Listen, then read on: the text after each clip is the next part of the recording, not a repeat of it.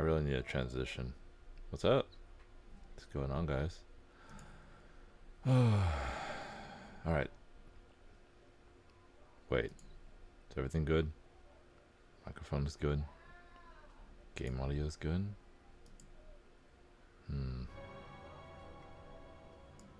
Sounds like it. Alright, cool. Good. Good. I'm glad. Alright then. My search was not in vain. I actually finished watching The Hobbit, the first movie. Me see, me keep. Really interesting stuff. And the game is doing that thing again. Oh, come on, come on. I did it. I did. I keep forgetting if Golem is like a goblin or something. I don't know what he is. Oh, I'm dead. Hoping not fight back. Best kind of fight.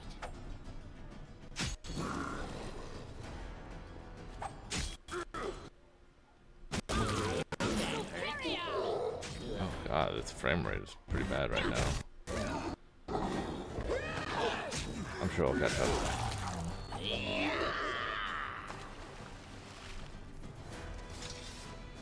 Come on.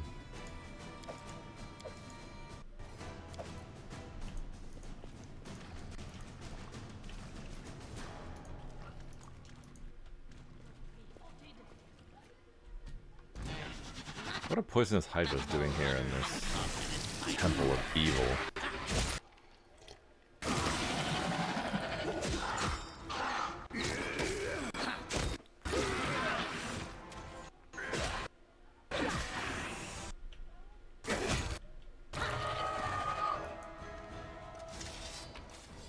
Hope the game's audio is not crashing out as much as it sounds like it is from... Oh, what's this?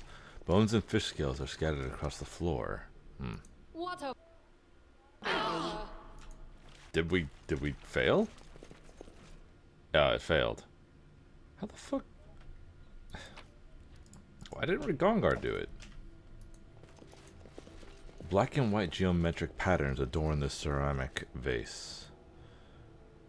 The amphora is decorated with paintings of white lotuses.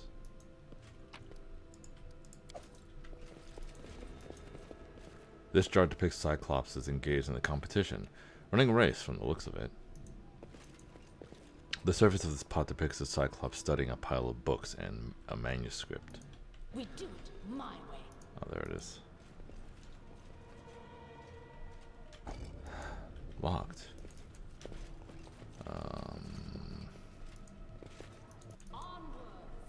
There it is. And remember, we cannot go back because the door closed behind us.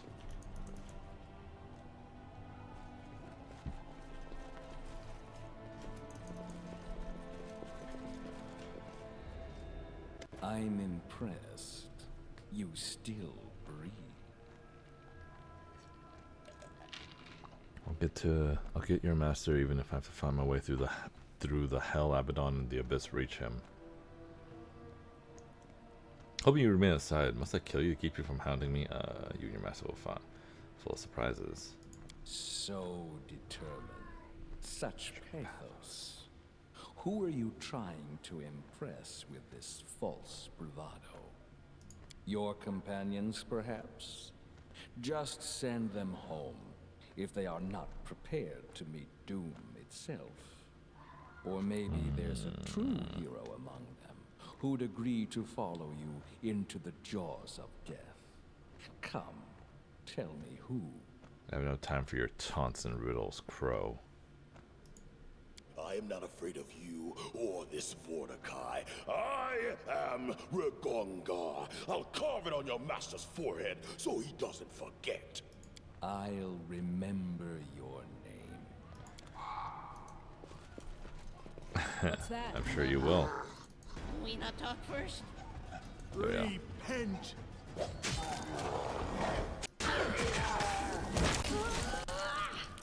Oh god, knock knock, where are you?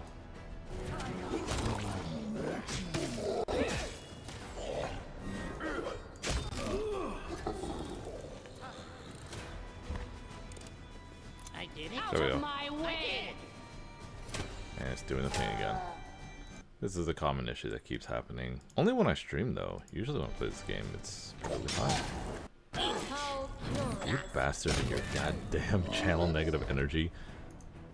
Yeah, I forgot there's a lot of magical axes. Is this magical too? Yeah, it is. Armor weighs so much. Did it without breaking it. Nope, nope, nope. I did it. I did. I did it. I did. Ooh. Is that me? Is that Naren? Yeah, it is Naren. Over there. What? Ooh. Probably treasure? Oh. Oh my gosh. Scroll of Harm. Knowledge Arcana. Done. On the bas relief, a Cyclops clad in ceremonial robes raises a luminous sphere aloft, the Oculus of Abaddon, a gift from the Horseman of Death. At the feet of the Cyclops crawl numerous people who kneel or prostrate themselves before him. I thought I said prostate themselves before him. That's not funny. That's not funny. It's, butt jokes are not hilarious.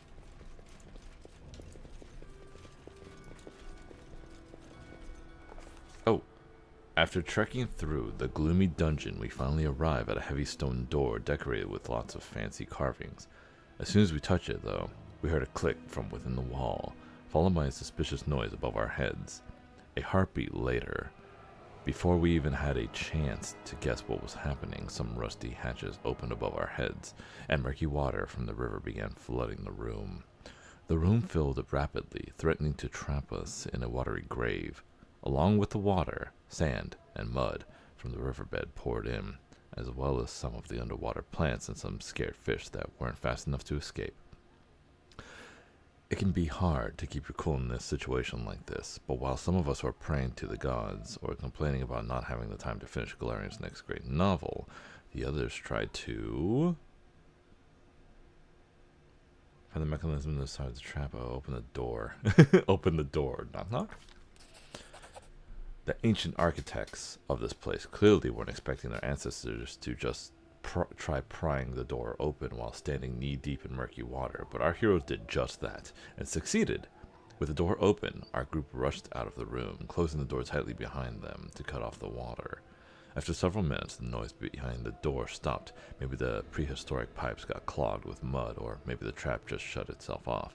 Either way, we waited for the water to drain out through the cracks in the floor before looking back into the gloomy room that almost spelled our doom. That's where we found the remains of someone who hadn't been as lucky as we had. As the water had sucked in mud and fish from the river, it also pulled in the twisted skeleton of some drowned adventurer, still clad in tattered traveler's clothes. The poor soul didn't have anything in their pockets to hint at who they might have been or where they came from, but we did find a pouch of coins. After one more look at this scary place, our group carefully moved on, advancing further into the depths of the sepulchre. Time for fun. Oh, what? Let's see what life low. They're coming. They're coming, guys. Knock knock used to lighting enemies on fire first. Ah, whatever. Just...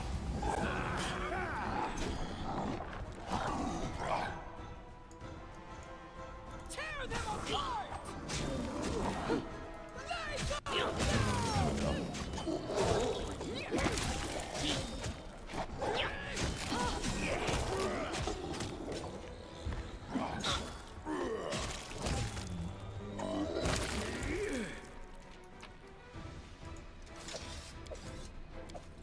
Yes, give me all the magical items. What? No, no, no. I lead, you follow. I'm trying to remember the layout of this game, or this map. Those This dungeon. fools. These bastards with their goddamn prayers.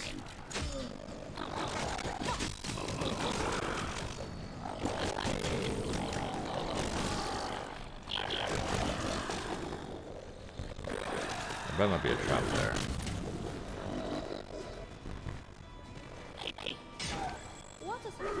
Oh, there's a door there, though. I don't think I've seen that door before. Maybe I have. I don't know. All this.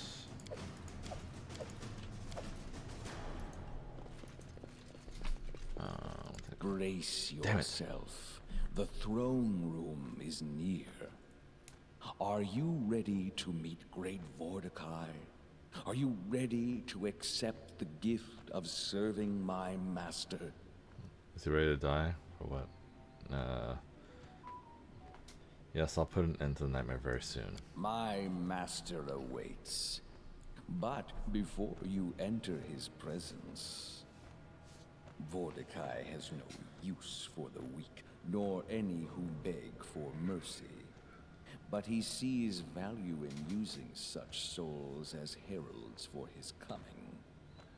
The question is, who is weakest among you? Who should be sent away, disregarded? Pick the weakest among you to fly from here in fear and serve Vordekai in their flight.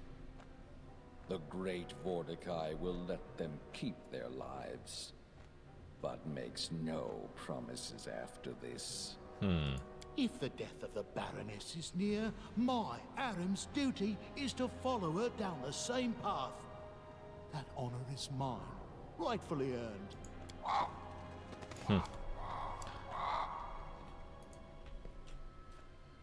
Okay, then. The sun altar is covered with dry black blood and soot. Can I open this door? I can't open this door.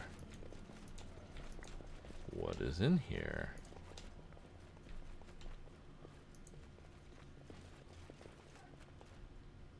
The bas relief depicts the cataclysm cracking earth, crumbling houses, and the dead and dying in there. Hands desperately reaching toward the sky. Did it without breaking it. Oh, tower shield. Cool. Is a Forsaken Edge. Is that a longsword? That is Nestok. I actually don't know how to pronounce that one, but it's an unholy one. So it's evil.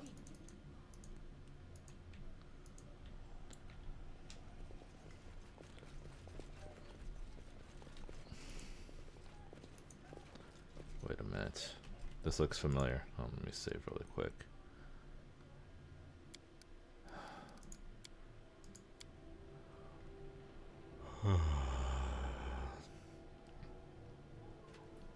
Okay. Oh my god, knock knock. What happened? Patience. Give everybody a good heal really quick. Knock knock needs a really good heal. Huh. Let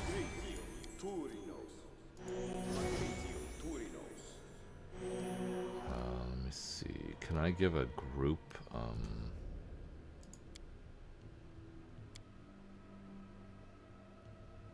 disrupting weapon? I'll give to Ergongar.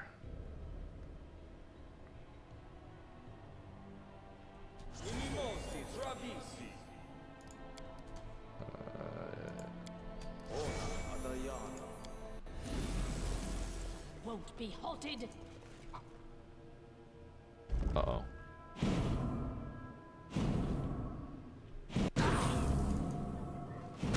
Hurry up, open the door. Why didn't you open it? You stupid bastards.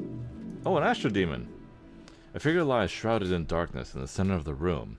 The stench of decay emanates from it in waves, enough to make your breath catch in your throat. As you choke back the urge to vomit, the figure turns to reveal a misshapen skull with blazing eyes. Who comes?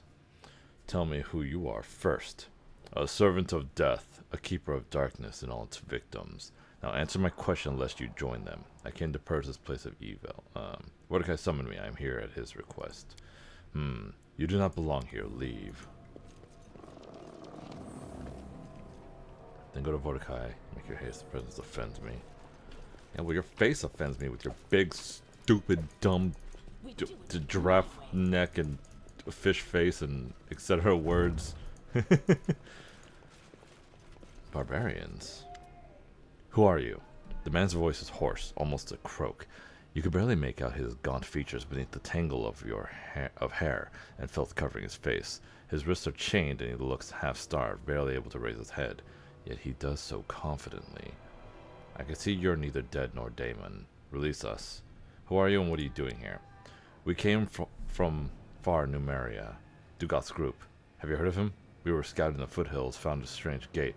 Then blackness took us. When we woke, we were here, shackled. What did you see while imprisoned here? Beasts with a single eye, dead half-giants, and dead a long time from the look of them. They used to come and take one of us to who knows what the hell.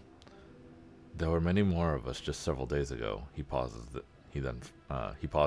then frowns, his eyes wild. Hold on. How long have we been here? Did I complain about the undead being stupid? I changed my mind. Bring back the brainless zombies and skeletons. Wow. This is Vordekai's tomb. Have you seen him? Once, he frowns. Once one of the beasts here came, a cyclops, but not like the others. Thinner, with clothes like a king, but half eaten through and almost no more than shreds. He ordered us to tell him who we were and where we were from. I wanted to curse him, spit on him, kill the foul thing twice if I could, but... The man swallows as though choking back his shame. Then I started spilling everything I knew. All I knew of Numeria and Dugoth. Everything. The man snarls, baring his teeth. Beware that one. He could twist your will with a word. The daemon guards the exit. A daemon guards an exit. No, free us. We will fight with all the strength we have. If they want freedom, let them fight for the last of it. And let the guards here have the pleasure of killing you? No, I'll be the one to finish you off. Pieces! I'm chaotic evil, I'm sorry. I didn't choose this. I literally didn't choose this life.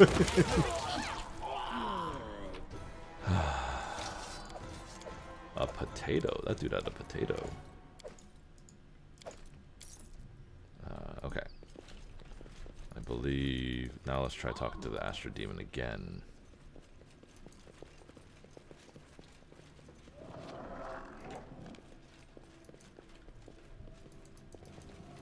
Whatever. Apparently I can't stop him.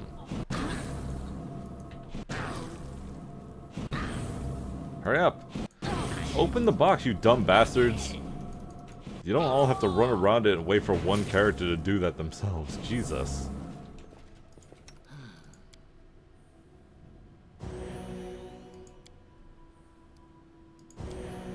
Whatever.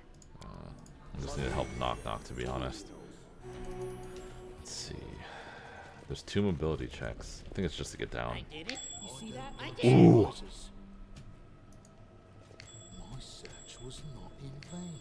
Jesus. Alright, Knock, you know what to do. How close are we to leveling up? Oh, we're far from leveling up. Did it without breaking it. Jesus. Oh, we're gonna be here a while. I did it. I did. Technically, I don't have to do all the traps, but I did it. obviously I want that experience. Doesn't say how much experience it gives us, but whatever. Did it without breaking Oh it. god, it's doing that thing where it goes slow again. Jesus. Okay, there we go. That should fix it. Ooh, shiny thing. So many traps. I did it. I did. I did it. I did. Let's get the last 2 to AC. Did it without breaking it. Yes, I'm still here. I did it. I did. What's that?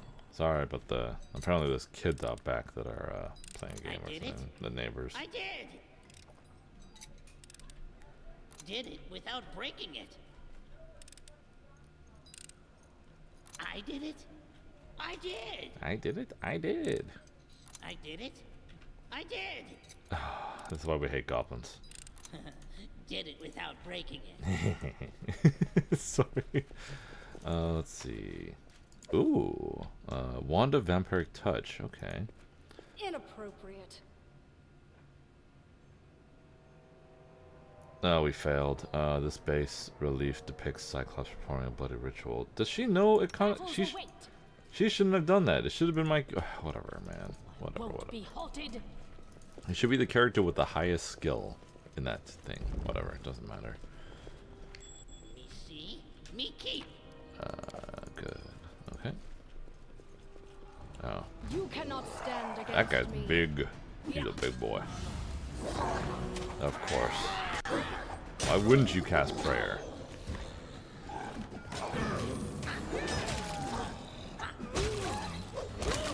Oh, Jesus. Oh. Didn't even see the priest. Stop casting whole person, you bastards.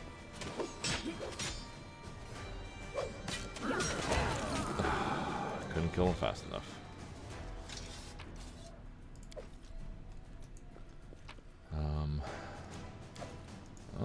Oh, greater dread cyclone. Okay, cool. Take everything except for the. How's my weight? Okay, good. I'm not overweight. It's good.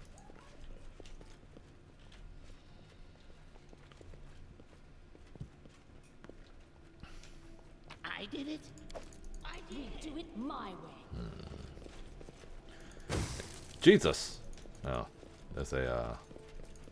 Fuck! I forgot what those things are called. They're incredibly dangerous, though.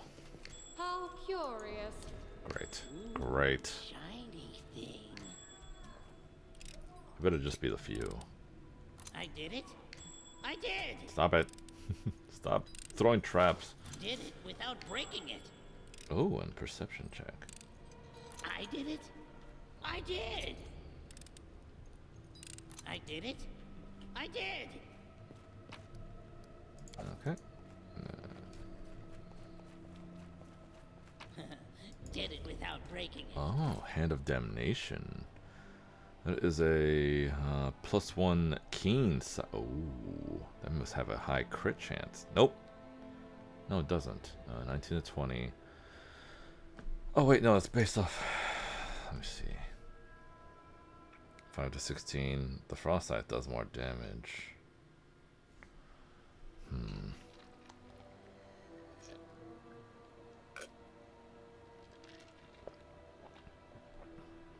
Oh, but it's keen, so it can crit on a 19 out of 20.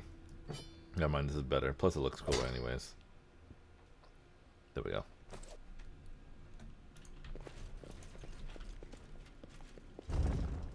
Alright, what's behind this door? Oh, this looks cool. Images of disasters and cataclysms cover the walls, here and there among seas of demons tearing apart their victims. You can see the terrifying shadows of 4 horsemen overseeing the chaos. Abaddon sucks. Head on! Alright, and what's this? An expected result. The eye in the center of this base relief seems to be staring at you. It has no pupil. Instead, there is a slight indentation, an honoring place for a magic artifact. Apparently, if you bring Tristan here and he complains and you tell him to shut up, you could unlock a building for your kingdom. I don't remember what it was, though, unfortunately, and I didn't bring Tristan with me, so yeah. Unfortunately, we're not going to be able to see that or unlock that thing. Your wish granted. The base relief depicts the 4 horsemen of Apocalypse. Powerful archdemons who bring pain and ruin.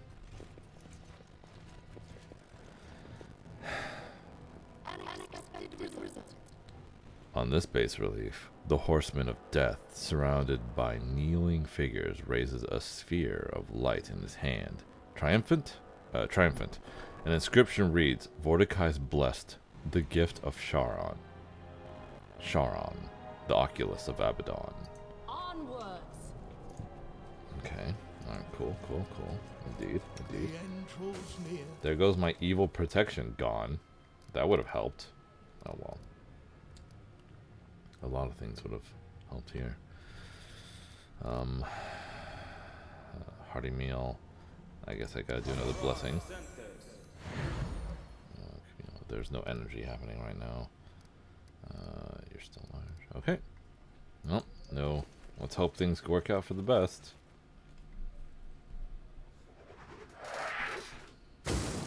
Narrow in the darkness calls to you, Ragongar. I am your death's whisper, Harum. You should be. So yeah, how it works is if they know your name, they're only the ones that they know the names of can attack them.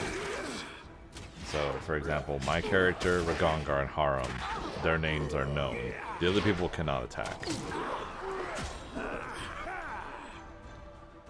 Let me see if I can at least hit them with something good.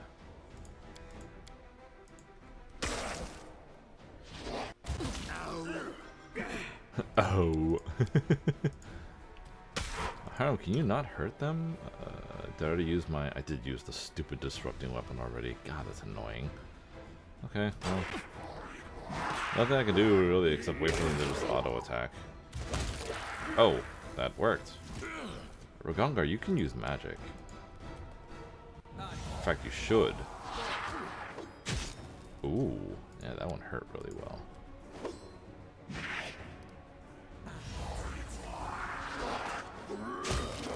There we go.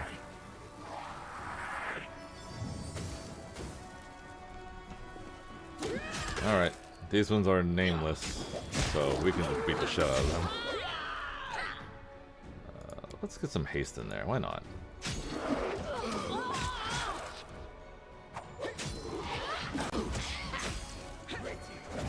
There we go.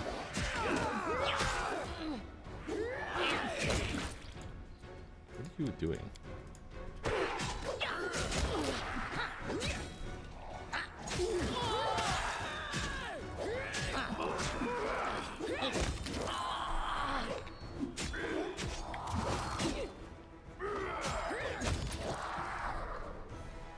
Easy. They're Death Eaters. We do it my way. Oh, I still have haste. Cool. Yeah, just run. Run that shit back. Oh, thank you for letting me grab some last second stuff. What the fuck? When did we fight one of these? I know when we fought the first one. Okay. Once we get to the second half of this dungeon, I have to make them camp out, which that's why I bought the rations, and then I can, well, that's pretty much it. Then we'll be good to go for the rest of the dungeon. There is a certain point where we'll get to.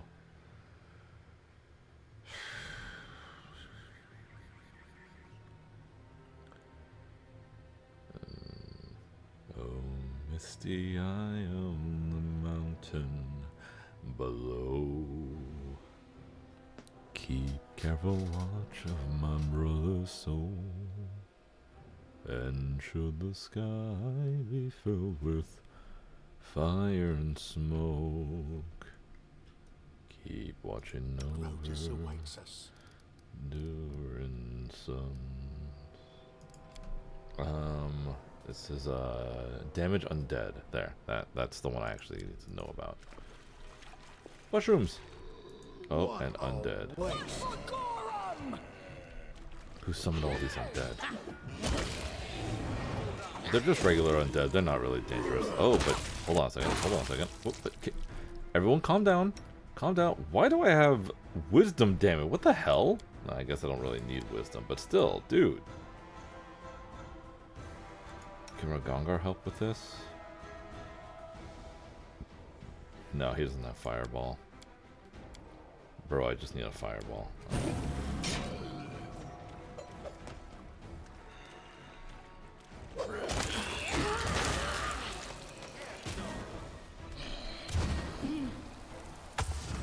Oh my, you son of, kill him. Also, everything's slowed down again. Jesus Christ, come on. There we go.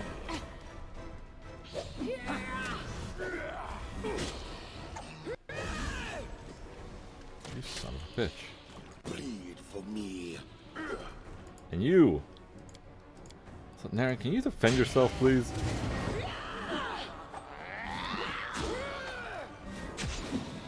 Uh-oh. Harum hurt all of them.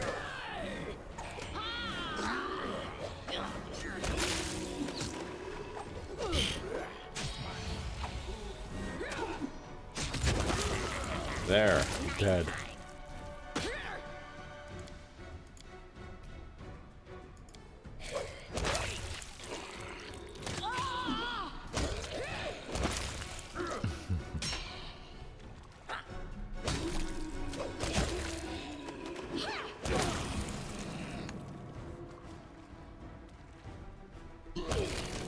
There we go.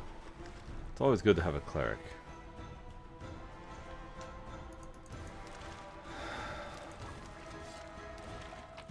I bet none of them have anything good. Oh, well, some of them have rations. Which I definitely should... Oh, oh yeah, that's right. Vast intelligence +2. That's it, huh? Mushrooms. Won't be halted.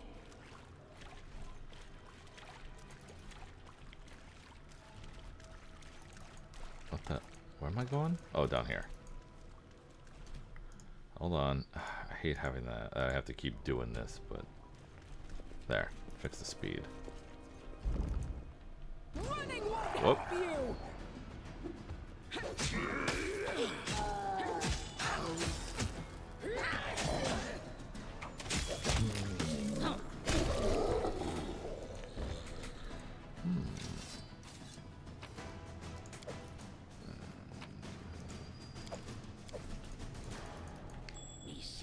Me keep. There's nothing over here. It's down here then. You fought. I don't like surprises. I did it. I did. Door. Hoping on my back. Best kind of fight. See what your entrails look like. Oh, great. We do it my way. What a surprise. Oh, it's a maze. Okay. I did it. I did.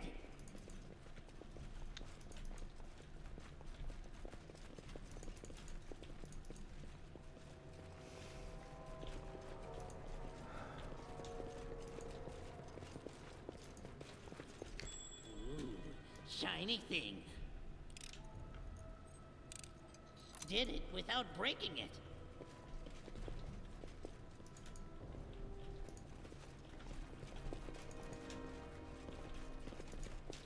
Onwards.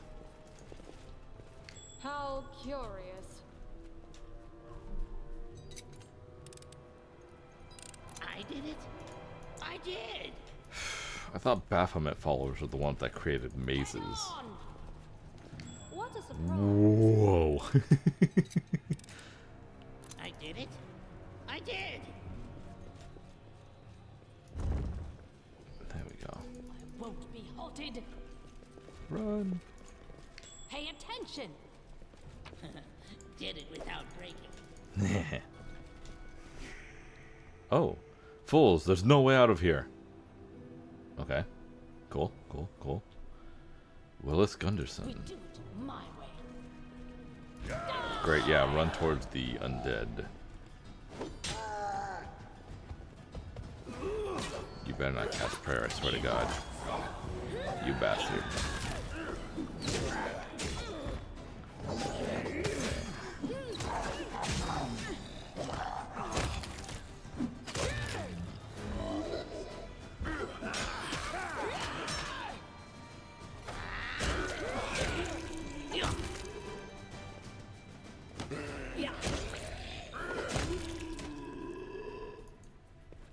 Alright, have a moment to just loot. You also had some. Alright, before he gets close enough. I lead, you follow. I did it. I did. Just for the record, monks have naturally fast movement speeds, so like when you play a monk, they zoom, they freaking haul ass all over the place. It's really funny.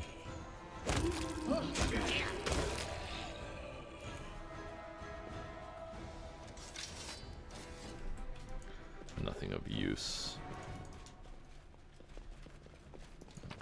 Submit. Grand Zombie Lord. Well, he died immediately.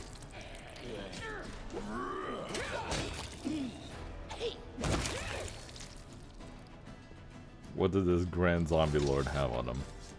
Nothing. Yep. Knock more runner and talker than fighter. Wait, mercy! The ghost's voice is faint, as if speaking from far away. Neutral evil, lawful evil. You attack me first, then you'll pay neutral. You must go farewell. Why do you still remain in this world? Well, it's Gunderson, right? Do you remember me? Once you sought my help with the island of on Candlemere. The figure before you looks vague, indistinct, as if it could dissipate into the air at any moment. But, Baroness? Is that you? Flee from this place, before it's too late. This dungeon is a trap. A trap? How did you end up here? It's not my fault. It was a mistake. A huge, foolish mistake. I was wandering through the mountains, searching for something. Something that would prove my worth, make others sit up and take notice. A little respect. People always used to talk that there were some ancient ruins in Tors of Lebanese, but all I found were pot shards and rubble. So the next morning I decided to head to Varnhold, and from there to Restov. Then something happened. I can't tell if it was a dream or it was as if someone had set a compass needle behind my eyes and it was pointing me in another direction. So I went through the darkness and ended up at the outside of this damn tomb. Why do you still remain in this world? I tried to leave, but his voice becomes fainter. I feared to. I did all I could to be a decent man, but what if it was not enough? What if Pharasma decides to cast me down, to be eaten by demons? They're daemons, not demons. Well, they're still called demons. Whatever. No, I'm not ready yet. I need to think. To work up my courage, I need...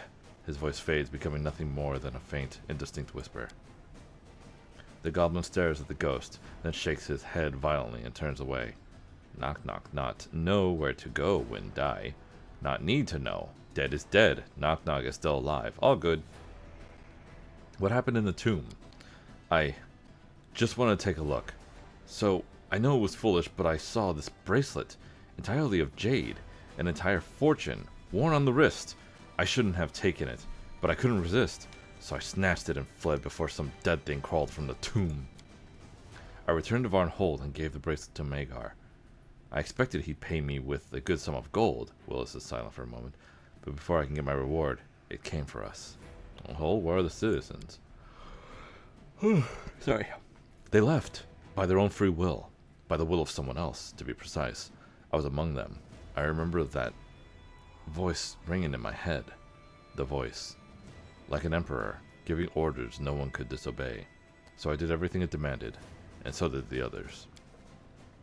That's how all of us ended up here. Vordekai, he's evil incarnate. He blamed us for stealing what was his, then tore our souls from our chest and imprisoned them. As for the bodies, you'll find them in the next room, the dining hall.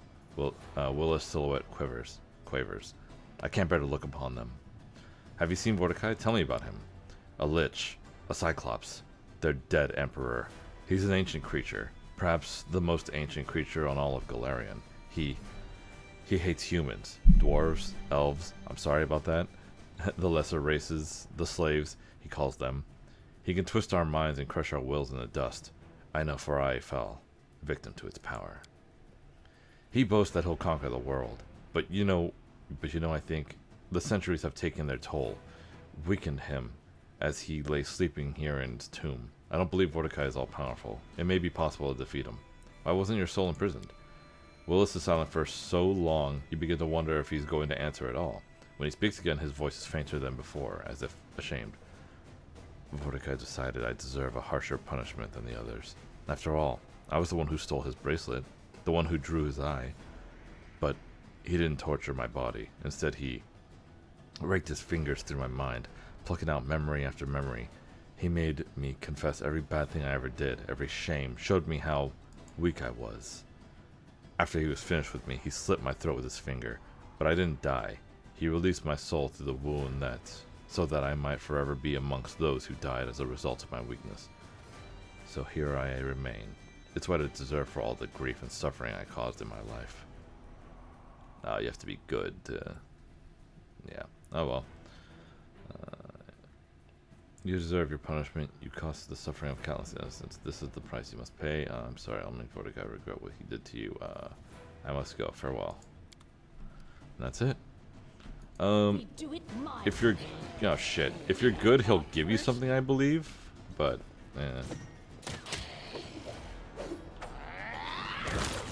Oh, Jesus Christ. I don't think I can do it again, can I? Nope. Not. It's fine. Jesus.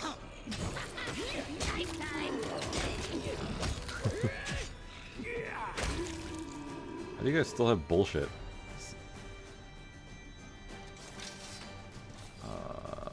Thank God they're undead. They got like nothing good. Nothing useful, so I can just run in and just beat the shit up. Oh, specters!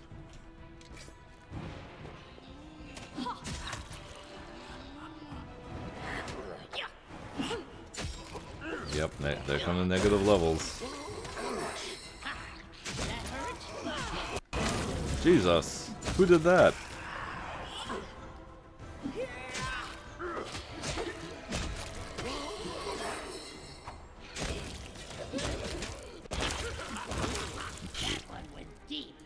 That one went deep. And still nothing good, unfortunately.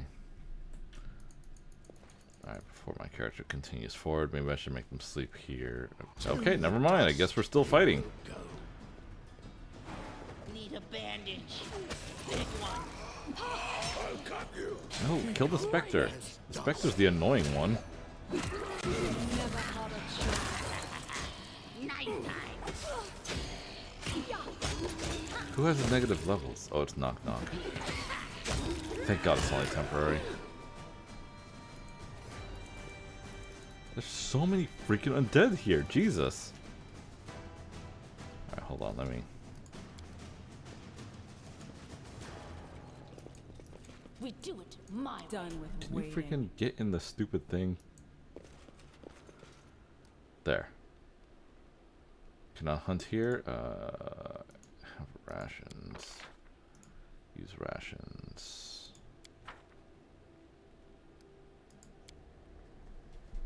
I had a dream recently that I am a hero already and battle a dragon on the back of an owl bear.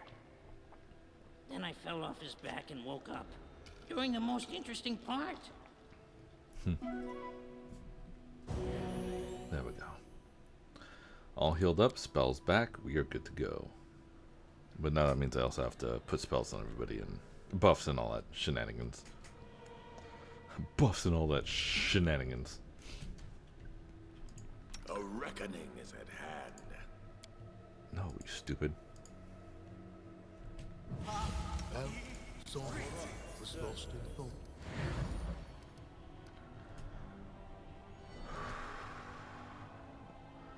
Death Ward. request. What can you do? You can heroism. That's what you can do. I yearn for entertainment. State your desire.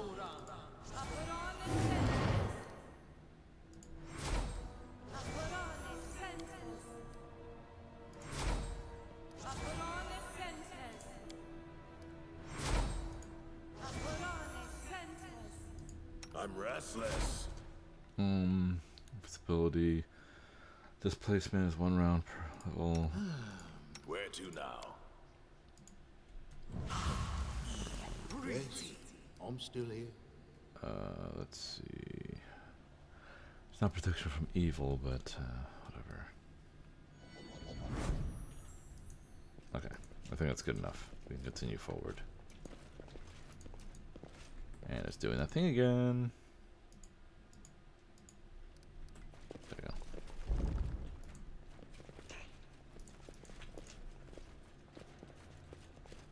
Dispatch those fools! Oh.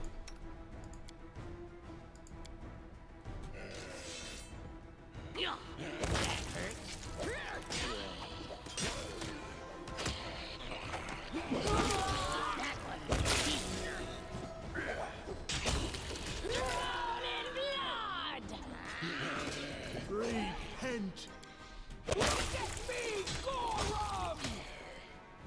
There's too many of them.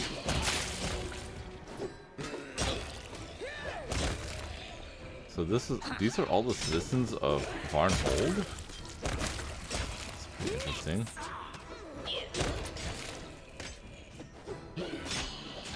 Your life ebbs low. Wait. Things moving too slow? You're using it wrong.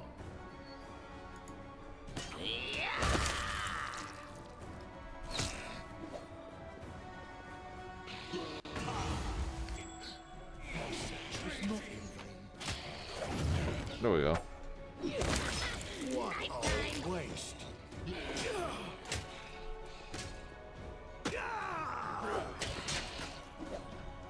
That's not many others left.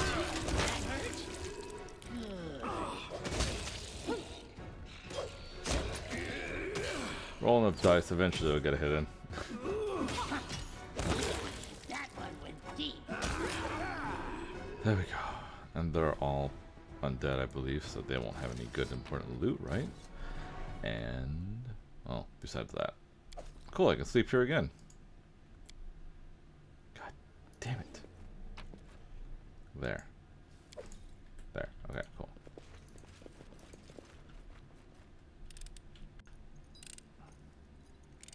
I did it.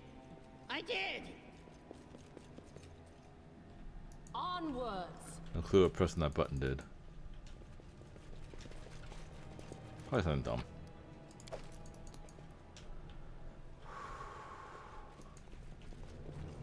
The stone panel depicts the imprisonment and burial of Vordekai, performed by 3 socklets who hold lanterns in their hands. I lead, you follow. Did it without breaking it. You see that?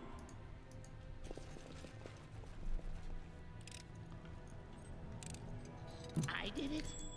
I did. Ah, you bastards. Patience. I did it. I did. This is cold damage. Oh, you dumb bastard, I told you to open the lock. Come on, open it. Run them Time for fun. Oh, wait.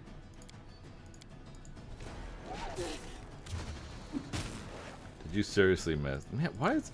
You have all the fight perks to attack with your electricity and do well with it, and you're like, most of the time I miss. Alright, you gonna miss again? I think you missed.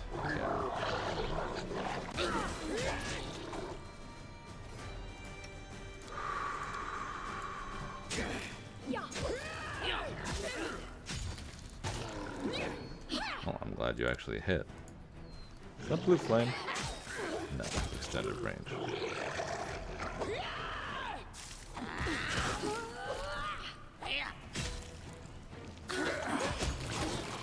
What the fuck?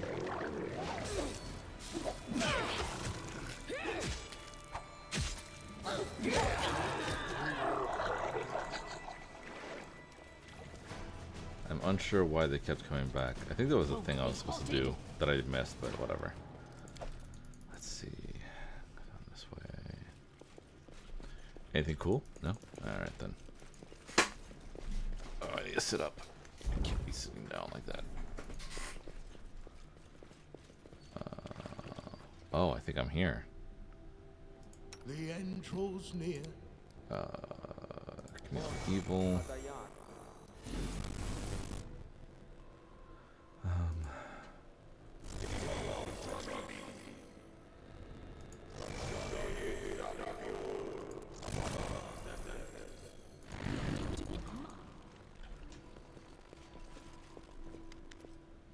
There he is, Vordekai. In the dim light, unable to disperse deep shadow in the corners of the dark hall, you see a tall, angular figure. It is a giant with parchment-thin skin, clad in ancient clothes, yet he pays you no notice. He is studying a glowing vessel cradled in his hands. She is here, Master. She came, O great Vordekai. The giant turns to you, and your attention is immediately drawn to the single eye in the center of its dried and dead face, or rather, an iridescent ball of dark shades shimmering within the Cyclops' empty eye socket like abyssal fire. In the center of the sphere is a spark of ominous red that seems to cut into you. An interruption? So, what disturbs my meditations? The creature's voice echoes as though speaking across several chambers at once, or perhaps through many different selves. As the reverberation sees the dead figure answers its own question, and the answer sounds like a death sentence. I was pondering what to do with this pathetic creature, Nagar Varn. He's in here. This fool dared to claim the lands that belong to me.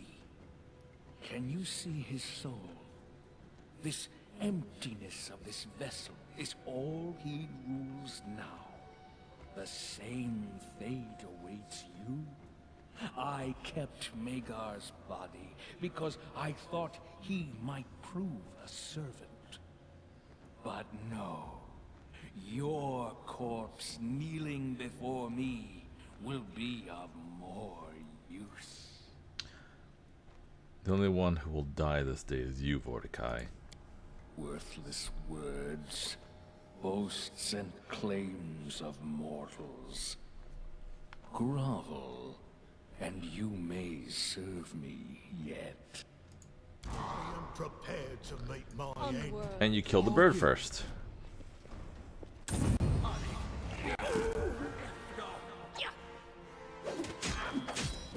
Dead.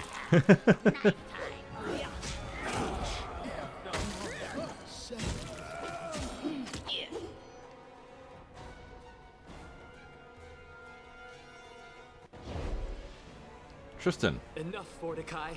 Come face your death. I'm the one who will sentence you.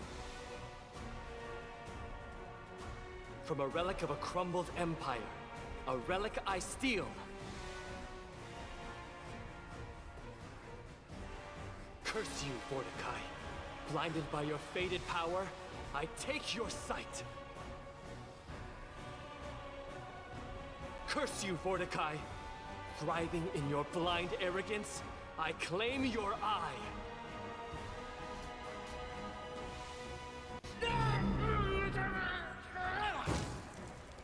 There's his eye. and it's just gonna take it, huh? I must take it. Forgive me. Tristan's silhouette, holding the Oculus of Abaddon, is a stunning contrast. A terrible darkness against the shining portal. The cleric doesn't meet your gaze. His eyes are focused on the gateway. He speaks faintly, as if lost in its light. Give me the Oculus now. No! Don't ask for something I can't give you. The force that compels me calls for me, and I must answer it. I must leave. I pray to Sarenrae that you find it in your heart to forgive me. Without another word, Tristan steps into the portal and vanishes in its light. My sight! My eye! My gift from the depth of Abaddon! It's gone! Stolen! Thieves! Maggots! Wretched, pathetic creatures! I'll slay you! I'll slay you all! That's really funny. That's incredibly funny when you just said there. I'm trying to see if I can hit him with anything.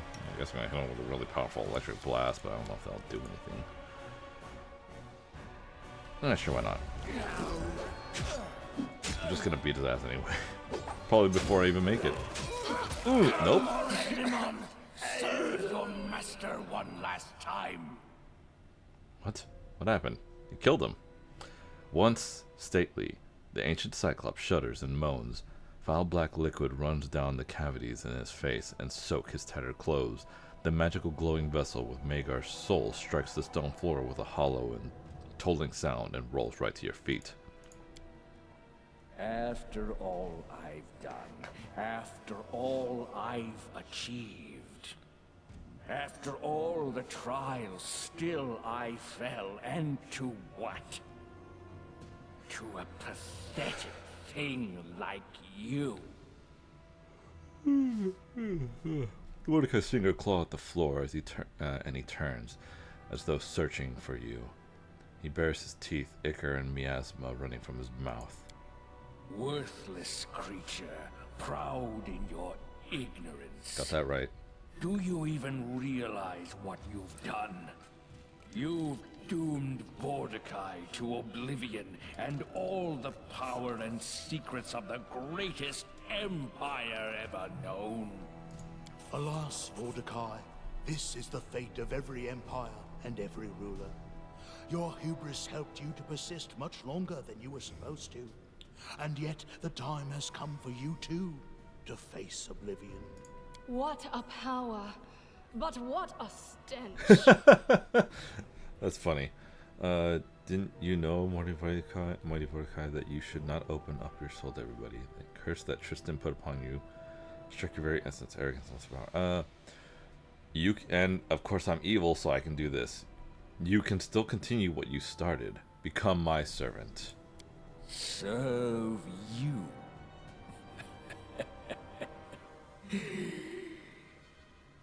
Insolence. The Cyclops utters a strange sound, a clicking, like an insect. You think he might be laughing. So the driving force of all your ambitions and goals was just pride? Well, you are looking for one more. You are looking for one more chance, and I'm looking for a powerful advisor. Serve me, and after I die, you can try to conquer the world once again. You are right. I will have time to prepare, to restore my strength, to master the enchantments of a new world. And then the day will come when your descendants will answer for your decision. But this will take time, perhaps too much. Your sons and daughters may be nothing more than dust when my empire dawns over Golarion. Didn't you know, Mighty Vordekai, that you should not open up your soul? You dare pronounce judgment on me? Oh, there is truth in your words. Curses strike harder if you empower them with the piece of the essence of the one being cursed. And I put my very self in my name. The name of a ruler and a vanquisher. The name I was cursed with. I was blind back then, more blind than I am now. And I lost the greatest gift I ever received from my patrons, the demons. Will I have to pay for such negligence? What empires are you talking about? About the one that flourished in this world long before you came. About the one that in its greatness outshined everything ever created by mortals since the beginning of time. About the Empire, whose last remaining son, Great Vordekai, was destined to restore. We brought an era of enlightenment and prosperity to this primitive world. We created masterpieces, ones your kind cannot even fathom. I was the one who shaped this thriving empire, and the one who was going to release it from the prison of time. But then you came and shattered any hope of reviving the greatest civilization of this world. Who gives a damn about a corpse like you and your dead empire? You have submitted to others, and therefore you were once weak and pathetic. I have died once, and my will remains unbroken. Nothing, not even death, can change it. Tristan took your eye? You don't even realize what your sidekick stole. The oculus of Abaddon is not some eye. It's a dark creation, having tremendous power, given to me by the mercy of a horseman of the apocalypse. The oculus is capable of seeing the unseen, revealing the future to its holder, and dominating over mere mortals. Your pathetic settlement was so close to sharing the fate of Varnhold. Tell me now, what have you done with to the people of Varnhold? Vermin, who came to my lands, who raked the land with their plows, pierced it with stakes to build their miserable shacks, desecrated the sacred tombs. First, they tore my lands from me, then broke into my sanctum and stole what was mine. Oh, sorry. I was enraged when I awakened, but the oculus of Abaddon gave me the answers I needed. It calmed me, focused me. It was powerful enough to seize control over all who lived in that wretched settlement. They came to me, one by one, to be slaughtered. I fed upon their minds to make sense of this renewed world. The thoughts they held were enough for me to conclude the world is ready for my return. The world needs my return. You look at me as if I committed some blasphemy. Hardly. They defiled my lands, so I defiled them in turn. Although I didn't want to limit my revenge, their souls await fate inside the same jars as does the soul of their arrogant leader. Enough. I'm ready to take you outside once you disguise yourself. Indeed. Break the soul jar in your hands. Now!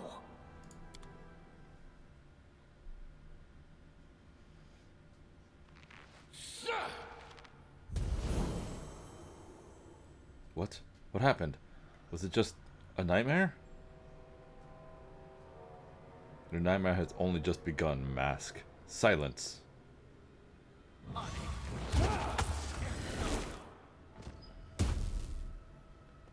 Oh, he turned him into a mask.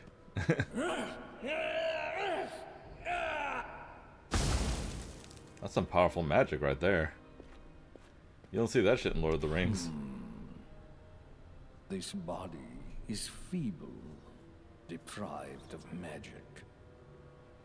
But it is vital enough for what must be done, until I find a more suitable vessel. It is time to see this world with these new eyes. Odd how you perceive the world. I may have to pluck an eye out. And that smell. No matter.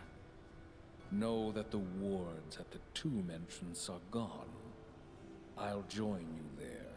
But first, you must decide what to do with those souls I captured. I don't know what's more important to you. To preserve the lives of your servants, or to take advantage of the work I've done for you. That is all. Go. Alright, now I get to make a choice of what to do with the people of Varnhold. Oh, the Raven. Oh, inflict critical wounds. That's a nice spell. Dueling Sword. Arcane Enforcer. I believe it's a smiter. Right? Oh, it's a dueling sword. Never mind then. Huh, okay. Head on! Let's see what's over here. The table is piled with ancient books, stone tablets, and scrolls. Some are so ancient they look ready to crumble into dust, and others appear to be more recent. That's it? Okay. I believe the Varnhold the people are over here.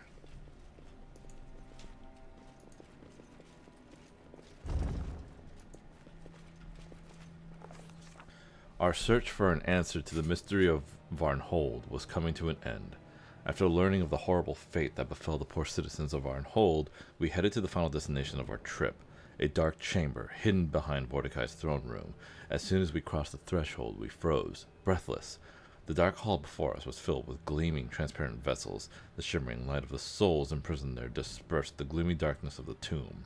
Liquid shadows danced and twisted on the stone walls with every move of those bright little sparks as they beat against the interiors of their elegant, translucent prisons. And what did the Baroness do when she saw the cruel fate of Varnhold's citizens? She ordered the soul jars to be moved to a city where the rare merchandise would be sold in secret.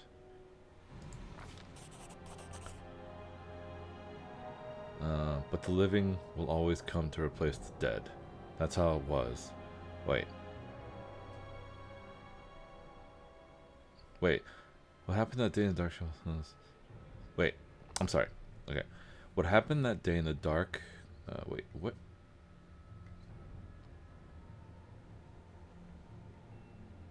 I'll just read the whole thing. I feel like something's repeating, but it's not there. What happened that day in the dark chamber full of soul jars is still a mystery. After examining the gloomy room, the Baroness ordered everyone to leave. After that, no one heard anything about the soul jars or the souls of Varnhold citizens that had been imprisoned within them. Any chronicle must contain dark, even tragic pages.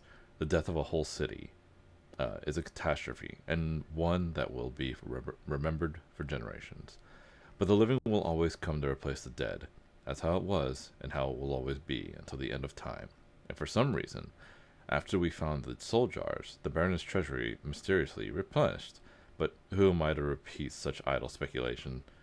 But that'll happen much later. For now, we made our way to the tomb's exit, closing another chapter of this gloomy chronicle. Wasn't that bad. Okay, there's Magar Varn. You've kept me waiting. In so doing, you disrespect me. And... yeah, I can feel this flesh slowly dying, even as I wait. Oh, come on. I'm sure he's like 30-something years old. You got so many years left. Foul. I'd forgotten how skin feels. But the reason I wait, in the time between then and now, what did you decide to do? Those souls, where are they? So you've decided to keep the jars for your own needs. Wise? My work on capturing these souls is far more valuable than the lives within. Looks like it gave me a lot of new stuff, and I can repopulate Varnhold. They can always replace, you know, the ones that are dead. As for me, I shall assume the role of this Magar, the upstart ruler of Varnhold. But know that my ambition is larger than that settlement. I'll be with you in your citadel, as befits my station. I shall be your honored guest. There, I will study your habits, your books, absorb all I need. But do not fear, you and your barony shall remain untouched. For now, and also for now, farewell. No evil laughter before you go. Stupid. That's stupid. Okay, now we're done with this chapter. Now we gotta get back to the kingdom and see what we can do with these souls. Also, I have to go to the... I gotta remember to go to the tavern before I go back to my... my throne. Because, I have to tell the Gunderson what's up. If I go straight to the throne, he will immediately come to me and be like, I'm gonna be leaving because, you know, what, you took too long, etc., etc. But if I go to the tavern and talk to him directly, then The only. ancient evil was defeated. The dead tyrant Vordekai wouldn't be threatening us or anyone else any longer. Alas, our friend revealed himself to be an enemy. How could you, Tristan? We trusted you. Alright. We have to get to Dredgeville as soon as possible. It's gonna take 2 days? Jesus Christ. Okay. It's gonna take 2 days, guys.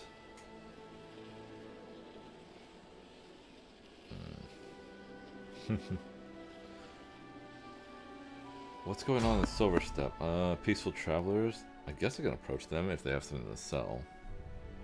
I do have to sell my stuff because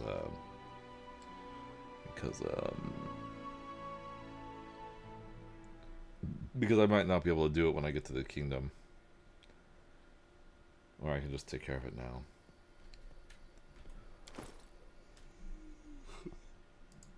Let's see.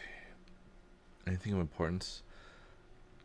Staff of Whispering Souls. Prevent wounds to intelligence and... No. Ring of Protection +2. +2, +2, +2, +2. Nothing.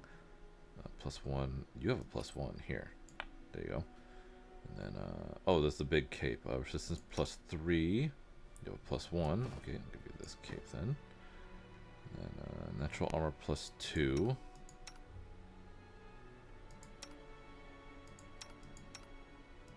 I think the hat still gives you a natural armor bonus, right? Yes, it does. It's a tower shield. This is a Earthbreaker. Can't use that. Alright, that's it. Everything else can be sold because I don't use it. So. Oh yeah, I forgot about this. Yeah, it's a salesman. Don't worry about it. Okay. Okay, and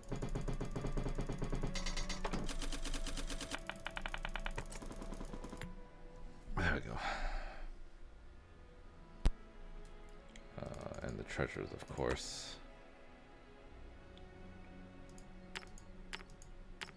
2, 3, 1, 1, 1, 2, 3, 3, and that should be it for valuables. Do you have anything useful? Probably not. Hey, Vicious Longsword. Giant Nemesis. Robe of the Wise.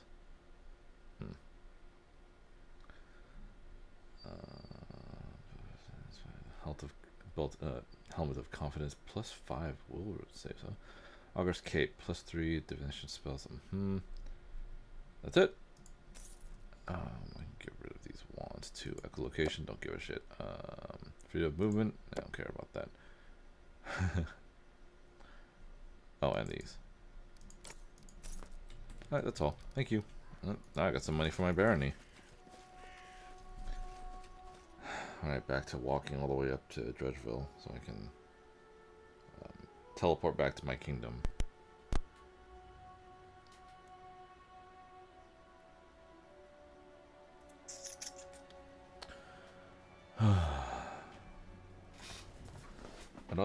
I don't know how long it's going to take before I have to deal with the other situation that I have to deal with, but at least we could do some kingdom management until then. My strength betrays me. Enemy spotted. Let's avoid it. Alright. I'm hungry. When we stop? We stop when I say so. What's going on over there? Bring Mim. Alvin Aspect of berry wine from Kyonin.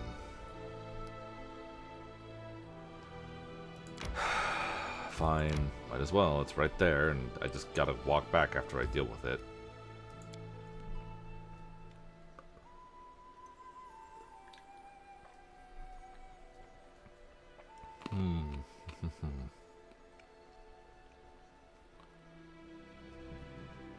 The end times are nigh. Harem.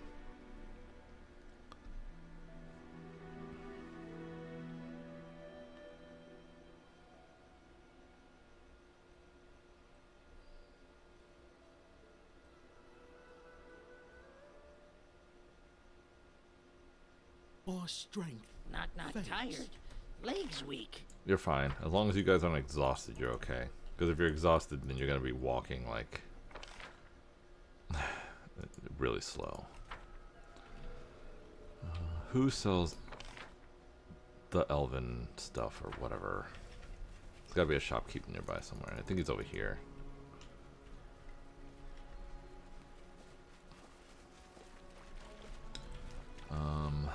No. Is it further? Over here? By the fire? Bravus.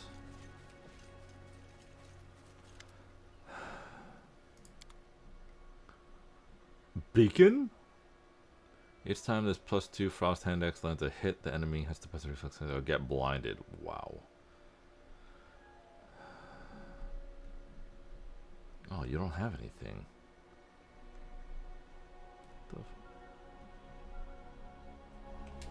Where exactly would I find this wine at? Is there a specific...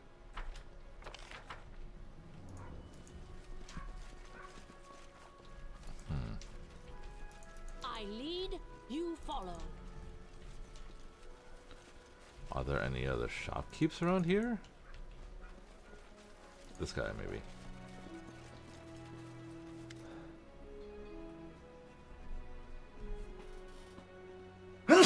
Sorry.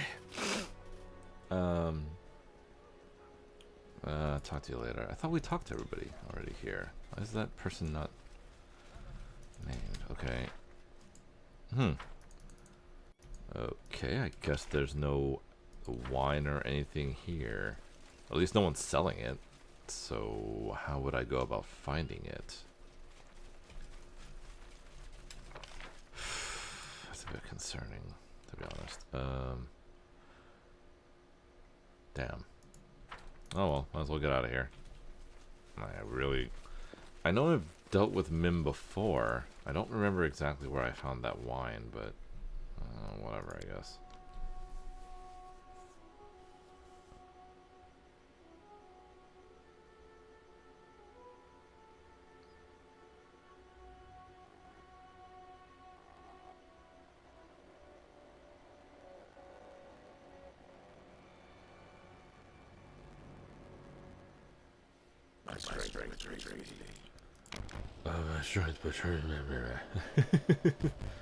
Yeah, I know Ragongar.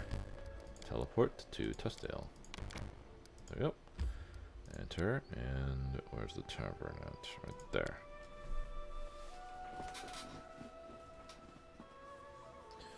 I don't know if he gave me a letter or anything. Was I supposed to talk to that dude before whatever. If I fail, then I fail it. It's not a big deal. I don't think it gives me anything.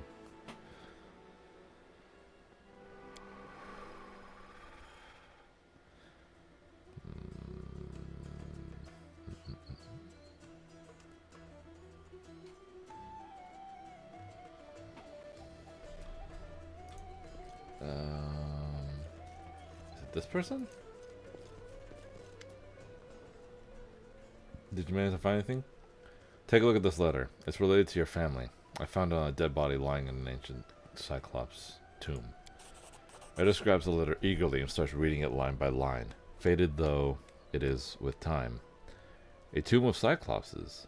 It looks like you shed light on one of the secrets of our family. The bones you found were the remains of my great-grandfather, Mathian Hanvaki. Well, the picture's perfectly clear now.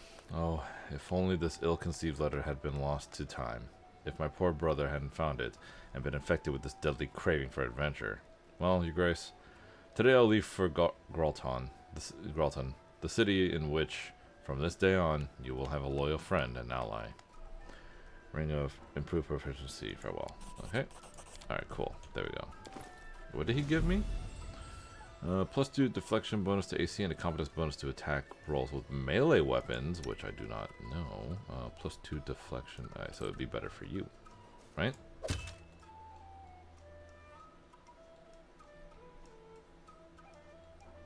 Competence bonus +1 to melee. Is there something else that gives me a +1 competence bonus? Because it's not working. No? Not that I know of. Nope.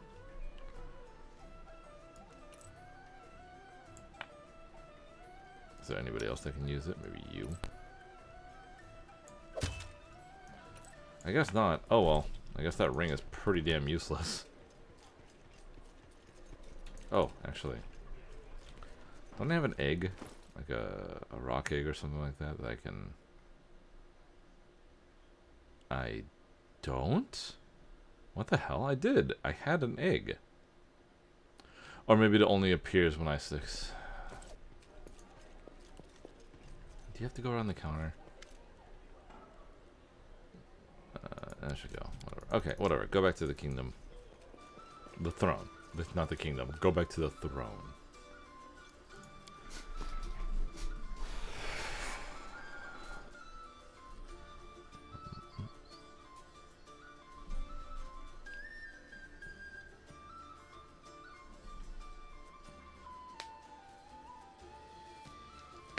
Ugh.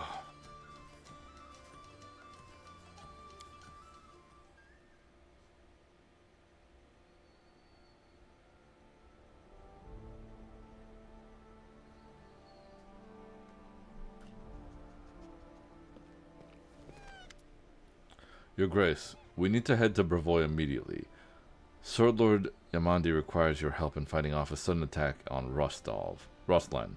A treacherous invasion of barbarians has caught the Sword Lords off guard. It is presently only skirmishes, but very soon there will be a major battle in Gleanbawn uplands. Restov is calling for help, and I trust you won't turn your back on old allies when they need your aid more than ever. There's one more thing. I'm afraid the bloom is back, Your Grace. Monsters have started appearing in the barony again. Fortunately, they have been spotted only near Candlemere Lake. Of course, this is highly disturbing, but my Baroness, without immediate action on our part, the Sword Lords may be defeated. What's going on in Candlemere? Not long ago, a bright flash was spotted on the center of the island. After that, monsters started to appear in the area, attacking fishermen and travelers. Someone should travel to Candlemere and discover where those monster attacks are coming from and why. What's happening in Ravoy? The Kelid barbarians, Your Grace, the Tiger Lord's tribe. They sometimes serve as mercenaries in the River Kingdoms. Not long ago, a new chieftain rose among them and inspired the tribe to conquer new lands. His name is Armag, the Twice-Born, and it is said his tribe honor him. As a living legend. Looks like Bravoy became his first target. Rostland, to be more specific. Mira raises her head, her eyes blazing. Tiger Lords. So they decided to come to fight. I've heard my former tribe is with them now, hiding from the evil spirit that haunts them. I bet the Tiger Lords brought the cowardly worms here with them. If so, I'll give them what they deserve. She shakes her head as if trying to cast off something unpleasant. Then she glares at you, but her words are carefully controlled. What I wanted to say, Chieftain, we need to go there, and we need to hurry. I'm going now, to scout around, maybe find some help. Come with me, or else we'll live to see this Armag smash the Brevens and come knocking at our main gate. You're right, the threat is... I cannot go right now. I'll let you go. Okay. You're right, the threat is too serious to be ignored. We're heading there right now. Amir raises her hand as if trying to stop you. Easy. If we go in a huge group, there's no way we can scout unnoticed. In short, I go first, to see their numbers, maybe smash several heads. And you come join me later, she grins. Just don't make me wait too long, or I'll kick all their asses without you. Which one should I do first? War in Bravoy, of course. Lady Imani's request is pressing. The future of Rostland and the Sword Lords depends on you. I must return to my own concerns. Castle bows his head before you. And one last thing, Your Grace. Now, in this darkest hour, I must hurry to help my countrymen. I'm heading to Rostland immediately to join the Sword Lords. I hope we'll meet again, and in this world. Alright, there goes Amiri and, oh shit, here we go. Your Grace, I came to say farewell. Alas, I must return to my homeland. I have responsibilities as family head. Thank you for everything you've done for me. Take care of yourself. +1 relations, hell yeah. Every point counts. Oh, fuck. Harm appears in the doorway, loudly shouting down the corridor and trying to block a visitor's way. However, they don't budge, and finally the priest is pushed backwards into the room, shouting all the while. Away! Go away, I'm telling you. The Baroness isn't seeing anyone. She's busy and isn't here.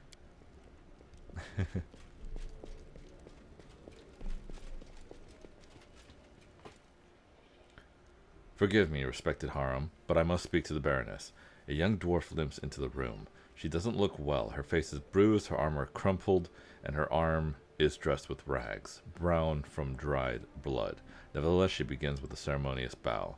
Your Grace, my name is Rudrid of the Skegd? The clan, whatever. I've come to beg your help. My kin are in grave. Harm interrupts her with indignation. How do you know my name? I was told of you by our leader, the Reverend Jarmold, Torug's paladin. He is hoping to meet you in person. He has so many questions for you. A dwarf who rejected Torug became a priest of Grotus, and now sits in an important imposition at the court of a baroness. Such tales are rare. Harem's face is exploding with red and white spots. He furiously grabs his beard. Torug's paladin? And he wants to talk to me? What impudence. What shameless, brazen... Although, Harem turns to you. You know, perhaps we should help them. I want to see this paladin with my own eyes, and the trap he walked his congregation into. So what's this trouble you've gotten yourself into? Many ages ago, our ancestors, together with the other clans, built a road here, and a chain of fortresses along it. Unfortunately, they were forced to leave these lands, but now that you've established order here, we decided to return. To rekindle our clan's legacy, we found the entrance to the Adamantine Shield Fortress, but we tried to enter. Oh, whoops. Rudrin winces and touches her bandaged arm. When our ancestors left, they charmed the gate of the fortress and locked it with a key, which has long been kept safe by our clan as a relic. We brought it with us, but when we inserted it into the lock and turned, something incredible happened. The gate fell to ashes, and we saw that the lock was upon the chest of a huge golem, which attacked us immediately. Harem starts. I'm sure the creator of this golem prayed devoutly to Torog while he made it, never thinking for a moment that this piece of iron might someday turn out to be his own. Might someday turn on his own. How dwarvish. We managed to hide up on a hill, but we'd back ourselves into a trap. The golem just stood below, waiting for us to come down. Two of us sacrificed our lives, distracting it to give it a chance to escape and find help. Please save them. You're our only hope. I think you're a spy. Guards, hang her! Alright, I'll help you. Thank you, Your Grace. This clan owes you. Here's a map. It shows where to find the fortress. Harem fiddles with his beard pensively. I would ask you, if you go to help them, take me with you. I know it's folly to gloat, but I would see with my own eyes our proud guest of the Five Kings Mountains, caught in such a mess, and then send them home with my own tongue. I hope you will allow me this small pleasure. Your Grace, I must warn you, this is no ordinary golem. He's made of adamantine. He's almost impossible to destroy, even with magical weapons. But if you wear it out for long enough in battle, it will collapse for a while to restore its strength. At that moment, you'll need to pull the key from its chest. If I know anything about mechanics, that should switch it off. And if you don't, Harem's gloomy question hovers unanswered in the silence. Meanwhile, barbarian hordes had been gathering near Brevoy's borders. We had a difficult choice to make. Was it more important to chase a traitor, or to fulfill our duty as allies? Alright, before anything, I need to do a thing. I need to change out my... Oh, fuck, I forgot to talk to him. I can talk to him after this. But I have to put Vordekai in place of my magic guy. Oh, fuck, you failed. Okay. You've succeeded. You've done your thing. You've also done your thing. You've also done your thing. You too. Okay, I'll have to deal with that later. Research into the new phase of life. What do you mean I don't have enough money? What's this bullshit? Now do I have enough money? 2,000, to be precise.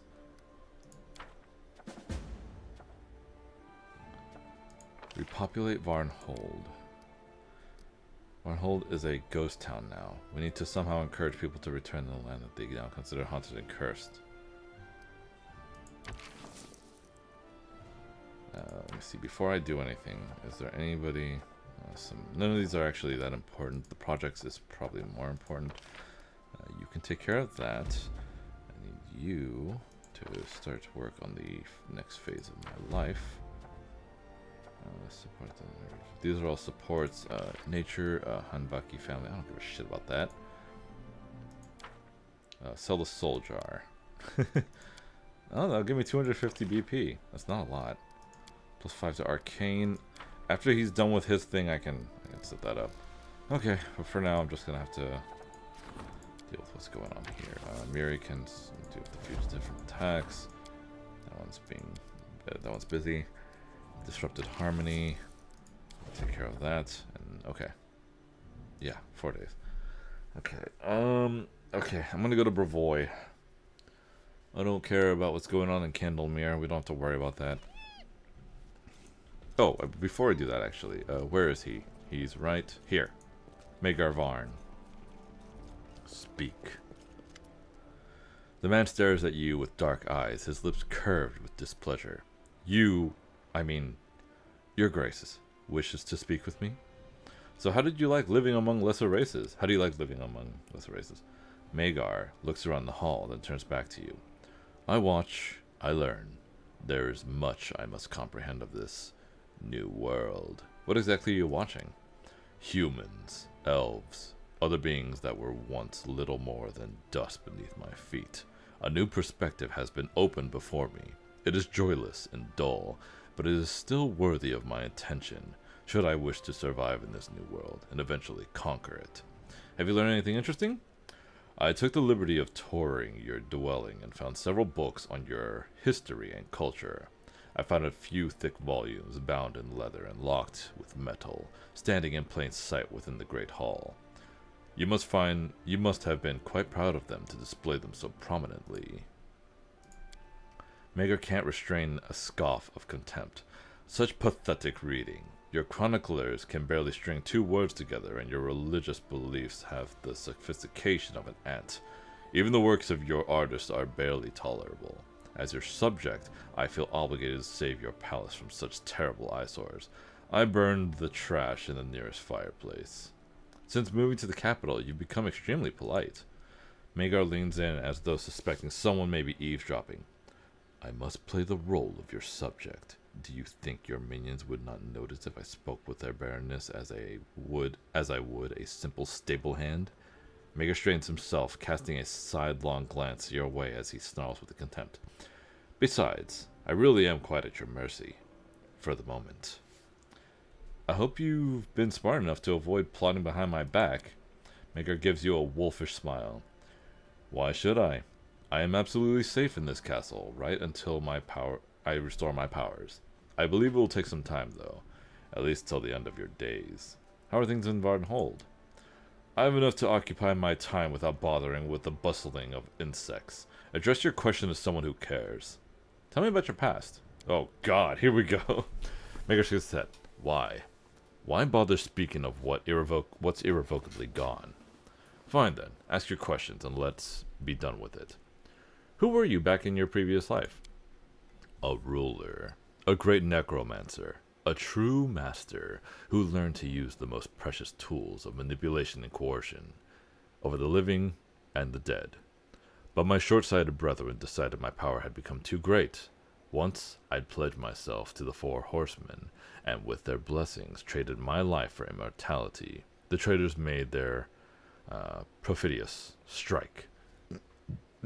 That is how my palace became my tomb, in the heart of which I slept for thousands of years. What was the ancient Cyclopean Empire like? The words of your primitive tongue are incapable of expressing the greatness and power of my tremendous empire, known by your kind as Coloran. Your mages and alchemists can hardly dream of all the knowledge we gathered in our sanctuaries. The splendor of our estates would put your wildest fantasies to shame. And what is Coloran? Coloran was the name by which an ancient Cyclops empire was known in the records of Iblidos, I think that's how you say that, which itself is one of the oldest human civilization in Kazmaran. The empire was founded by exiled Cyclopses escaping from brutal Golgan, but did not last long. Today, the area Caleron is part of Iobaria. The Empire was destroyed in the event known as Earthfall in in the ensuing chaos of the Age of Darkness. Oh, okay. Convenient. Then it was all gone. The books of your kind called this cataclysm Earthfall. Our greatness, our legacy, empire builders, owners of continents, were a thing of the past. The Cyclops who survived were subsumed by lesser races. Mayor goes silent, lost in his own thoughts. Let's talk about what happened in your tomb. Mega raises an eyebrow. An odd proposal. What else do you need to know? Tell me about the Oculus of Abaddon. Why would I speak about what's been taken? Your henchman, this priest, he took it, carried it away, leaving me without my power. When the Oculus shone in my socket, there were no secrets to me. I could see everything, reveal hidden faces, look into the future, subdue slaves, and now another has those powers. I know not why or what for. William Gunnison, the man who started all this, how did he manage to get into your tomb in the first place? Mega ponders it a moment. I hadn't considered it much.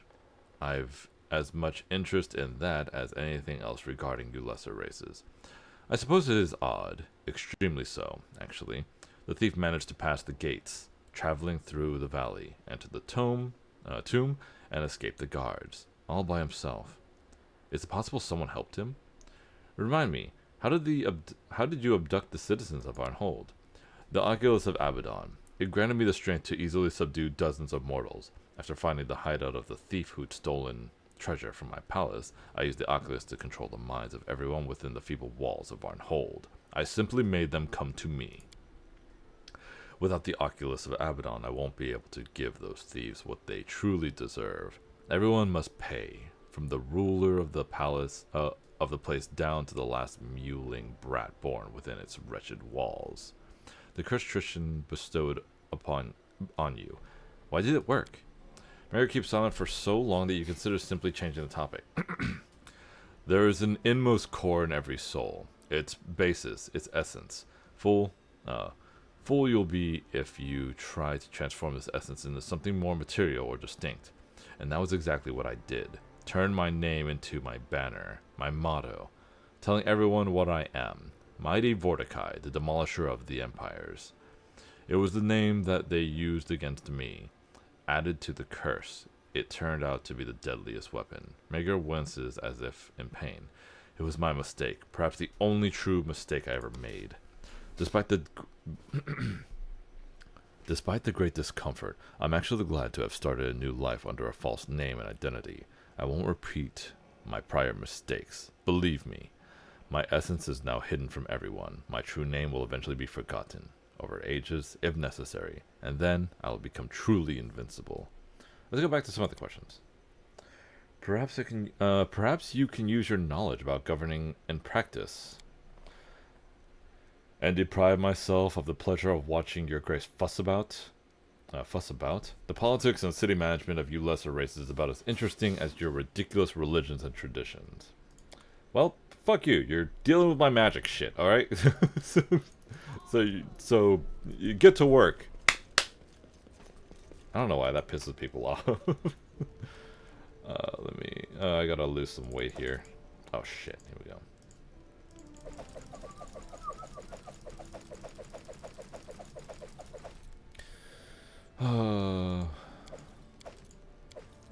Do I need that? Do I still need the rations? I actually don't know.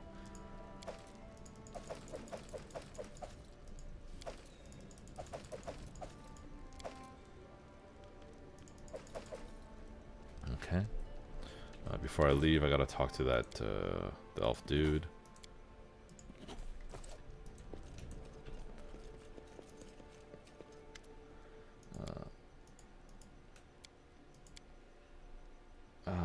I'm like, what is the story? Okay. What the fuck? Oh, I gotta drop all this off. I must have missed some and I didn't think about it.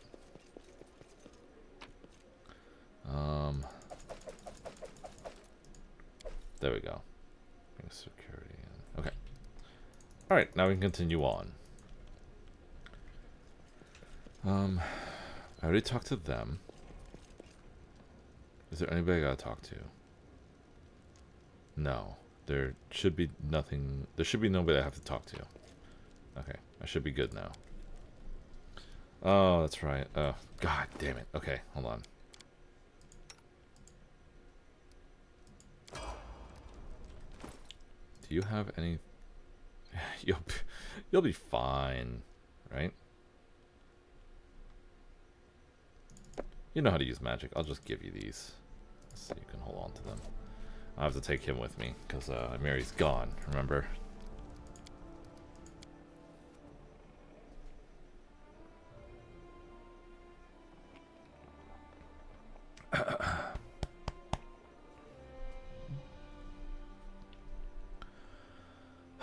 It's gonna take 4 days for the Magister to be done with his task. Then I can switch him over with Vordekai and get some evil perspective when it comes to the thing. Lost Dwarven Fortress. It's on the way. I can honestly deal with that right now if I wanted to. Oh fuck, what did I do with the... Son of a bitch, I have to grab something. I don't know why I don't just carry it in my inventory. I need to get the heart of the heart of the anvil.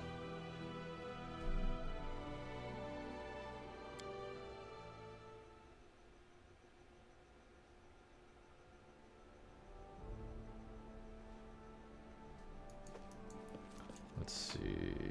It's in here somewhere. There you are. In the heart of the anvil.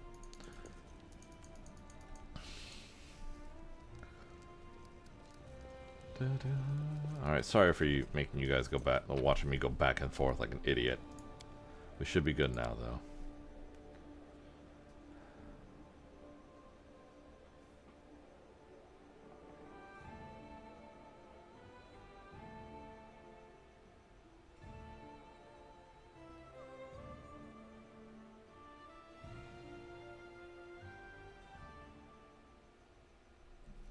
Okay.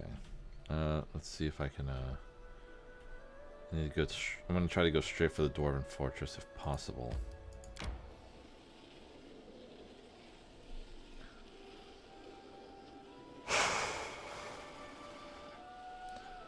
Tuskcutter. I completely forgot about Tuskcutter. Am I able to go in here? No.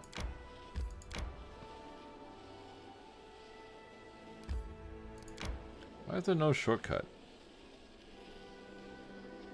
Time to get some rest, isn't it?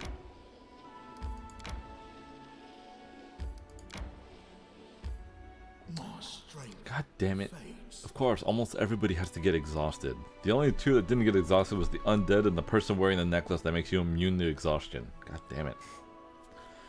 Ugh. And fatigue.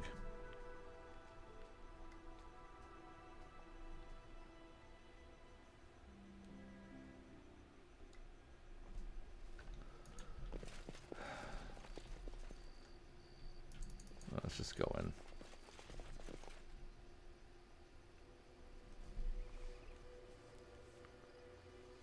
I thought I was going to start throwing rocks. There's the paladin right there. Look, look, help has arrived, hurrah! Praise Torog. Praise Torog. Praise Torog. That was the door? Stand against me. Let's see. I mean, I'm gonna... Oh, what the fuck? Okay, then I'll use this one then.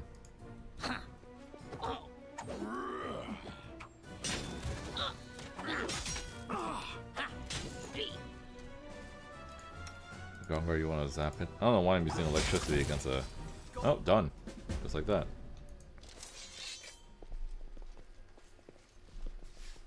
Okay,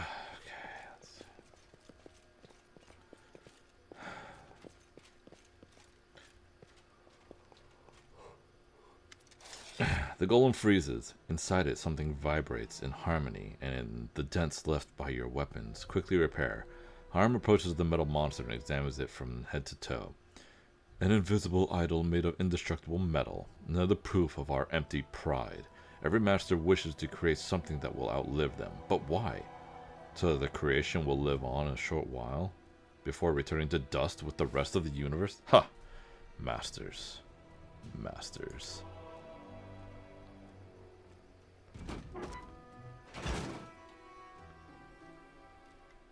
Harm pulls the key. To his surprise, the whole lock comes out of the golem's body along with the key.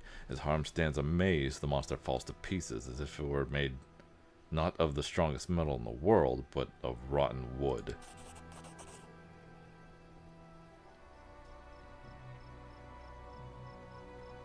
Hail to Baroness Naren. Sayed, we were so nearly done for. I didn't see what she said. Alright. One of the dwarves, clearly their leader, a gray-haired man with a massive symbol of Torog around his neck, jumps down from the hill lock where the dwarves climb to escape the golem. He looks at Harem and what he's done, astounded. How? How did you do it? That's impossible. Impossible. I don't know. I don't. Harem, you've broken metal with your bare fists before. What? When did that happen, Naren? Wait. Are you talking about the anvil? Yes, I did do that, but why? I asked Grotus what it meant, but received no answer. Harem pensively wraps his beard around his finger. Who are you? The dwarf turns to you and bows ceremoniously. Forgive me, your grace. The surprise made me lose all my manners. My name is Armold. Is that how you say it? Jarmold or Armold? I'm gonna say Armold. Fucking Jesus Christ, man. Paladin of Torog and the leader of this group. On behalf of our whole clan, I thank you for your help. And you must be Harem, the priest of Grotus? I heard a lot about you and the unusual path you've taken. I would like to speak with you. I wouldn't like to even see you. We have nothing to discuss. This is just what I need, to listen to another sermon about Torog's greatness. The paladin replies to Harem's indignation with a humble bow. I am not so arrogant as to preach to a priest. Your faith is your choice. I am not one to question it. I only wanted to know more about your spiritual journey. In response, Harem only sniffs with contempt. Anyway, are you safe now? Yes, your grace. May Torog bless the soul you walk upon. You saved us. The Sketch clan is in your debt. Alas, we have no treasure to award you for your kind aid, but that is only temporary. Believe me, when we find a way inside the fortress and recover the legacy of our ancestors, you'll see that no one can accuse the Sketch clan of stinginess. Typical gratitude of dwarven clans. Just so you know, Naren, when they say they're in irredeemable debt, it really means they're just never going to pay. Harem sneers bitterly. Look at them, Naren. Here they are, true children of Torog, greedy, conceited, unable to see beyond their own nose. They barely escaped death, and there they are, diving into its maw again, blinded by the glitter of imaginary treasures. I contemplated making them leave, but let us allow them to stay and continue what they are doing. If they are in such a hurry to dig their own graves, let us not interfere. Thank you. I see you've no love for your people or our god. No. Don't be so quick to frown. I've no wish to preach to you, but I believe you said you broke the unbreakable with your bare hands? Please tell me about this. I think I've an idea of what power lies within you. The searing palm. Harm's voice sounds dull and lifeless. The magic anvil in the desolate bronze shield fortress, desecrated by trolls. It was destroyed by my fist, as if it were made of sand, or wood that had rotten from within, and only waited to be touched to fall to dust. Yarmold pensively holds his hands upon Torog's hammer, which hangs about his neck. Could it be? Armag, what are you talking about? What power hides inside Harem? The touch of the Unmaker. This is a rare, very rare gift of the gods. It happens once in a generation. I can't say who grants it. Perhaps Torog, perhaps Grotus, or perhaps it comes from some other source we know nothing about. It is the power to give death to things which live on beyond their proper time. Pfft, that's rich. A pipsqueak from our tribe knows how to break things, and you longshanks call it a gift. Ill things created with a flaw, like this golem, desecrated like the anvil, the robust creations of dwarven hands that beg for death but must continue to exist. A dwarf blessed by the touch of the Unmaker can put an end to their suffering. Nonsense. I never heard of this. If Grotus granted me this power, why do I have to find out about it from some paladin of a traitor god? The god of hopelessness and cowardice? A gift of the gods. By Grotus, you prove it, or you admit you're lying. Yarmal listens calmly on the stem of insults raining down on him from Harem. When the latter has finally spent his breath, the paladin replies quietly, "Yes, I can prove it." Harem, his word, the religion. Oh, okay, yeah, I passed the check. Harem, his words make sense. Maybe what you thought was Torog's curse was actually a gift from the gods, which your kin simply couldn't understand? Harem winces as if all his teeth started aching at once, but then nods reluctantly. It is possible. But then Torog and his followers are even more stupid and blind than I thought. Just imagine, Aaron, if this is true, the reason for my woe is not a curse, but the simple fact that none of my kin were wise enough to recognize a divine gift. The priest shakes his head and looks at the paladin. You said you could prove your words, Yarmald. I challenge you now. The touch of the Unmaker is not only the power to destroy. He can take the heart from an item.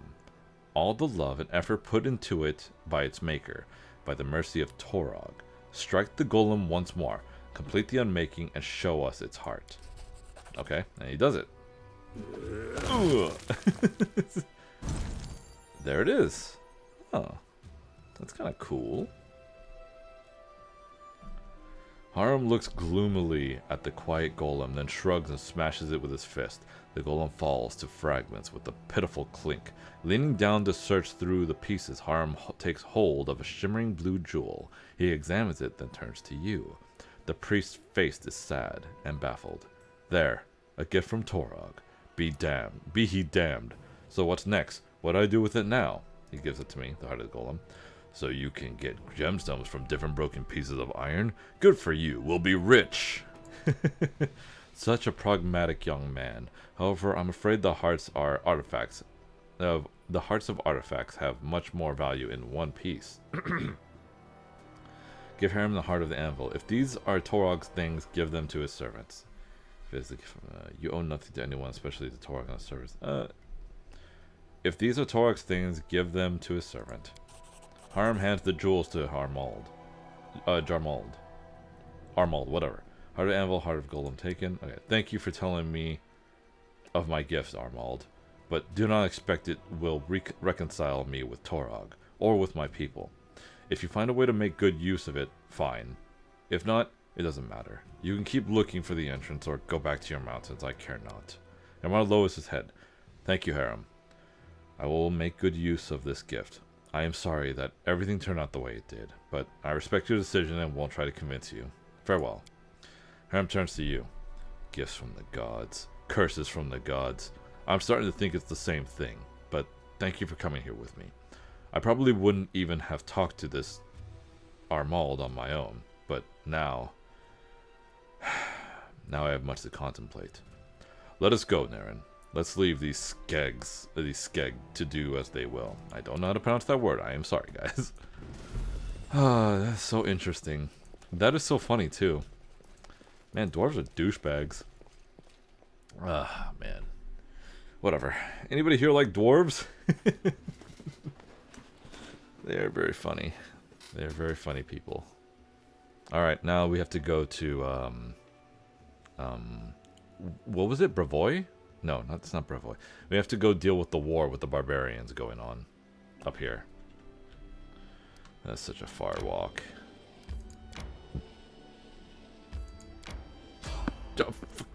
Random encounter, okay. What did I do this time?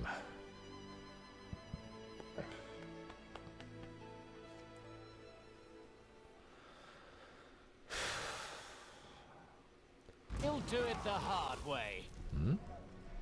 What the hell is this? My strength betrays me. Barbarians and wind elemental. Oh, fucking Jesus Christ. This is not good. Oh, they probably have electricity resistance. But do they have fire resistance? No, you also have electricity. Man, just beat their ass. I don't.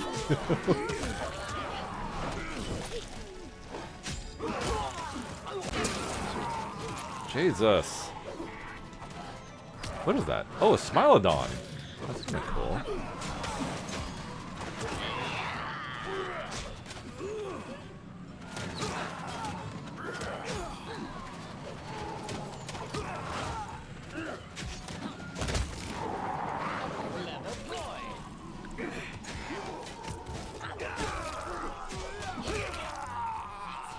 cry.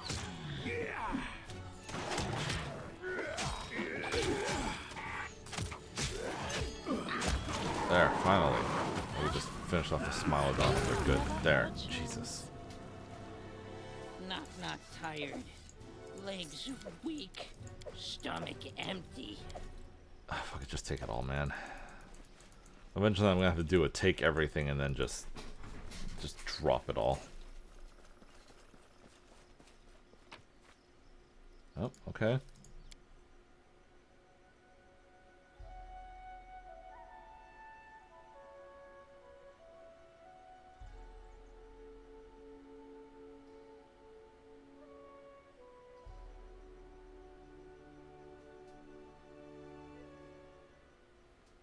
Oh, time to get some rest, isn't it? No. Yes. After I go up here. On the bank, to our utter surprise, we saw a ferry. Its rough-sounding ferryman smelled like onions in trouble. He told us that the problem of pirates on the river had been resolved. A group of Numerians had gone downstream and scared off all the pirates. He told us then a heartbreaking story of his friend, who once robbed travelers, but was wise enough to yield to the Numerians, and now was living the miserable life of an honest man. Against all my expectations, we got to the other side without any trouble. Oh yeah, because if you cross this border, they got Pataxian guards or somebody telling you like, hey, turn around.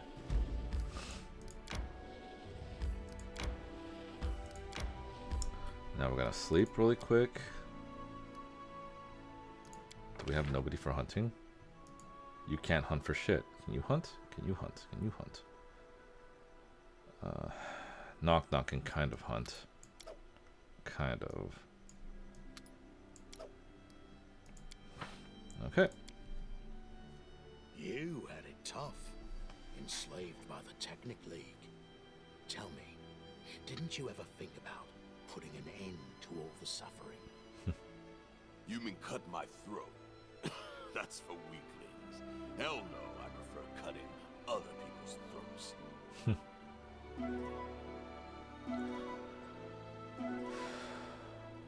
Okay, cool. Everyone's rested. No more fatigue. Let's deal with these barbarians. And their dude, whatever his name is. Armag the Twiceborn.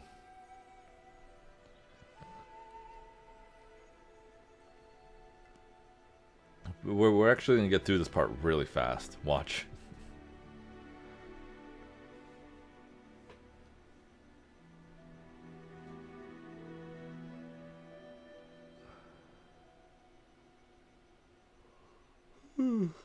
If it were loads fast enough. Okay.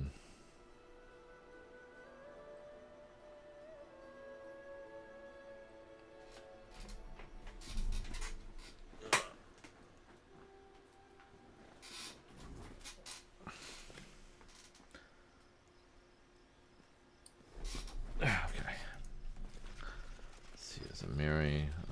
Wait, no. Gwart. Gwart? Is he the person I want? Is that it? Okay, whatever.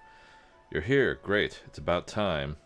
Choosing between two important tasks, chasing Tristan and dealing with the barbarian invasion of the Brevoy, you decided to follow Miri and help your Brevin allies. The battle hasn't started yet. We may still have enough time to pull this off. Here, meet Gwart of the Tiger Lords. He's Dugoth's apprentice and a cleric too. A really smart one. They're on our side, and the two of us have an agreement. Just listen to him. He'll explain things. I don't wish to waste your time, so I'll be brief. We're sick and tired of Armag and his crazy witches. You want to help the Brevins, and we want to pull our kin out of this senseless slaughter. Our interests coincide. The voice of reason?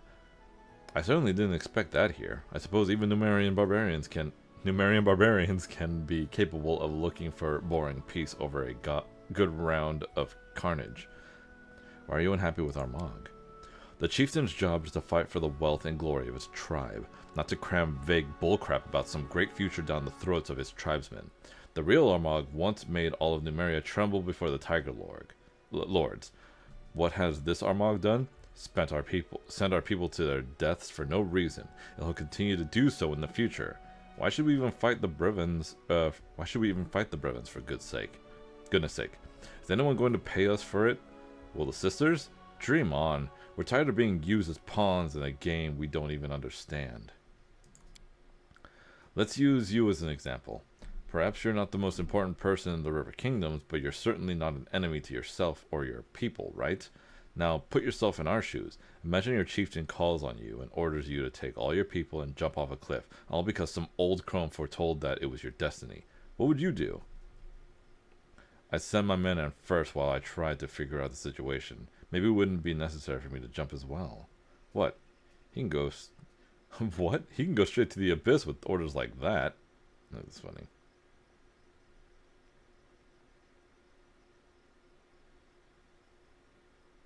The commander's orders are not debatable. If someone I've sworn to obey gives such an order, they must have a good reason.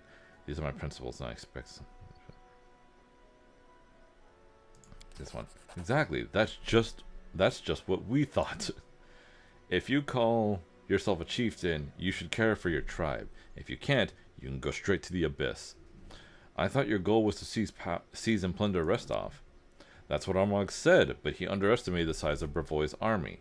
He said their forces would be 1/3 the size, and they haven't even received your reinforcements yet. Our today's enemies are just a fraction of Brevoy's forces. It's crystal clear to us that, with those forces and their walls, Restov is too much for us. All we could achieve would be to weaken the Sword Lord's army. I'm sure the Chertovas would be happy with that, but what's in it for us? The Chertovas won't be paying, because we dragged our butts here of our own accord.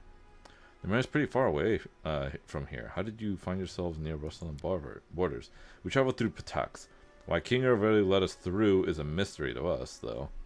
There were rumors among the fighters that he was the one who hired us to attack Restov, but now we know for sure that no one's even paying us for this expedition.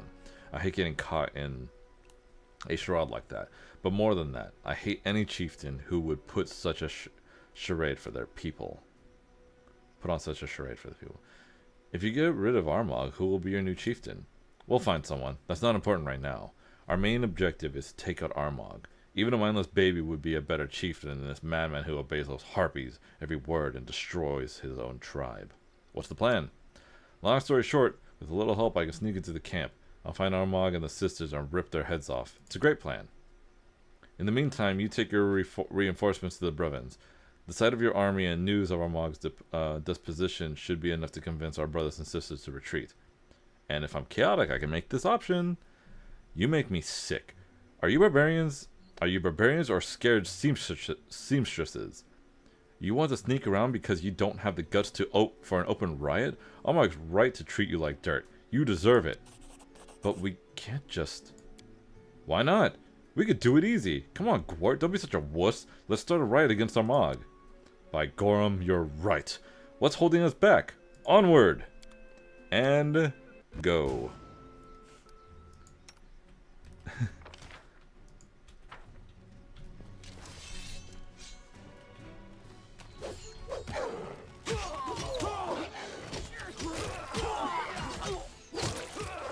Wait, where's Gwart? That's a barbarian. That's a barbarian. That's a barbarian. Okay. Gwart's not actually here.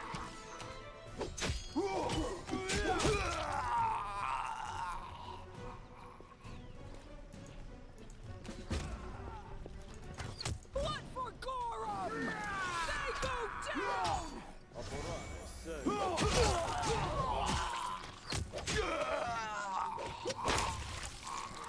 Damn. Also, ads starting in a minute, guys.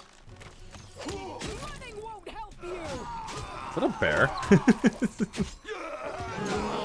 That's a bear. Oh, it's slowing down. Oh god, the bear grew.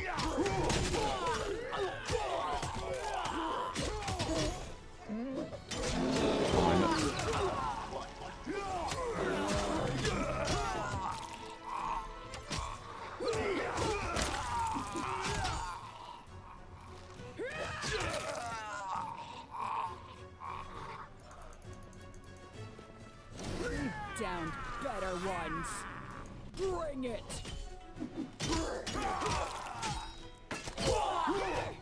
Can I charge anybody? Charge.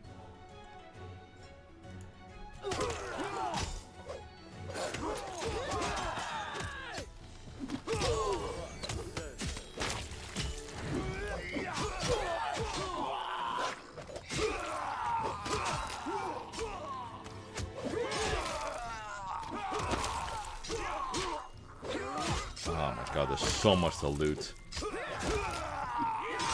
Too much to loot, to be honest. Cleric of Gorham, inspect failed. I don't need to inspect anybody. I believe it's up here I have to go. Yep, there we go. The defaced sister in the lock. Near Armag's tent, Amiri spots a familiar figure clad in grey cloak. The sister stands over Nilak, who's bound and helpless. Sorry about that. A dagger gleams faintly in the sister's hand. A dense red fog clouds Amiri's eyes as a roar of anger bursts from her chest. Her body rushes forward, seemingly of its own accord. Her head is empty but for a single ringing thought. Kill, kill, kill!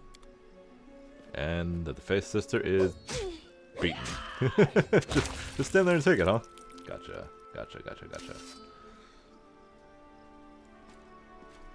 Oh, there's Armag. I'm guessing. No, I know it's Armag. Is Slow. this a riot? Worms! Scum!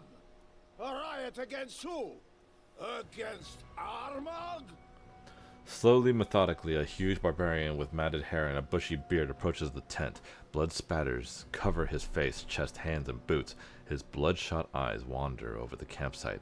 His booming voice rumbles, addressing no one in particular. You're not chieftain anymore, Armag. You've been disposed. Your witch wanted to kill Nilak like cattle, without even a charge or trial. I'm gonna make you answer for that. The 6 bears crawled to Armag on their bellies, begging for his protection. And this is how they repay the Tiger Lord's hospitality? The girl killed the sister. Armag demands payment in blood. So be it. Armag and the girl will fight before the eyes of Gorham, like in ancient times. 1-on-1. Everyone, gather now. Draw the circle so we may fight. Blood for blood. Barbarians are funny. Blood for Gorham!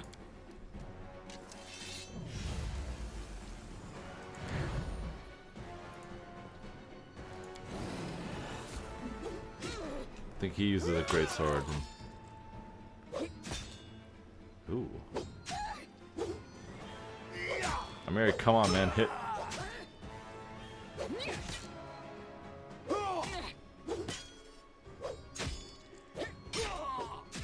I don't know how much health he has.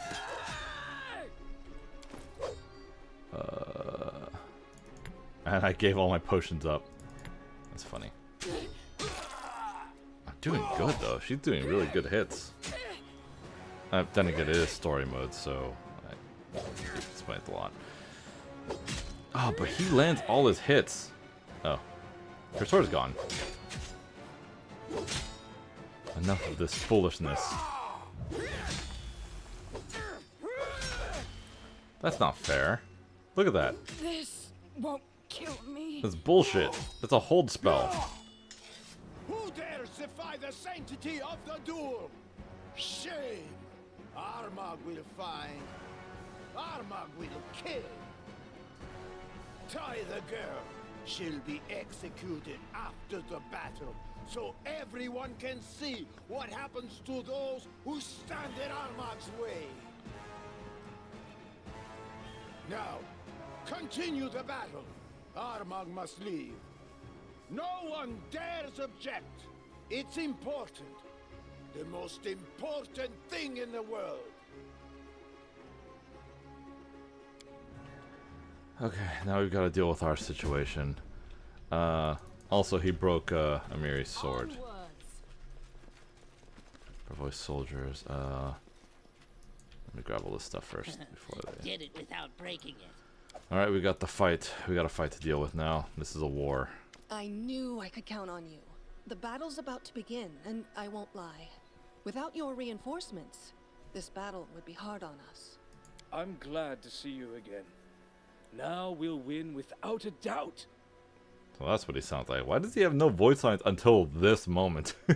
What's the situation? It couldn't be worse. Well, no. Things can always get worse. But the barbarians outnumber us, and they have giants in their ranks. They've broken their force into several groups, forcing us to spread our defenses thin. I really can't guess how many of my people will see another dawn. Is it your army? It has many squads joined together.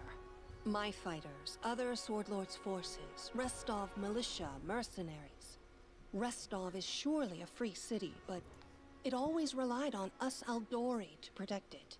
How did barbarians recruit giants into their army? To the best of my knowledge, Numerians adopt giants when they're young, and raise them as fighters. These giants are usually quite strong, but poorly organized. However, under the leadership of a capable commander, they're threefold the danger. Relay a message meeting the barbarians. There's a chance to cut our losses. You tell a strange tale. Who are these sisters? Why did the Tiger Lords attack us in the first place? This sounds less like a conditional war than a bloody hecatomb. It's like the true reason behind this battle is to sacrifice as many people as possible, on both sides, in the name of some grim deity. I'm glad you're an adventurer first and a ruler second in this instance. Perhaps, with the information you've obtained, we'll be able to avoid a slaughter. How do we proceed? Cautiously. I'll draw my forces to yours and begin a slow advance against the enemy. If your contacts spoke true, they should retreat. As for you, your best option is to return to their main camp. If all went as planned, you'll find Armag's body there. If not, then bring that adventurer's instinct to the fore and improvise. I'll see. I see. I'll move out immediately. Abadar guide you. Do your best. I'd really like to see you again. In this world, I mean. I don't think you would, hun. Whatever. Okay. Time to fight a war. Hope it not fight back. Here? Just kind of fight. Hey, that hurts. Amateurs. I'm just gonna watch them do their thing. I am superior. Who's running where? Oh. You missed. Good job, Knock Knock. Alright, time to do some whack stuff right now. I'm going to summon Direwolf. Alright, time to beef up our forces. Together we are unstoppable. Oh, there's no Amiri. Okay, I'll just... Share your will.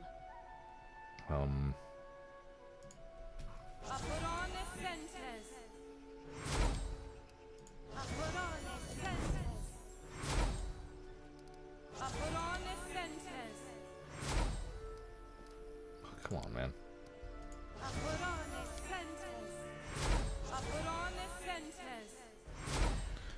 Okay, there's that. A reckoning is at hand.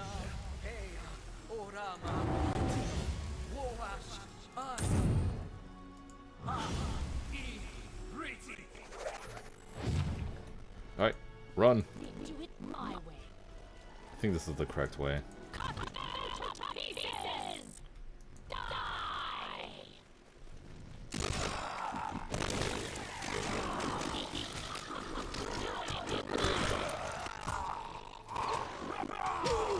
Out of my way!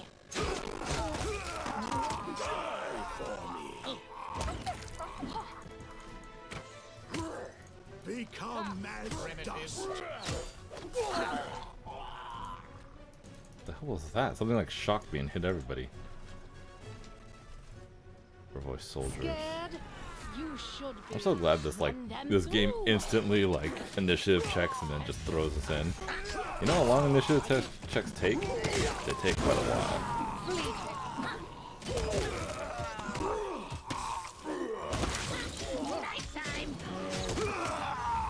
Where's the bar? What's that bear a barber? Oh.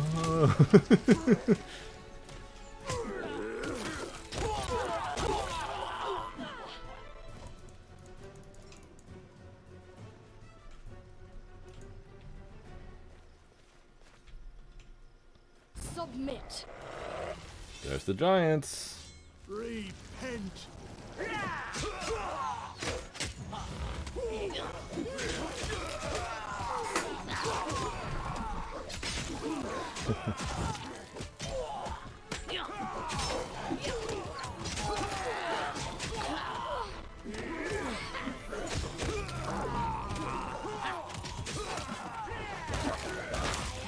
Jesus Christ, they do not go down easy. And the frame rate is dropping.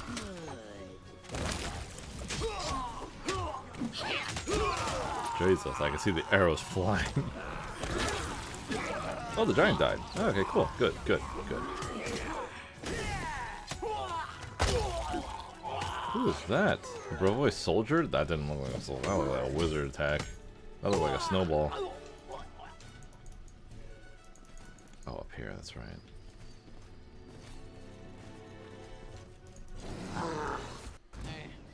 Knock more runner than tough and fighter.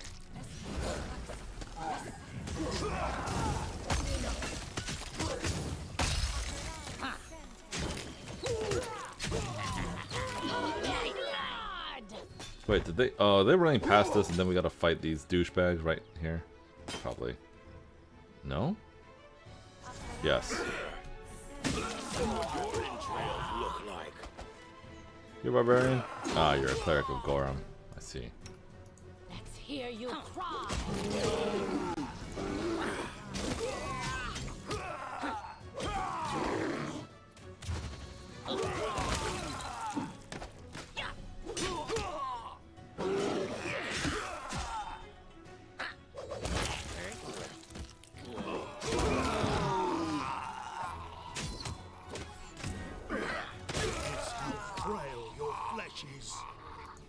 Your fleshies? What? What about your fleshies? Alright. The only thing that I can't loot from leaving this place is the bags and the boxes. There's so many useless, crappy weapons in here, too. I could sell all of it, but... Won't be halted. I did it. I did.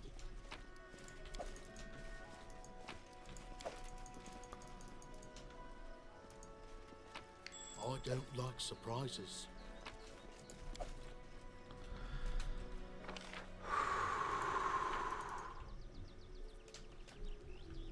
Sorry, it's getting warm in my room.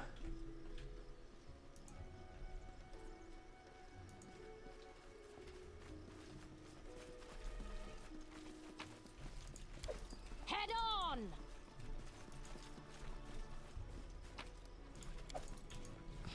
Hell, freaking riots.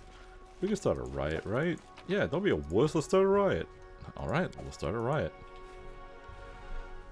The range is so funny. We do it my way. Okay, and this should be the end of it over here. Oh, I have to talk to them to start the, Okay, good. I can just loot everything really quick, and then I can, do that. Okay, that's... I'm trying not to be picky right now. Knock knock, hurry up, man. I did it. I did. Reaper's vest.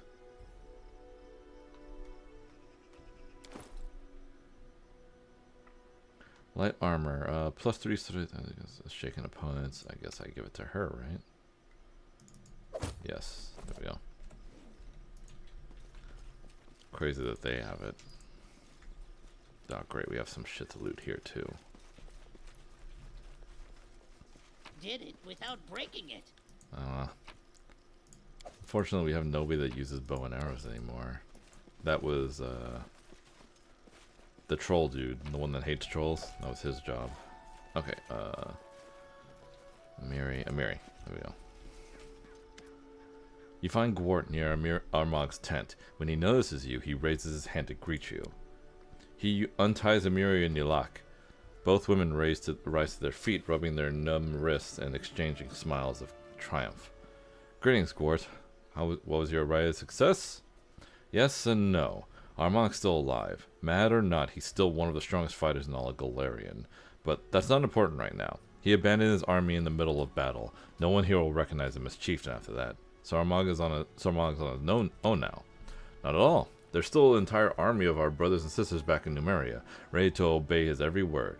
They'd rather call us traitors than give up the dream of great Armag once more leading them to glory. We could try appealing to their reason, but I fear this will end with the Tiger Lords splitting into two separate tribes. You hear that? A valuable lesson for the Baroness. If you're a hero for even an hour, whatever you do later you'll always have companions. People who will find it easier to accuse the whole world of lying rather than admit they were wrong about you. Where did he go? That's the creepy part. Our Armag spent a lot of time searching for the tomb of ancient Armag, the hero of the past, whose incarnation he believes himself to be. I don't know if it's true, but I heard rumor that he finally found it. He took a small squad with them. The sisters opened a portal for them, and that's the last we saw of him. I'd guess he's inside the tomb already, and what he's looking for there could make him terribly powerful. More powerful than any of us can imagine. Where is his tomb? Only Armag and the sisters know. You'll have to find it on your own. We have to stop this madman. Exactly. And you should be the one to do it, because we can't stay here and stay any longer. We are retreating to Numeria before another battle with the Brevins can start. So listen to me carefully. Find the tomb, find Armag, and kill him. If you don't, he'll be back soon enough with a new army, and then Restov will fall. Not to mention your barony. Amira, you alright?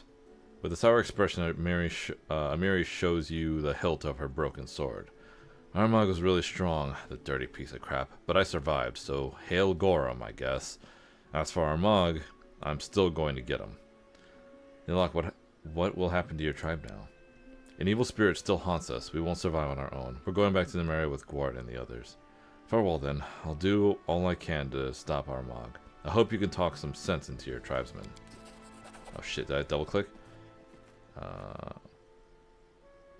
Having exchanged farewell handshakes, the Tiger Lords leave the camp. Amiri, thanks for saving me. Desna, be my witness. I didn't deserve it, after all I said. Don't talk rubbish, sis. You think I'd let you die here? I said a lot of stupid stuff back then, too. Sorry. I know you don't want to see our tribe anymore, but at least visit us one more time. Many things have changed. We should talk, even if it's just one last time. Well, if you say so, fine, I'll come, but if anyone tries to send me to the woman's hut again, I won't be held responsible for what happens. I'll wait for you. Following the Tiger Lords, Nilek leaves the camp. Okay. And just like that, we are done with the war. Now we've got to deal with Armag. Oh, we got a report now. She should be around here somewhere, I believe. Not really sure where she is. There she is. Oh. Sorry. Onward. Oh, you have to be neutral for this the part. Barbarians have retreated. Congratulations, my friend. You've managed the best kind of victory. A bloodless one. What do you mean? I just killed all the dudes over there. You saved many lives today. Oh, Casil Aldori bows before you. You saved many lives today, Your Grace. I thank you on behalf of the entire army. A brilliant victory, Baroness. I've no doubt that the noble house you will found will in time gain great glory, and bards will sing its praises in every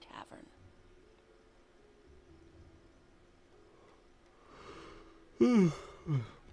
In time? Staglorg? Hargulka? Vordekai? I've already earned more glory than several generations of some families. So you believe yourself some knight of legend, or perhaps a heroic monster slayer? That's adorable. It would be heartless of me to dissuade you. Bitch. The only difference between legendary heroes and us is the time we live in. The Baroness's deeds speak for themselves, but all legendary heroes had to deal with the jealousy of others. History just never keeps record of the covetous fools. The deeds of the Baroness in her lands are already worthy of legend.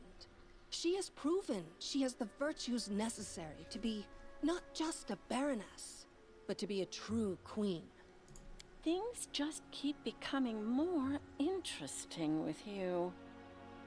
So, near Restov's border, where once only impenetrable woods, monster lairs, and bandit dens were found, a real kingdom is emerging?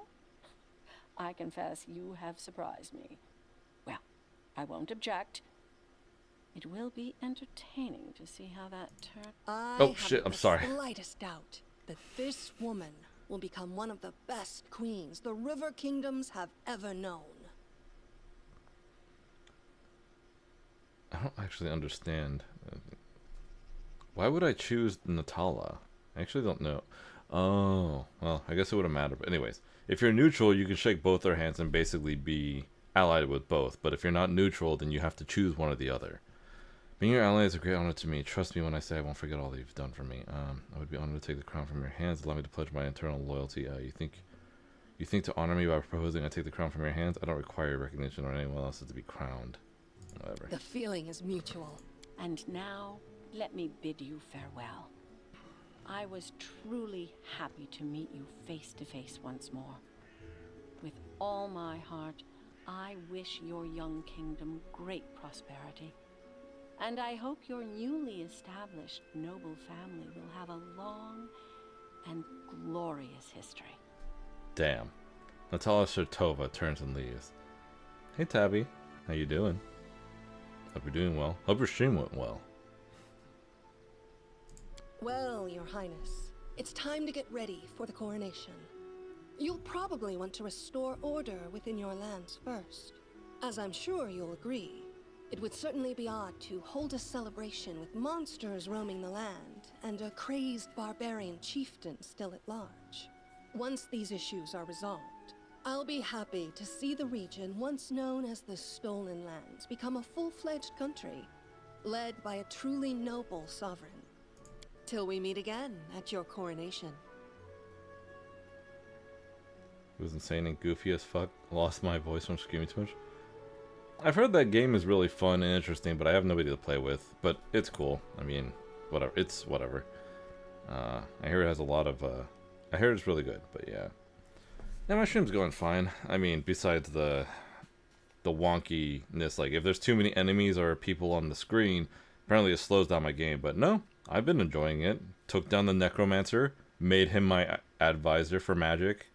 Now I'm fighting the now I just want to fight a war with the barbarians, but their chieftain has disappeared.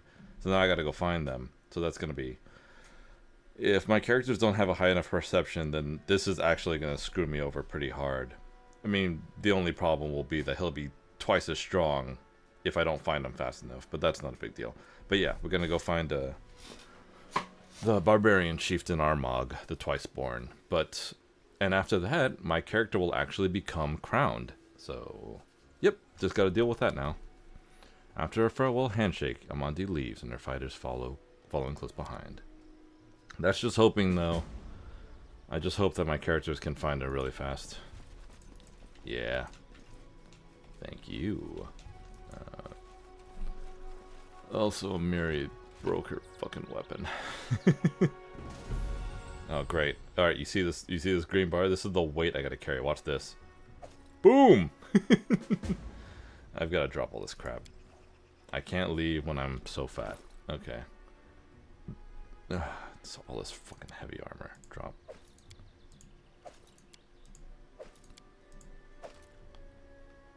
I wish there was a quick drop button. I gotta make it get down to 60 fucking... Alright. It's, what's heavy here that I don't need? The maul? Is it a maul? Great club. Great club. Great sword. Great sword. This is gonna take some time. Just to ignore me for a bit. I've gotta drop all this bullcrap. What is this? Ring of Evasion? Hell yes. Yeah, everything else is kind of okay. Alright. Drop. And then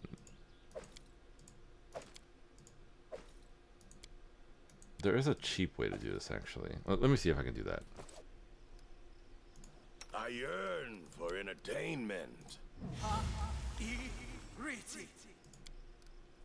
I can increase everybody's size, and that'll increase our weight carrying capacity.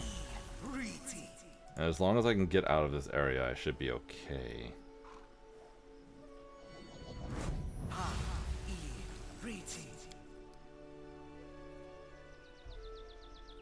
Come on.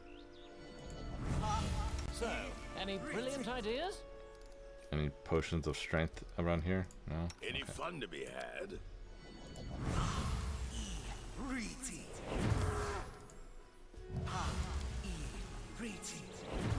There we go.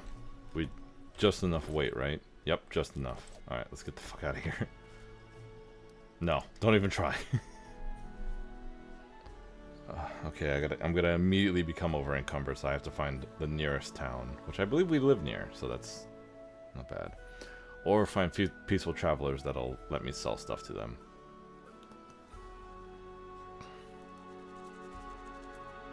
I definitely want to go through the coronation before I end stream, so we'll probably be here for a while. Because, we might have to go through another dungeon, which always does take time. What the fuck? Alright, time to become over encumbered. Over encumbered. The nearest town is... it's way up there. I think I can make that. I think I can make that. Or hopefully some peaceful travelers. Yes. Time to get some rest, isn't it?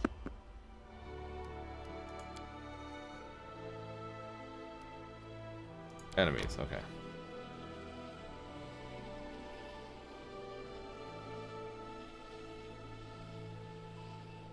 Hurry, make it to the town. It's faster to sell all our shit in bulk rather than to drop every single piece of armor and stuff. Shemi? Oh, Shemazian. That's why I call it Shemi.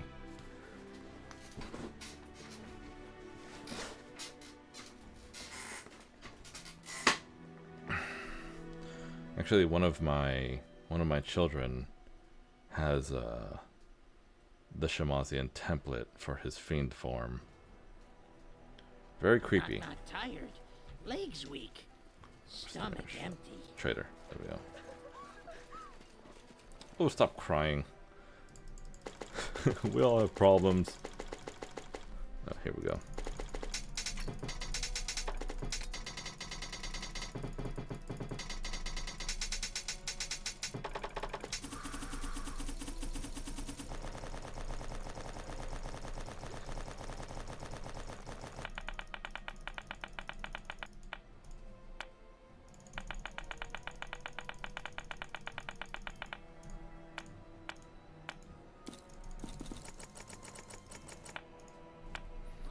Okay, and then sell these and sell that. Who the hell was that?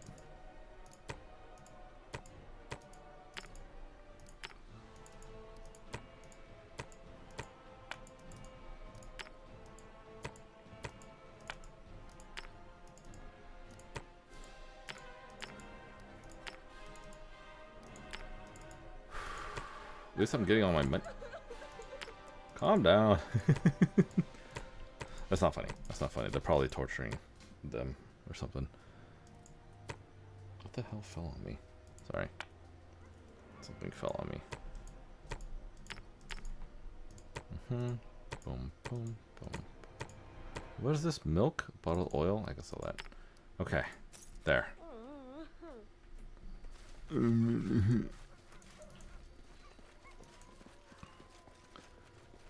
Oh, before I leave, Ring of Evasion, Ring of Luck. Who could use evasion? You could use evasion.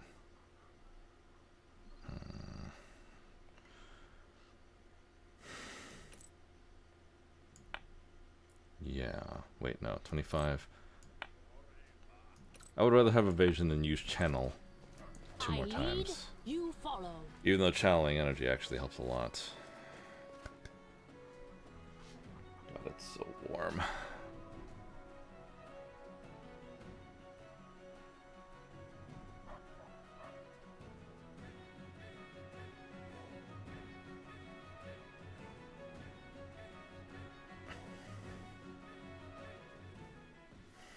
My strength fades.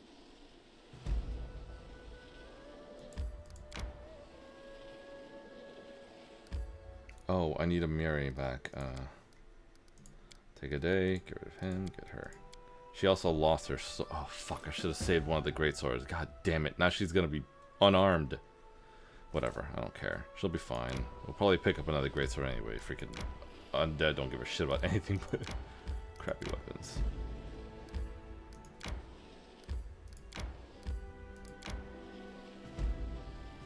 What the fuck? Why? Why did you take me all the way down there? What are you doing? Oh, fuck.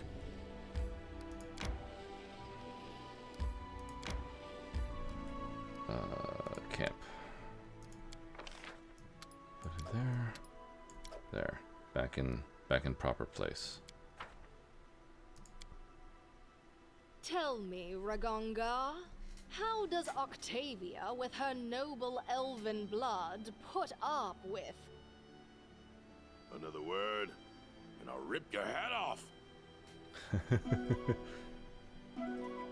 Did they... Wait, they never talked about that yet. Maybe they did, who knows.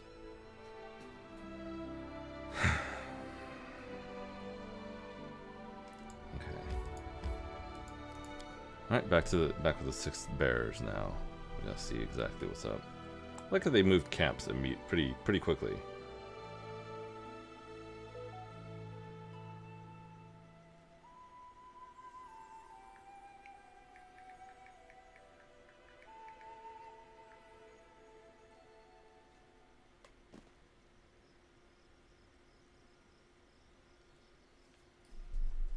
I won't be halted.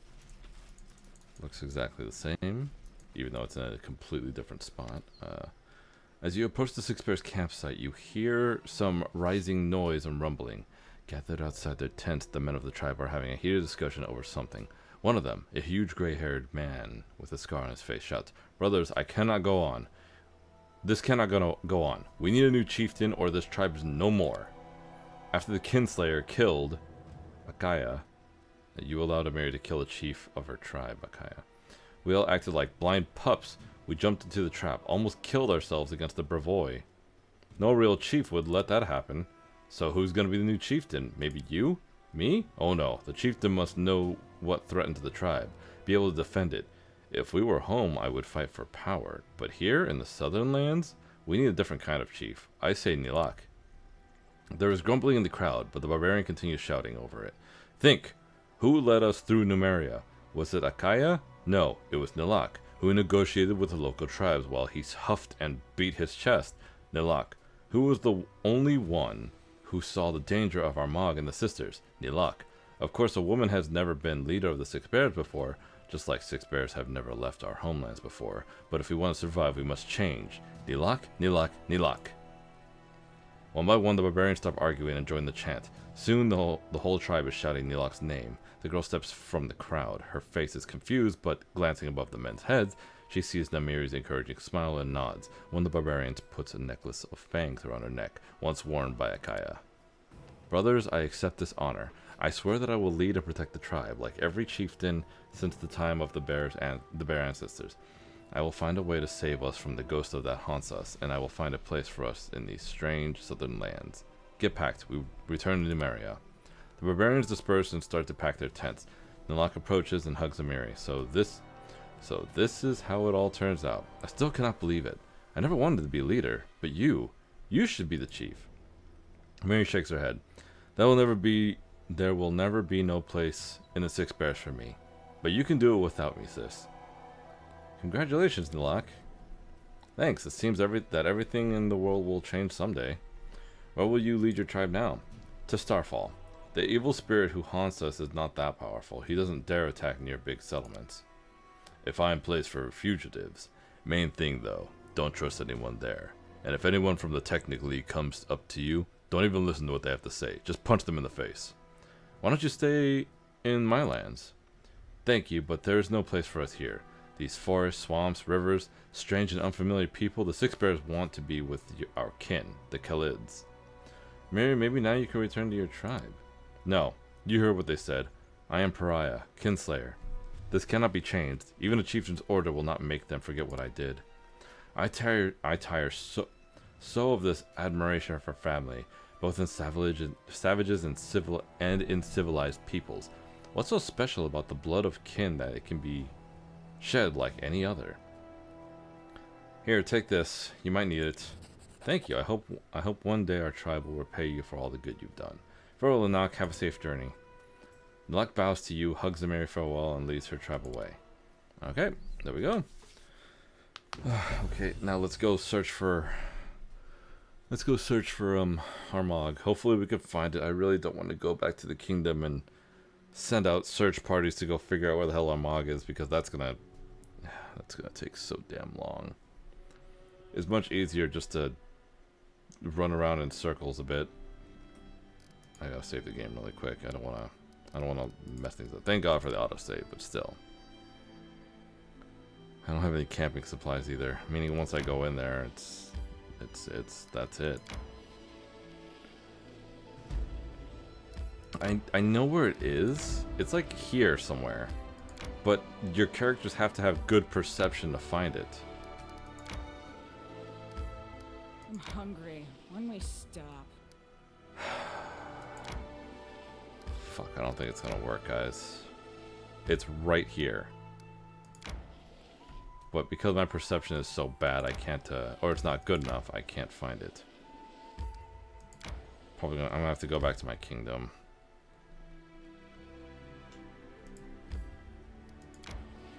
Well, it's fine. There's stuff I gotta take care of over there anyways. And then... My strength betrays me. Once I take care of it, fuck, this is gonna take so fucking long. Is there anything else I was missing? No, there shouldn't be anything else that's missing.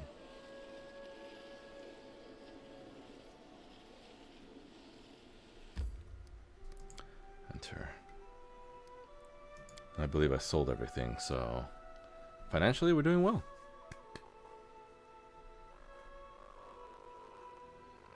I wonder if there's any things going on. Probably. There usually is always something going on.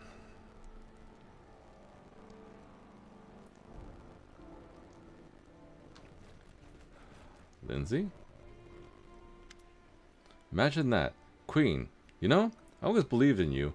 You keep it up and who knows, in a couple of years you might even become an emperor. But that Armag, he and those creepy sisters barely managed to find the tomb. How are we going to find it? I mean, I suppose we have a bit of an idea, but I'm not sure. What do you mean how? The same way we always do. We pack our things and go find it. The tomb's well hidden. Over the centuries, no one but Armag has found it, and it took him forever. If we were going to wander around without a clue, we could still be looking to the end of time. Before we go, we need some leads. We could ask the Tiger Lords. Sorry, but that's a dead end. I already chatted them up a bit, and they know about the same as we do. The tomb is somewhere in Glenbon Uplands, and Glenbon is, well, you know, big. Like, really big. I have scouts we could send to Glenbon Uplands. They can scour out the location for us. Seriously? You have your own scouts? Well, I don't know why I'm so surprised. You're soon to be queen. Fine. Then let them search. What's this idea of yours? Go ahead and share. I can't what? I can't hunt? It can't hurt. We're not the first to live in these lands. Countless other people were here before us. Maybe they knew something about the tomb. If we could find some archives from previous inhabitants of the Stolen Lands, like the dwarves, maybe. Truth be told, I don't really know where to look for them, but these lands are swarming with ruins. There must be an archive or two left somewhere. I mean, maybe. Hopefully. I'll give the orders. Let's do it then. Let's find the tomb. We have to hurry. Who knows what Armag might do, given enough time there. Yeah.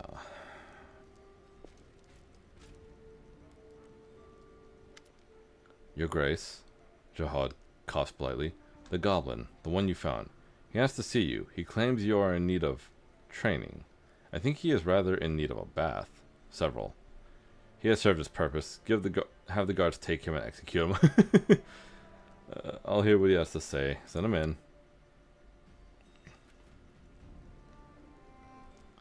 Knock Knock strides in, as best as his short legs can manage. Then his gout slows, then stops as he takes in the throne room. His eyes and ears swivel independently, as if trying to take every direction in at once. After scanning the area around him, he looks upward and squints, as if uncertain if there's a ceiling above him or not. He stands still, swaying slightly, eyes affixed on the ceiling. Others in the throne room are disdainfully silent. Some wrinkle their nose and take a step back. Some of the guards' hands fall to the hilt of their blades. Knock Knock's head snaps down. Then seeing you, he gives a sickly grin, his eyes gleaming. Sidekick? Almost didn't see among all Longshanks. He frowns at your throne, then cocks his head confused. Why in my chair? There was a light chuckle from someone in the room, quickly silenced. Took a while to find way here. Knock glances around, but now here to take rightful place. Be a hero and show you how to be a hero. He nods sharply and hooks his fingers in his belt. I can help, like before. Side by side, big hero, he points to himself. And not big hero. He pauses. You need it. Guards, have this creature executed. How can you help? Gerald frowns. Actually, Grace, if you're considering accepting assistance from this... Knock. Knock raps the ground with his heel twice for emphasis, then winces.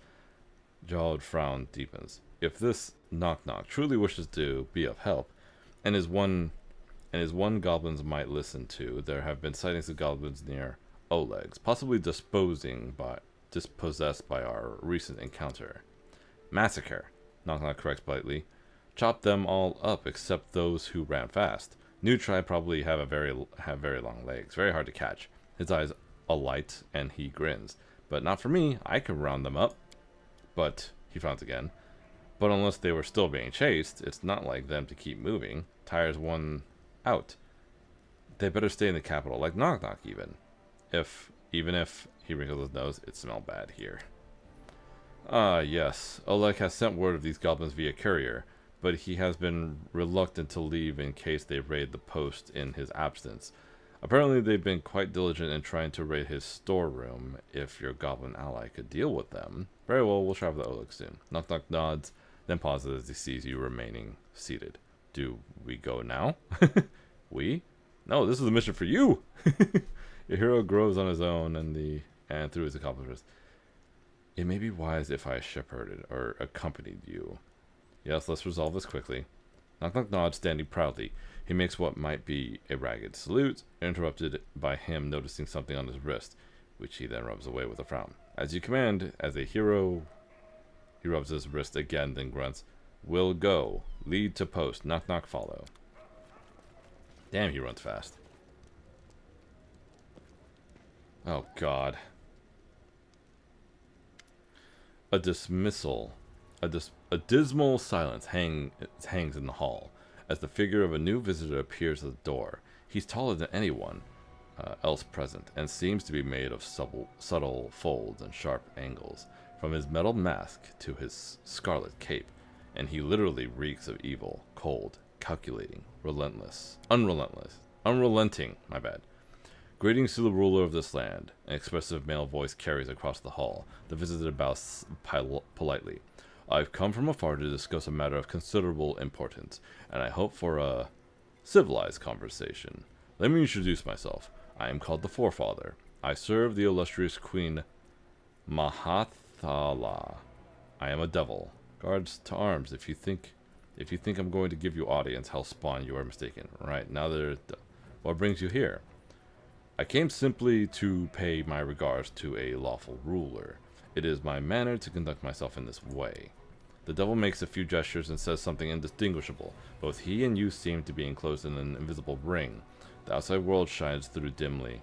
Its sounds are barely audible. A modest precaution. Others should not hear what I have to say. I have news of someone you know, young Kanera and Kaleki. One of them is in great danger, and they both share a single fate. They must have told you by now of the Soul Eater who killed Kanera. I should imagine that by disclosing their secret and true names to you, the poor children deprived Kanera of protection from this deadly foe. The Soul Eater has picked up her scent, and will soon be here. You will need my help to deal with it. What is your interest in Kanera and Kaleki? My interest in these lost children is special. I would even say familial. It's my blood that runs in their veins. A long, long time ago, I gave a night of passion to a young follower of Mahathala's cult. Her soul was writhed in agony in the flames of hell for many ages, and yet I still feel a vague joy when I see the offspring of our alliance walking the sunlit lands of Caudria? I don't know how to pronounce that. I am their forefather, and not only by name. What's so special about this Soul Eater? I've killed worse beasts before. This Soul Eater is more ancient and far stronger and more evil than any of the others like it. It knows Kanera's name, and will follow her relentlessly. If you refuse my help, both you and the girls will have to remain on close guard day and night waiting for it to appear to attack, and believe me, The devil seems to chuckle. Even so, you will not be prepared when it strikes. What do you suggest? I can lure the Soul Eater to appear at the right time and place. I even know a way to be rid of it once and for all, without any fuss. If you are willing to come with Kaliki to the barrens of the southern border of the Gamelands, it must be Kaliki. We cannot risk her sister being found. We will meet there, and resolve the matter once and for all.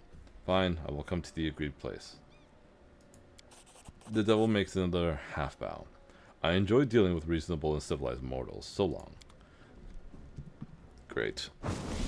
And there goes the devil. Or one of them. Has it been 4 days? Can I switch my advisors now? Probably not. Probably it was like 2 days or something. The word instead of an ambush, yeah. Okay, oh, it actually has, okay. Yeah. Oh my goodness. Jesus Christ! There we go. You. Magar seeks to increase the barony's arcane might, no matter the cost. There we go. Our new magical advisor. Let me see. Oh God, who would be better at this?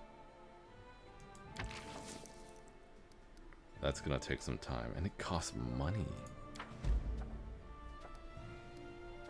Popularity of a hold is 80 days. Jesus, 80 days?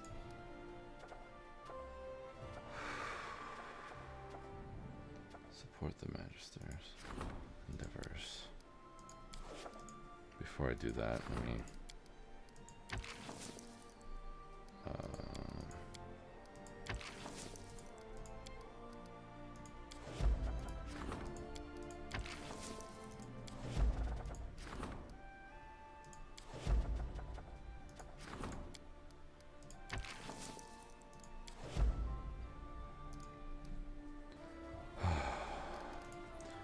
What happened to the other... Oh, actually, hold on a second. Let me see. Do I have to choose another town? Nope. I can just... There are new slots available. There are new slots available. I just need to see if there's something. Vordekai's Tower. That's a good amount of arcane right there. But I already have a Mage's Tower. I guess I could sell it.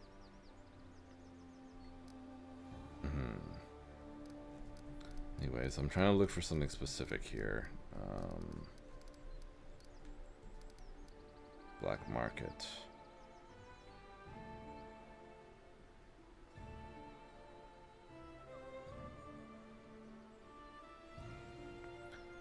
Black market could be good. Additionally, if you paid more heed to the heats of the bandits and the common folk, as community rank increased once every 9 days, the black market offers a special product to acquire random item. Nah. There's supposed to be like a battle thingy around here somewhere. Maybe I haven't unlocked it yet. I can upgrade shit though. Reinforced walls. Wait, can it be upgrade? Oh, have I been skimping on stuff? Hold on a second. Oh no, I haven't. Jail, inn, no. Brothel. Brewery. Man, none of these places can be upgraded, can they? You can be upgraded. Foundry can also be upgraded to a forge. Town hall can be upgraded to a city hall. Okay, so some places can be upgraded still. Temple. Fortress cannot be upgraded. The marina can be upgraded to a waterfront. The windmill stays the same. Everything else stays the same.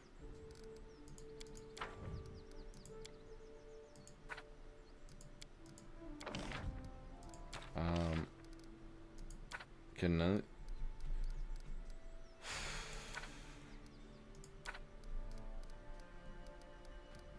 Luxury store, city hall, magic shop, grand temple.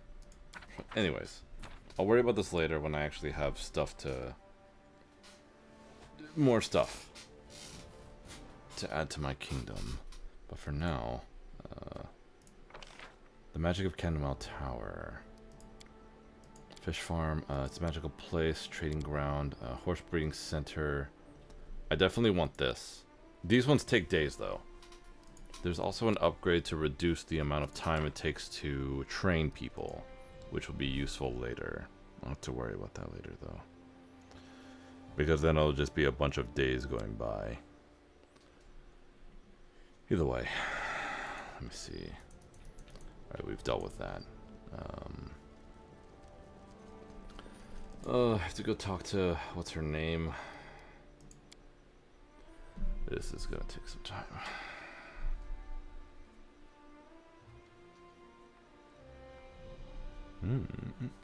Ah, my ears. Actually, I might have to stop soon, to be honest. I was kind of hoping we would get to Armag, but I didn't realize how long it would take, especially not being able to find the tomb. If I was able to find the tomb immediately, then things would be different. If I didn't have to travel all the way back over there, it would help. Alright. What needs to be done? I have to talk to their forefather. Oh god, I already forgot. Talk to the forefather and... Oleg. I have to go to Oleg too. Okay. Oh! Oh, hey. The kingdom has grown.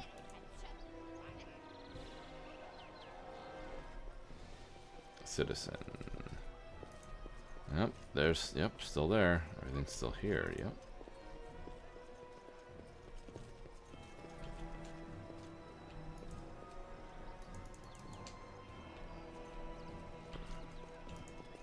Is that a barbarian?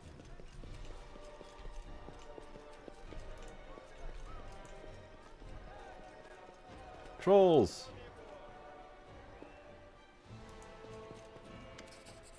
Your face found the way to Talon Peak. Will definitely be accepted in the Pathfinder society. This new road, though, it might not be any more convenient than the one through Varnhold, probably even less so, but anyone who really wants to can definitely get through. Here, look. Oh, they gave us some Cyclops coins, okay. So you can complete my task.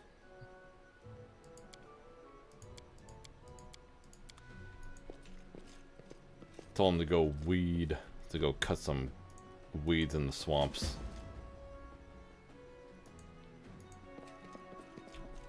Do I have to talk to her actually?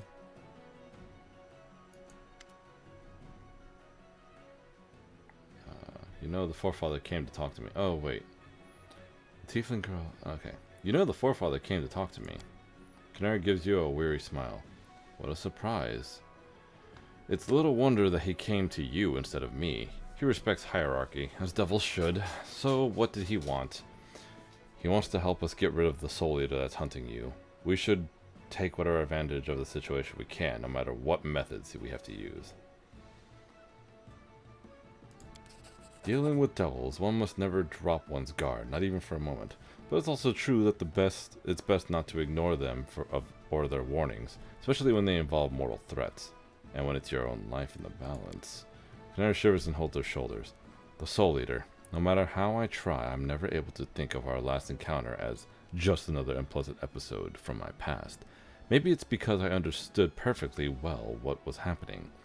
I was completely alone, losing a fight, being killed by a monster that would eat my soul.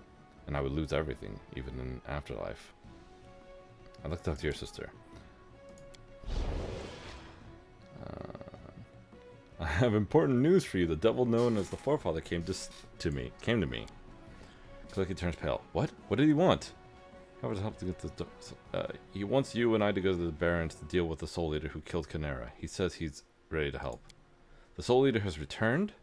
The Soul Eater has returned. I don't know what to do, Naren. I'm worried sick. A devil's guile knows no bounds.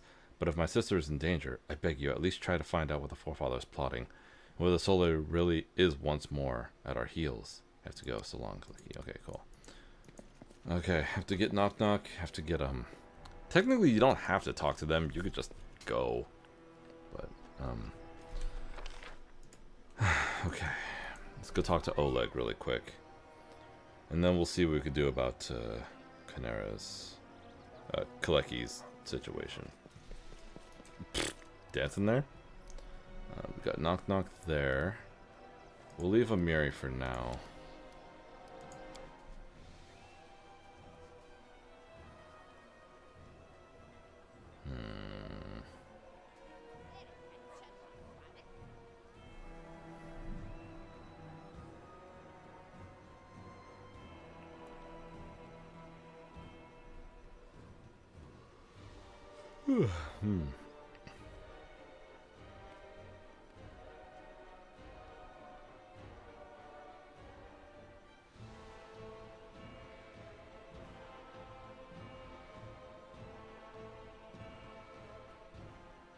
Oh, and start in 4 minutes, guys. Okay.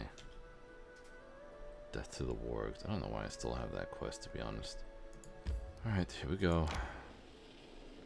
Oh, actually, hold on. Where is the,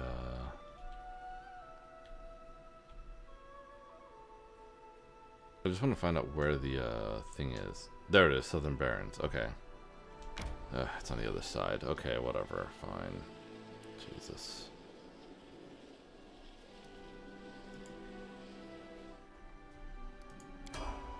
I haven't leveled her up at all.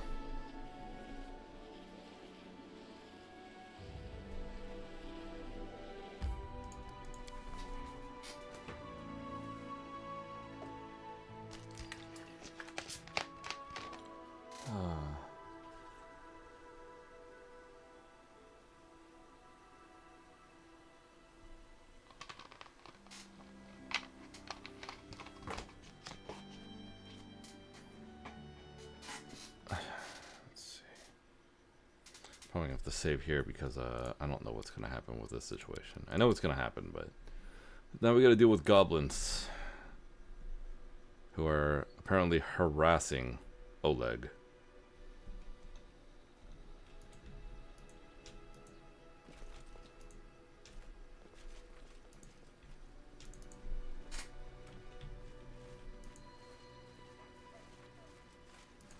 Hey, move faster. Why are you guys so slow?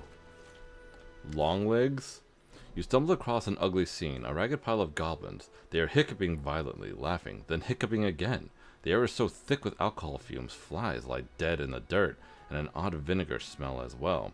It appears the goblins have gotten into Oleg's stock and drank deep of its contents. Barrels lie in splinters around the area, not a single one intact. Knock Knock surveys the goblin pile, then glances at you with a shrug. No problem here. Normal day for tribe. Would be worse if holiday. Heh, I love festivals like that. I think these guys wouldn't even mind if I fried their friends a little. Jathel wrinkles her nose ever so slightly. Animals. Is this your tribe? Knock Knock sniffs. Yes. He sniffs again and you suddenly become more aware of the vinegar smell. They marked this as home. It'll be hard to make them leave this home, though. He glances around in disapproval. It's much smaller than the capital. Capital would have more room for them. Not have to lie and pile. Could be lying down drunk everywhere. He turns to one of the groups entwined in the mass. You! Running long legs. Why did you stop running? Why make home here? The goblin lifts his head slightly, his tiny eyes blearily red. His legs are indeed long, and folded back, almost like a grasshopper. Kept getting chased, no place to settle down. Got hungry, then caught. Then we sent here. Now. And now? Caught by who? Big Shanks. Bigger than you. Longlegs blinks and scratches the side of his head with his foot. Fatter. Smelled better. Big club. Was eating sheep. We tried to share his sheep with us, but by taking one, a small one, in the night while he snore, but we not asked first, so he got mad. After eating half of us, he gets so full he ready to trade. He say if we find him something to wash other goblins down with because they still squirming in his guts, he let us go. We knew a place, here, at Post, but had to sample kegs to be sure. Make them leave or I'll do it myself. Listen, Knock Knock big hero, you do what Knock Knock say, but... Knock Knock frowns, his ear twitching. Tell me where Big Shanks now. When he expect you back? Did Big Shanks follow you? There he is. Munguk. At that moment, there is another waft of foul air, and a shadow falls on the ground. All the goblins in the pile lift their heads at the new arrival. A towering hill giant with mismatched coveralls, a necklace of hands and skulls, and a makeshift club composed of several timbers tied together with rope. He looks very, very angry, not just at the pile of goblins, but the splintered empty barrels. That him, Longlegs say unhelpfully. This should be fun. Let's see how this plays out. The hill giant turns to you as if in challenge, points to himself, and gives a rumbling growl akin to... How do you say that? Mg. Then turns to the goblins, his hand clenched on his club, and the growl grows louder. He points at the goblins, then points at his belly. The intent is clear. The goblins do not respond, not even Longlegs. Their eyes remain wide, frozen. Suddenly, Longlegs makes a high-pitched squeak and points at Knock Knock. He our leader. He a hero. He make us drink everything as we promised. Also, he made us eat your sheep. Eat him, an ugly friend. The hill giant snarls, lifts his club, then turns to you and Knock Knock and thrusts out his chin, pounding his chest and giving a thundering series of grunts that sound like a challenge. Knock Knock blinks. Munguk says, not in the mood to share. He says the half-shanks are their guts his to eat. You can understand him? I can. Knock Knock seems embarrassed. Got caught by hill giants once, kept as a toy for their kid, until ran away. He can eat them all for I care. Well, do something about it. Knock Knock swallows, then takes a deep breath and strides up to the hill giant, barely cresting his knee. He then gives a few short, drawn-out squeaks. The hill giant doesn't respond, seemingly confused. Knock Knock repeats himself and again is met with silence. Frustrated and without thinking, he kicks Knock Knock as hard as he can and howls in pain. Why? Stupid. Munguk seems oblivious to the kick, but glances down at Knock Knock, who is now holding his foot and leaping about. And suddenly, a smile slowly cracks Munguk's stained face. It's like watching clay crack. Then, he starts chortling as Knock Knock's eyes water. Knock Knock finally stops hopping about and takes a step back, glaring furiously at Munguk. Seeing the goblin become still, the once smiling hill giant begins to grumble angrily, his eyebrows drawing together.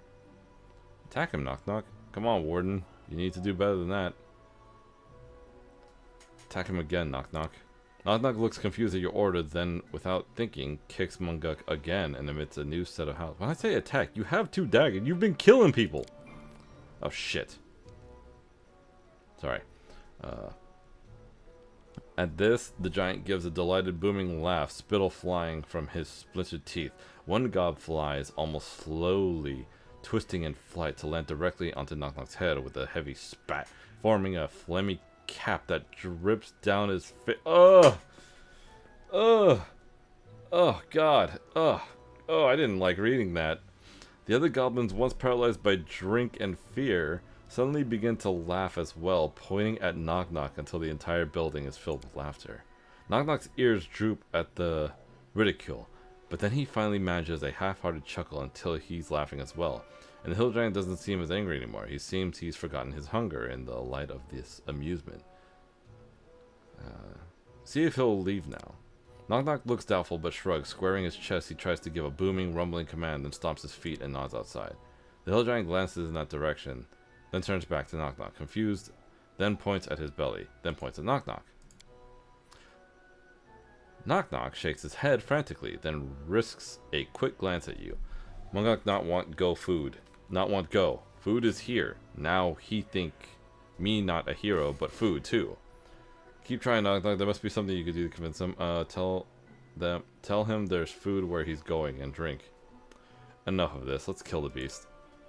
Munguk gives a roar as you draw your weapons. You got an angry giant on your hands. That's fine.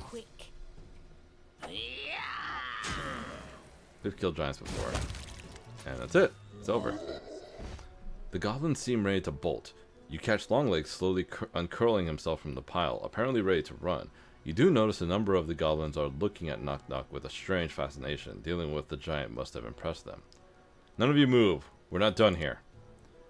We not go anywhere, Longlegs says slowly, We not have anywhere to go. Maybe I'll stay here, yes? He adds, hopefully. Knock Knock, deal with your tribe. Knock Knock steps forward and gives a series of cracking hisses to get attention, and all the goblins stare at him. After their eyes are on him, around him, Knock Knock, his eyes narrowed, goes to each one of them in turn and raps them twice on the head, hard, then winces but says nothing, except for one feeble groan from a goblin more sober than the rest. Make great deal with you. You need to go to bigger place or I hit you again. I show you. The goblins stare blankly at this. Knock Knock sighs. Me big hero. Follow me. Take you to new place. The goblins nod and begin to entangle themselves, but they are doing what Knock Knock says. Some of them rubbing their heads. Knock Knock turns to you. Big hero Knock Knock, take care of them. All good. Where are you taking them? Knock Knock pauses as if he's forgotten what happened a few moments ago, and you realize he has. Capital, big enough. Yes, capital. Before you can stop him, he turns to the goblins. All you, go to the capital. Go to capital. Knock Knock command you. Go! The end of your barony just drew closer. Much closer. To your horror, the goblins scamper away, running in all directions, but toward the direction of the capital city. Alright guys, well we have goblins in the capital. Please not rap skull. I'll just take these two things. I'm guessing Oleg will deal with the giant. The giant corpse. Oh god, they're doing the thing again. 1 second. Oh, wrong button. This, and then this. There we go. There. There we go. Jesus. Is that so much to ask for? Just a quick hauling. What the fuck? Oh. Leave. Alright, let's go deal with Canera and Kaleki and the devil. See what the hell they're doing.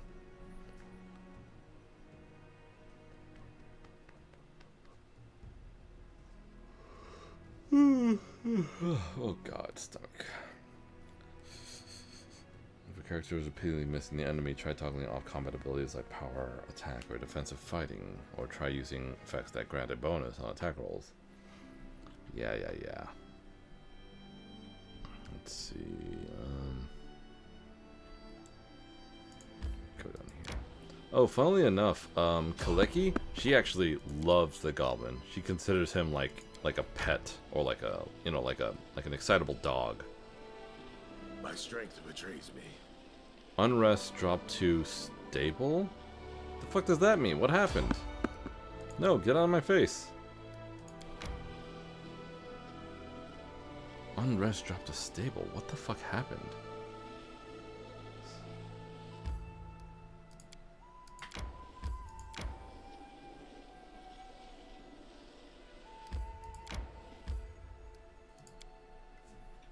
Okay. Let's see what the devil wants. I swear to God, if I have to beat her at night, I'm gonna be pissed. Unless it is night and I have to, then good.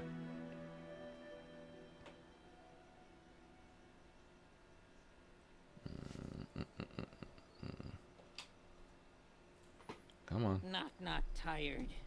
Legs weak. Stomach empty. Let's see. You! Kaleki folds her arms on her chest. Oh no, Canera is the one that considers Knock, the excitable dog. Chest, and glares at the devil. How rude, girl. The forefather doesn't seem insulted. I thought you were old enough to understand what little meaning there is in such labels as good and evil. Didn't the evil devil help you and your sister? Didn't the followers of the good goddess despise you? Anyway, now is not the time for long conversations. I promised you a chance to get rid of the Soul Eater once and for all, without any fuss. That time is now. The devil makes a sweeping gesture forward.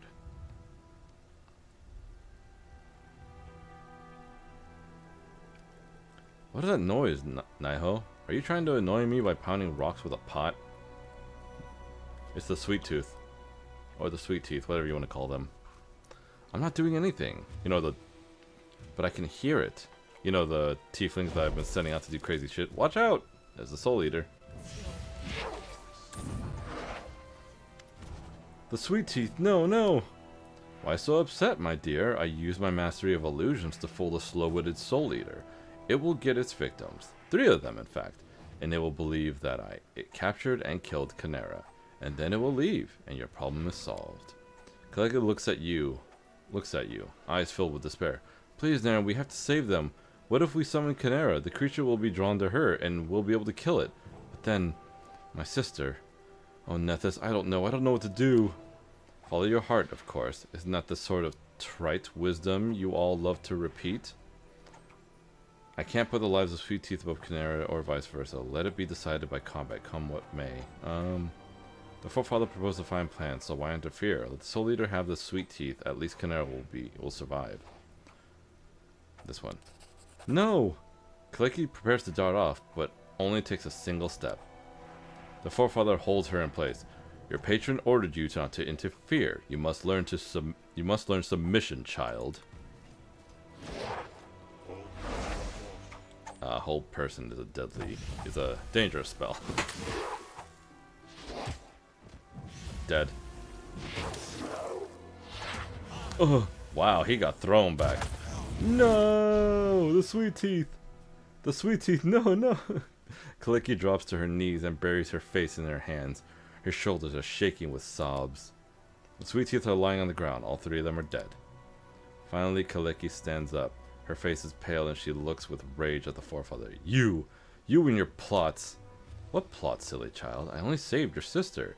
Did you really not give her a moment's thought? Kaleki grows even more pale. You are right in a way. Canera is unlikely to blame you for this evil. Why? Why did everything have to happen this way?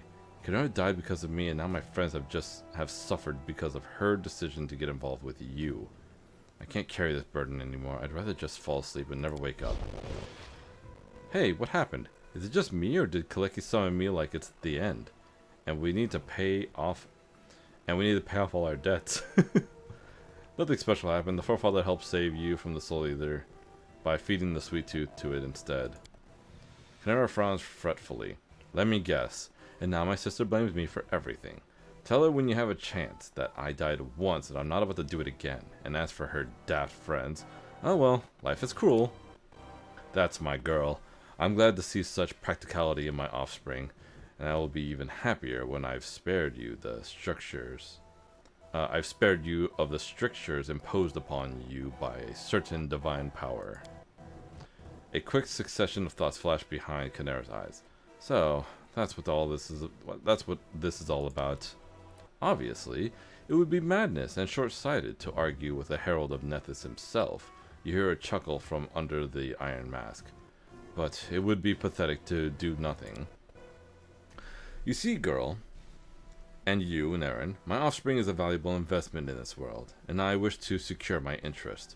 For ages I've reaped souls as a sickle reaps grain, turning even the most loyal followers from their service to the almighty gods, and I imagine that all-seeing Nethys decided to make a joke of me, by taking the 2 souls that are mine by right. But everything will work out just fine. Soon enough, I will reclaim what's been taken from me. We are not your property.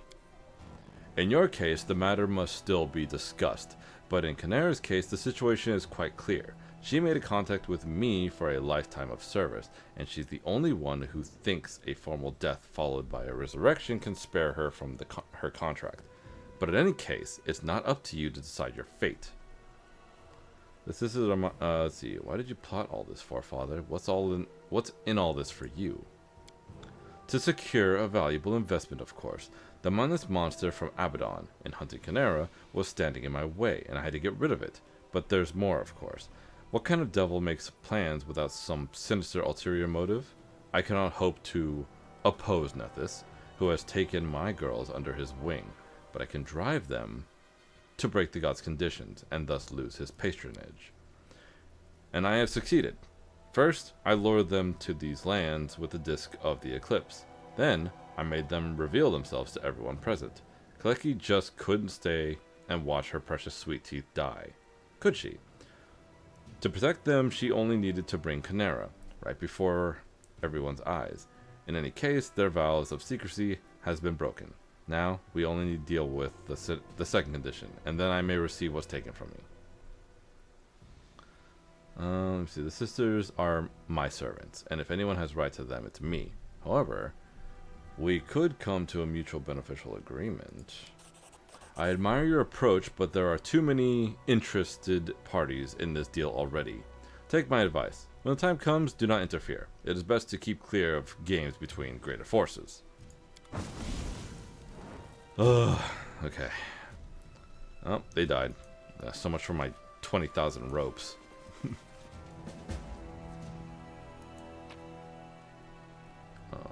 Oh, I can take all their shit.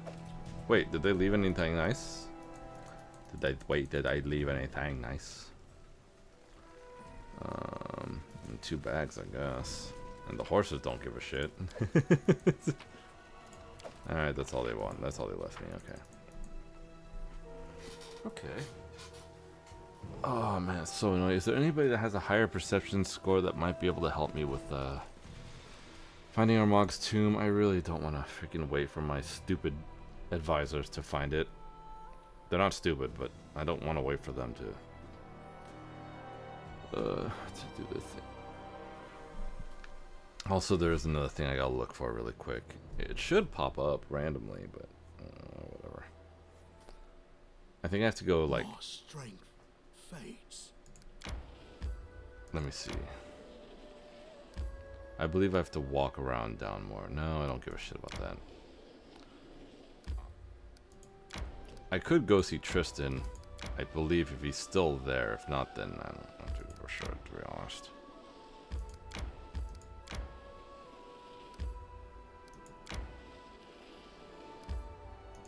Actually, you know what? Let's go over there. Let's see what happens. I'm surprised. Where is this event? There's supposed to be an event that happens, but it's not happening.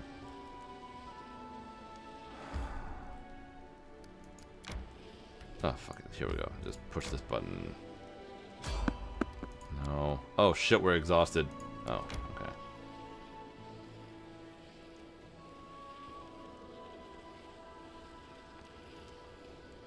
Tristan's probably not there, though. I have to rest, unfortunately. Oh. Can you find rations? Can I find rations? No. Yeah, it has to be knock knock, I guess. Wait. How's it? Is it +4? Nothing. Okay. Put you here.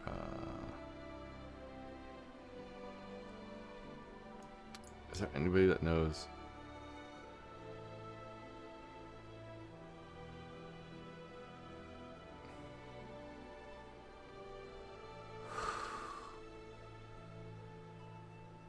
Harem kind of knows. God, you're awful. Screw it. It's only temporary anyways. Great beasts rough the land again. Everyone blames Mother again. But that is not her. She would have told me. Judging by your words, Lamashtu whispers her visions to you like Grotus whispers prophecies to me. Who would have thought that goblin will understand me better than anyone else? It's pretty dumb. Okay.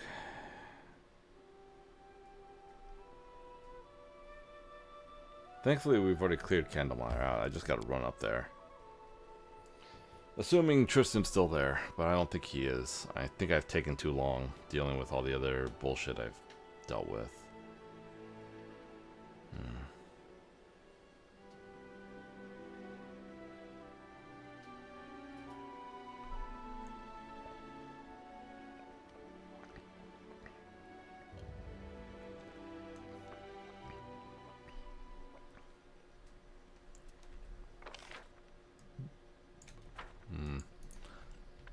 I don't recall what's the fastest way over there, but I know there are ways. Our final moment. What the shit? Despicable. Oh.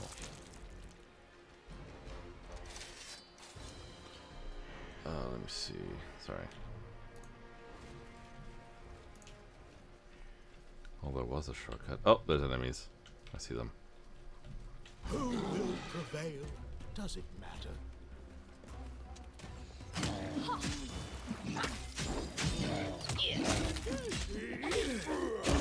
Next!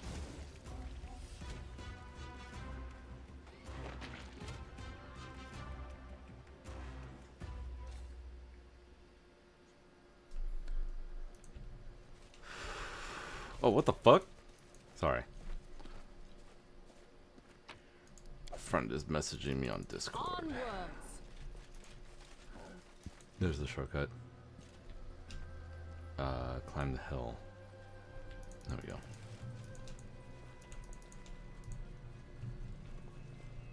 And he is gone. As you approach, the portal starts to close. The last thing you see on the other side is a tall statue with a stag's head. The ancient stairs visible behind it.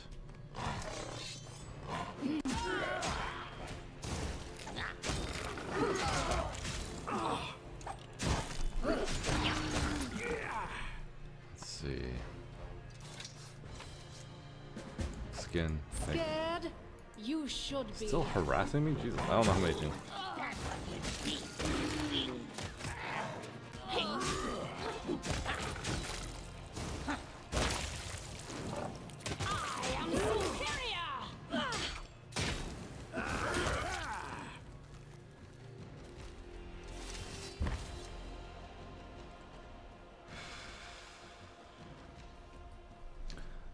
Let me see.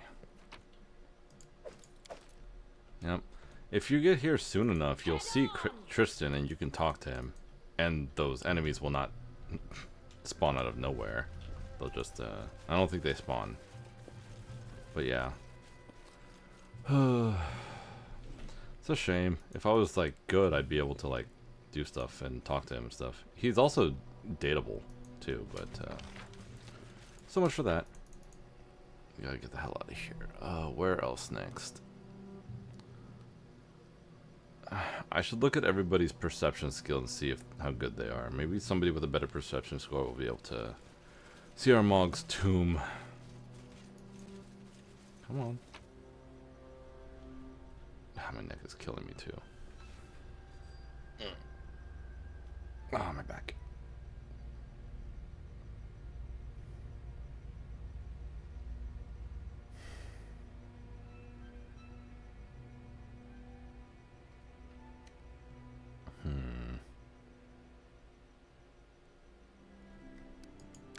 So much for that. Oh, I camped. That's why I'm like, I'm good. Oh, let me get to the town first, and then I can see who's got a higher perception score, and then maybe I'll run back out there and see what I can do. Enter. Throne room.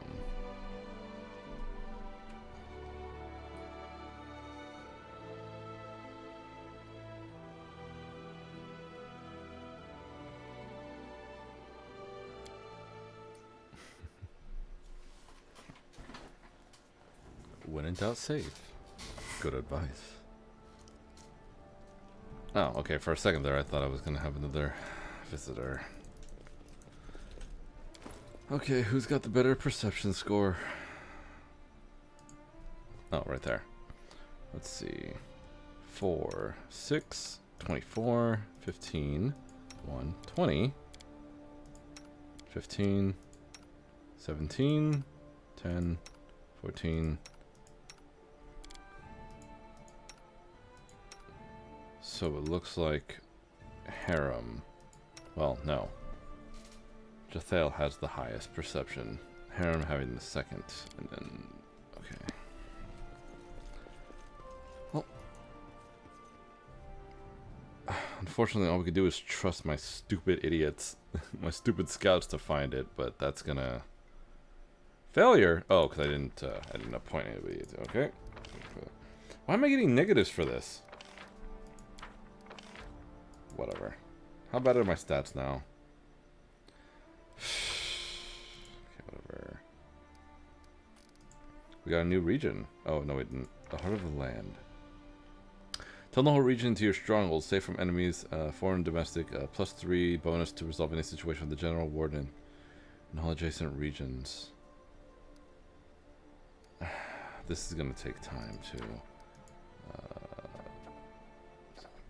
How long is this one going to take? 24 days. I can support their endeavors. Jesus Christ.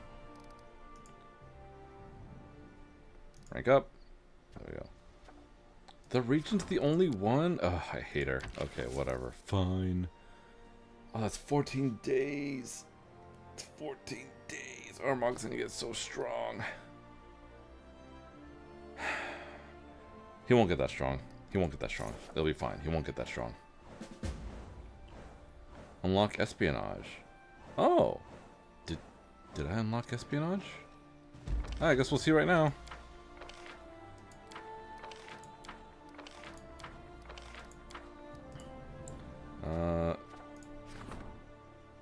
The guard captain brought the instigator to the castle.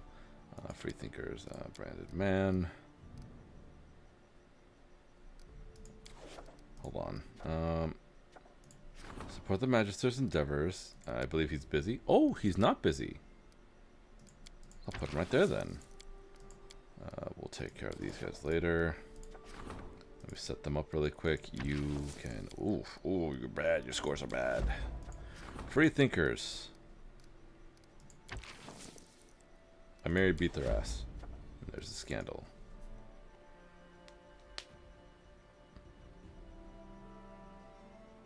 The combat... If combat analyst character will like coordinate the pattern. Who is this? Oh, I remember this quest. The captain's unusually untroubled face is dark with rage.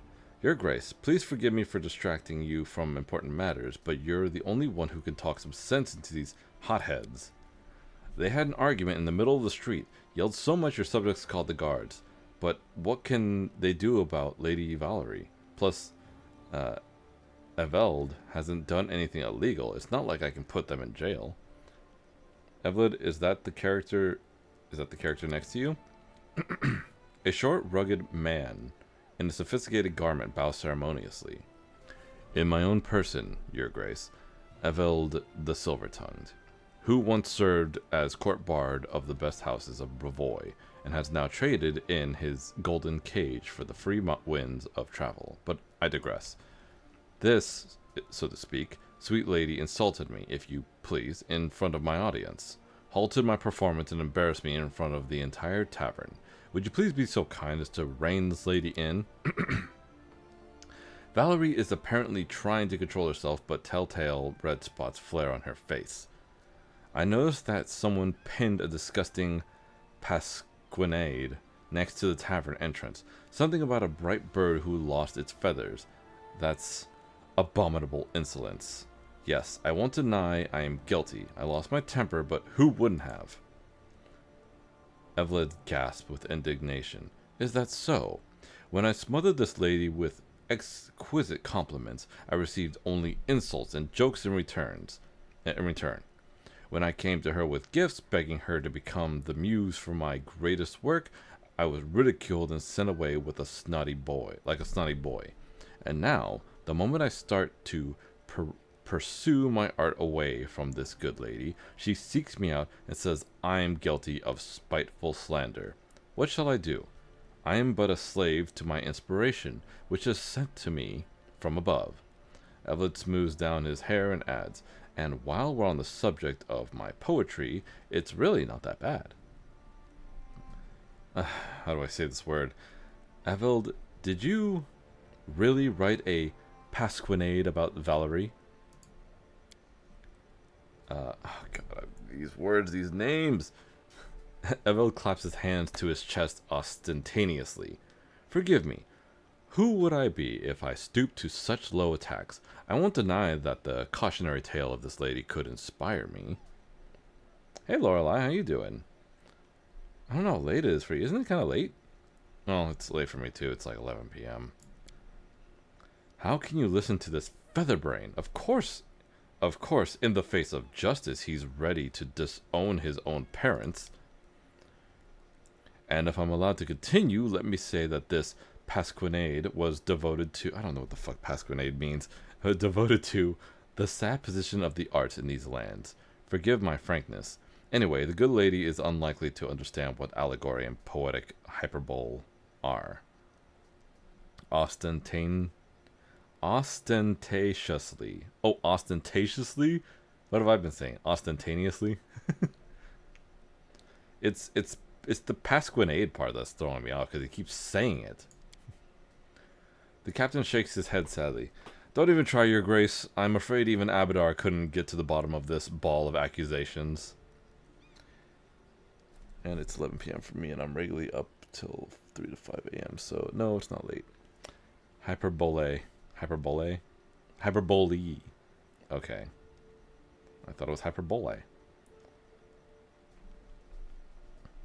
Oh. Yeah, let me see.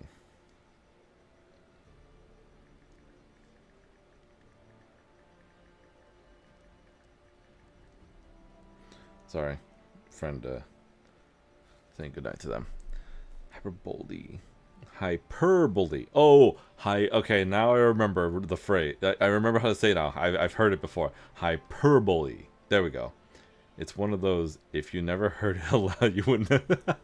Yeah, it's funny. It's a bard. Of course they're going to use big words. Bastards. What? Oh, yeah. Valerie, you overreacted. Apologize. Evelyn, apologize to Valerie immediately. I don't care who said what to whom. You're going to make peace right now, right here in front of me. You, both of you, figure this out someplace. Anyway, I've arrived to correct how you read, apparently. It's fine. It's fine. These are big words I'm not used to using all the time. I don't care who said what to whom. You're going to make peace right now. Peace now, right here in front of me. Valerie almost screams. I'm not going to make peace with this worthless paper stainer. Let him spend his useless time insulting his other bootlickers. Your tongue befits your beauty, my sweet. Truly, what is a beautiful flower's bud worth if it's worm-eaten and empty on the inside? Oof. Enough, both of you. First, you scared everybody at the tavern, and now you're embarrassing yourselves in front of the Baroness. Apologize at once. If not to each other, at least to her grace. I don't know what got into me. Your grace, forgive me this scene. Please forgive me, Naren. Perhaps I should leave to calm down and come to my senses. That's nice. That's nice. You let some steam off and work some things out. At least now I can let you go, hoping you won't scare our good people anymore. Your Grace, I'll go too, but please keep an eye on Valerie. I don't know what demon has gotten into her, but she's not herself lately. At first, she'd just snap. Then she'd start getting into fights with everyone about stupid things. And now she's dragged this bard out of the tavern by his collar. I'm afraid it might come to real violence. What do you mean, hasn't been herself? She got defensive. Can't say a word to her. We've been careful around her since she, the captain runs a finger across his face meaningfully. I'm close to ordering my lads to keep an eye out for her in the streets to make the common people's lives a little calmer. You think Valerie could hurt someone? Well, I wouldn't say that. The Valerie I used to know would never harm anyone without good reason, but the old Valerie seems to be gone, so I don't know what to expect from her. I just finished a 5-hour stream of voicing like 10 characters of varying voices. What the stream where? I'm assuming it's a different stream and not this stream, or is it? Well, that's crazy. Yeah, I can't do too many voices, despite how everyone, would call me a voice actor. I only have the one voice. I don't have much range. Flop. In other words, I love Deltarune, and now I'm mad that when I finish Chapter 4, I'll need the rest of the game. I'll need the rest of the game, but I won't be out until next year. Oh, but it won't be out till next year. My bad. I was on my roommate's stream. Oh, okay. God. Yeah, I didn't know that the new chapter was coming out. I honestly thought Toby forgot about it. I thought he forgot all about the game. And then one person told me that it was coming out. I was like, no, it's not. And then it came out, and, well, I've been trying to not watch it. You know how I am with Deltarune and, what was the other one called? Undertale. Yeah. Isn't in itself the sole defining feature of voice. Yeah, I suppose. I know you're right. I will talk to Valerie when I get the chance. Undertale. Yeah, look, it's been a long time. It's been years, okay? If I were you, I would talk to the storyteller. One of my lads saw Valerie arguing with him. I have no idea how anyone can have a fight with such a harmless elf, but she did. The captain bows, finishing the conversation. Oh god, this part. I gotta talk to a lot of people. Gotta talk to the storyteller. He's over here. 10 years as of this year. Yeah, you right. Also, my chair. I need to make it sit upright because I keep leaning downward. There we go. This will help.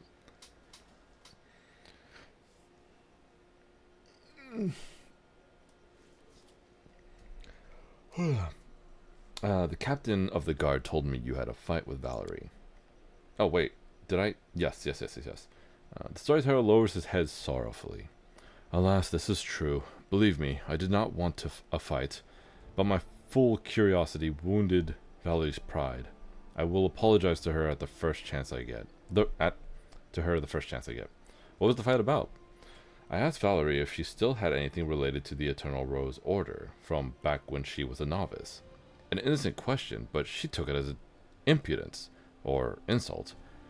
Please, don't blame her. I am to blame for what happened. Do you think Valerie has been acting strange lately? What can I say? We are not that close. She has no interest in the things that matter to me, and I prefer the world of ancient heroes and old legends, not the fuss that's all around us here and now, so I don't have an answer to your question. But I know that those who consider Valerie a close companion might be hurt by her words. Yesterday I talked to Lindsay, and when I mentioned Valerie, I heard sorrow and tears in her voice. Maybe the tireless chronicler is having a tough time for the very same reason that you honored me with your visit today. That's all I wanted to know. Let me see if you can give me any money. Yes, you did. Alright, let's go see what, oh god, where is she? Lindsay. Lindsay was the one.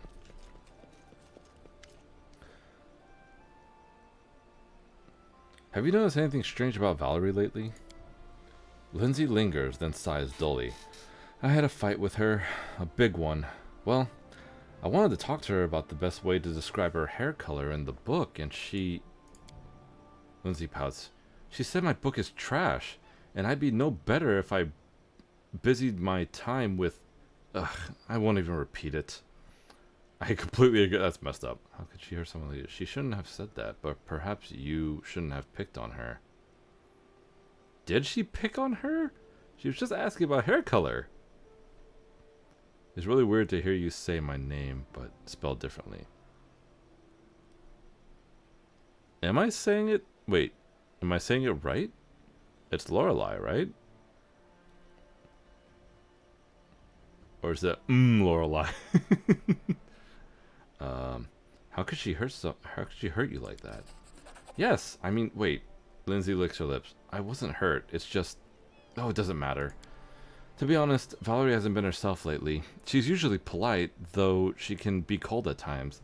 But now it's like she's changed. And it's all after, you know... Lindsay gathers her strength. After she got that scar. I talked to her before, and she wasn't very nice that time either. She's gotten so spiteful after she got hurt. Though she keeps saying she doesn't care. Oh, your real name. Am I saying it right or wrong? I'm so confused. I have to go. Just don't leave without me or... Yeah, Lindsay. Alright, now I gotta go talk to Valerie, which she's not in here, which means I have to... Oh god, I have to go out there. Did I do anything with anybody? Miri? No, Miri's fine. I have to go out to my kingdom. The square. It's pronounced the same, but my name isn't spelled the same as the character in the game. Hmm? Wait, the character in this game? Is there a character in here named Lorelei? Oh, your real name. Never mind. Never mind. I got you. I understand. I got you now. I was like, wait a minute.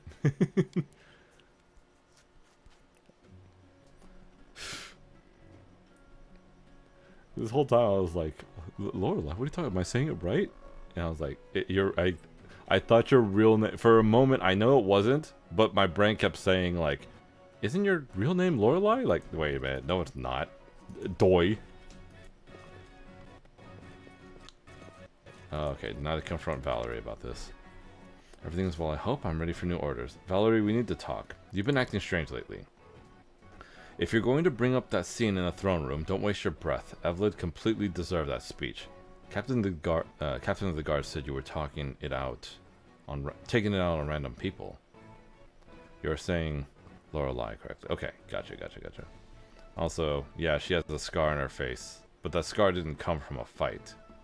Or at least, it wasn't through combat. The scar was put on her face after her fight with a paladin of the Eternal Rose, which is an order of Shaylin.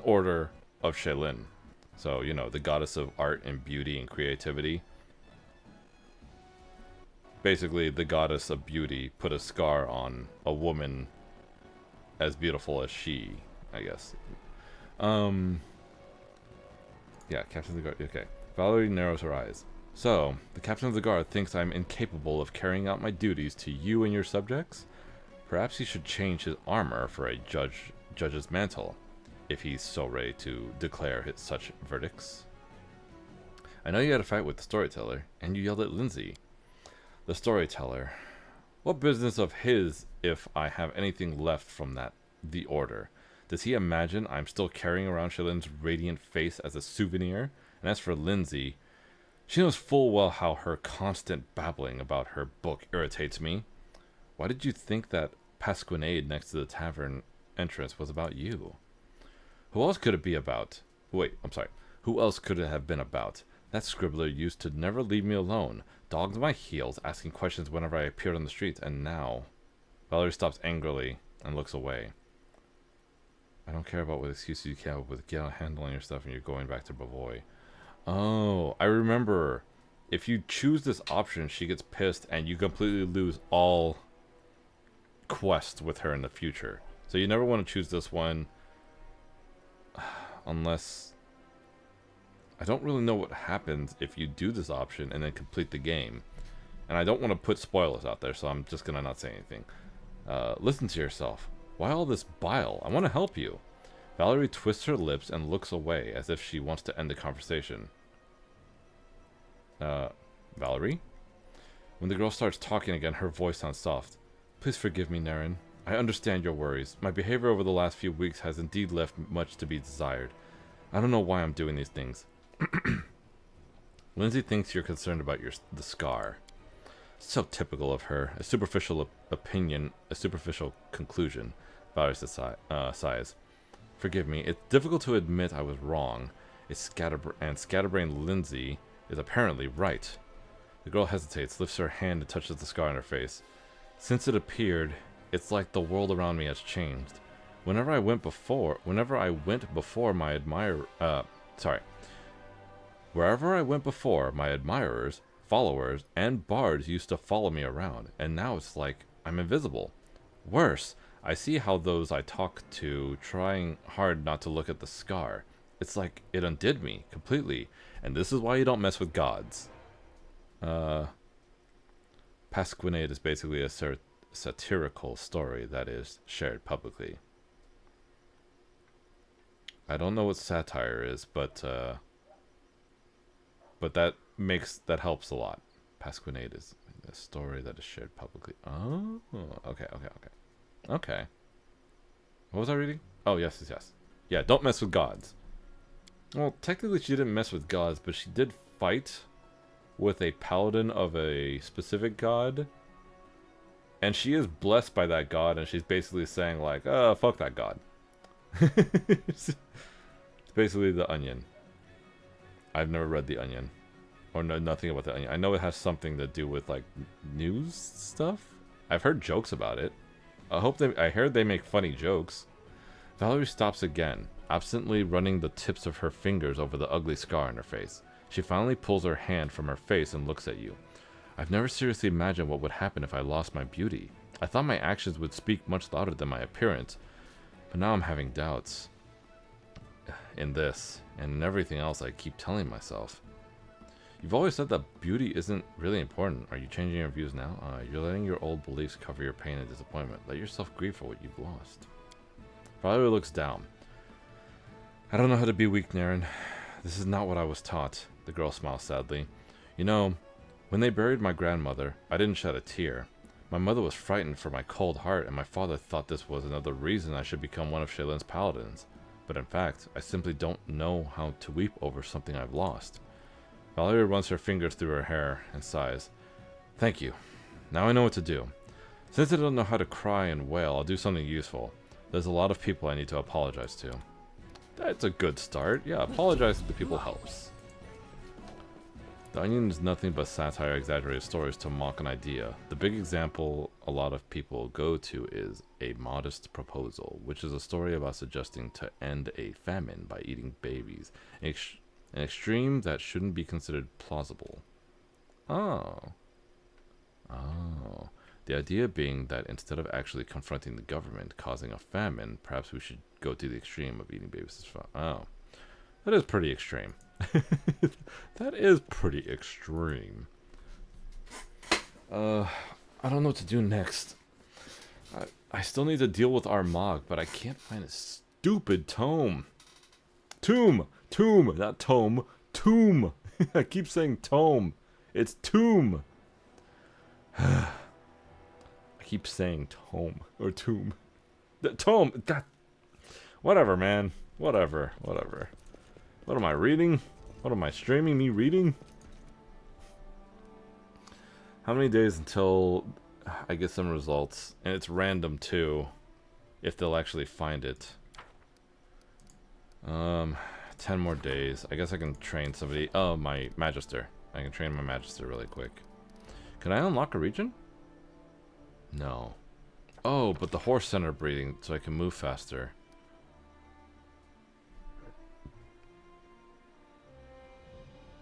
Within the barony. I think I'd rather upgrade my people, to be honest. Okay. Mocking people who refuse to actually change the system they're in, and most satires in that. Anyway, I'm an English major, can you tell? I'm typically good with English, but it eludes me. Like my problem with running Pathfinder, well, any tabletop game, is that I don't understand plot.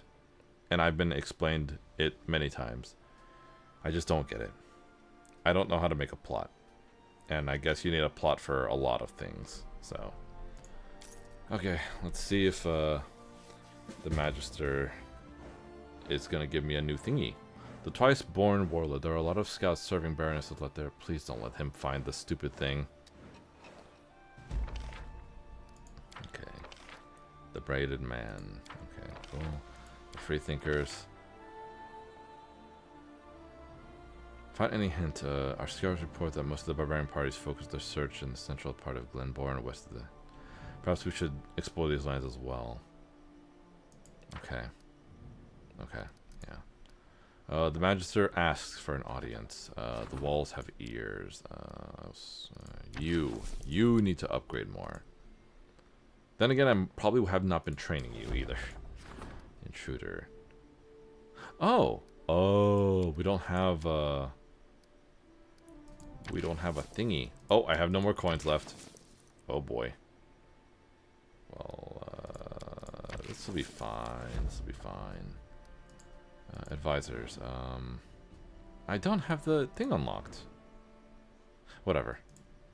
Plots are kind of a big point of RPGs. I know.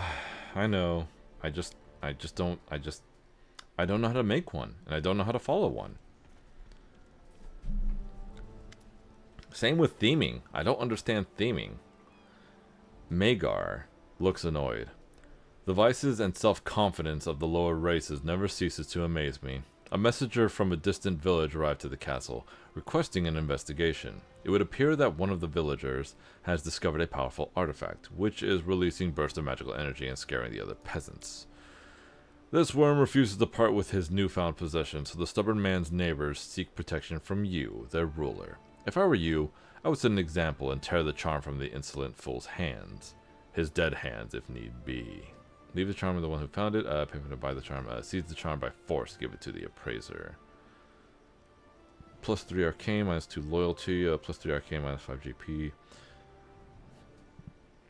I would rather do this, but I'm just gonna... I'll do what he says.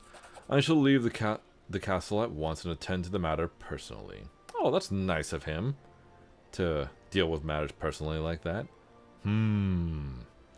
Also, for those that don't know or that missed it earlier on in the stream, this is not Magar Varn as it says. This is actually a ancient Cyclops Lich of the Horsemen of Death,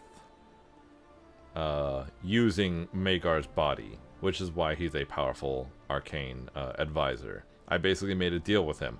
I let him live to continue his studies so he can grow powerful to try and take over the world again, but until then he has to be my advisor for magical stuff. That's it. Theming is basically the message of the story. It's picking an idea, let's say. Think about your actions lest you hurt someone. The story would then be about characters who either rush in without thinking, or the people who do consider their actions first. I can't understand it. That seems like it could be condensed into a specific situation rather than it being the whole theme of the game. Then things like a protagonist realizing that by fishing in a pond removes that resource for people who live there. Oh god, my brain. Unfazed by the awkward silence spoken. Oh, this is just giving me some shit. Okay, no longer. Thank you for your blah blah blah blah blah.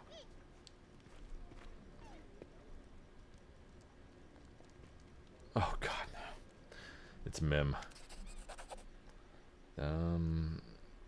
I want to order something specific from you. Another amulet. Okay, let's see.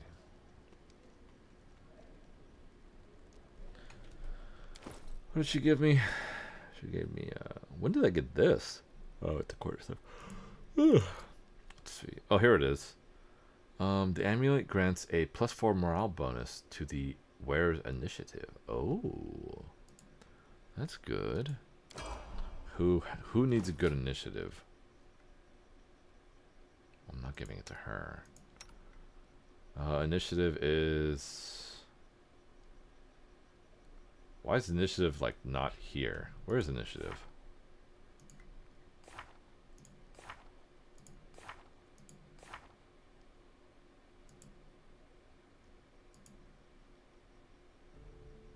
There it is. Okay, so 4, 6, wait, 6, 9, 2, 1. Why are their initiatives so bad? Because their dexterity is low, that's why. Jesus Christ. Anybody not got a necklace? You don't have a necklace. There. Now you have a plus, what? Plus 13. There you go. It's hard to, it's okay. It's mostly important if you're writing a story, and even then there are people out there who can help. It's hard to explain while typing in a Twitch. No, it's okay. I got you. It's just, you know, because I always try to run campaigns, but they end up turning out to be just about, like, people running around doing nothing, or running around doing what, like, basically any small thing I have to offer, but that small thing I have to offer doesn't really tie into anything, nor really means anything. It's just kind of like, we do this thing, what are you going to do, and I'll make something happen after where it's based off of the decision you make. But it doesn't really... lead too far into anything bigger. It's like, okay, you dealt with the situation. Alright, we're done with that situation. You guys have made your choice and this is what's going to happen now. You know, and it just doesn't go any further. And that's where I'm bad at it.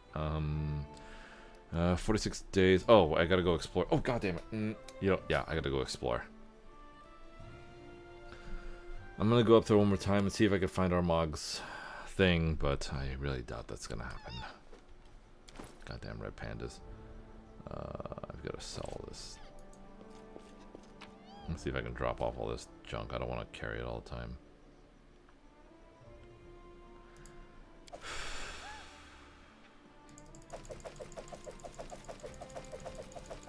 Again, I don't want to carry all this.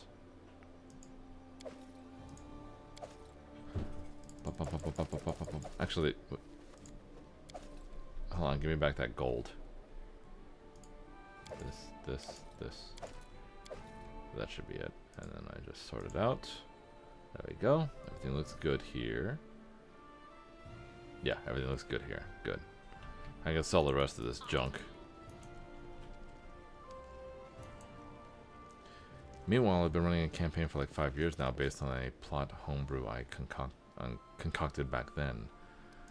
I do adjust things based on player actions, but I've had the bullet points and cutscenes largely figured out since the beginning. But the important thing in any game is whether or not you are there having fun. I mean, I'm always enjoying it. The only time I'm not really enjoying it is when, and I'm sure it's the same for them, is when, and this is something I learned from previous experience, is when they focus on something very unimportant that it takes them hours to do the unimportant thing. Like, they were supposed to go deal with a situation with a kingdom they were running, but instead of dealing with that situation, they were like, let's go into a nearby town and let's buy some seeds. And they would ask me stupid things like, how much do potato seeds cost? I was like, dude, I have no clue. And then it just became I think it was like 1 or 2 hours of them asking for prices for things like very specific things like that. I don't know. That was something I learned. That's when I was like, maybe you guys should get, like in this game, maybe you guys should get advisors to do this shit for you. Oh, I have to sell my stuff.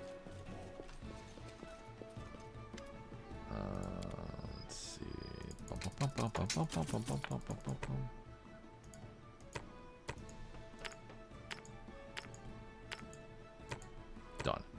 Alright, that's 5,000 gold. Alright, let's see if I can go find Armag's tomb again. God, I hope it's there. I'm pretty sure Armag's powered up, though. That person's still dancing down the street. I don't want to bring her. I have to bring Armiri, even though she really will not help in this situation because her weapon's broken. I once had a moment with people trying to kidnap an unconscious bandit despite the pressing rescue the NPC issue they were chasing down.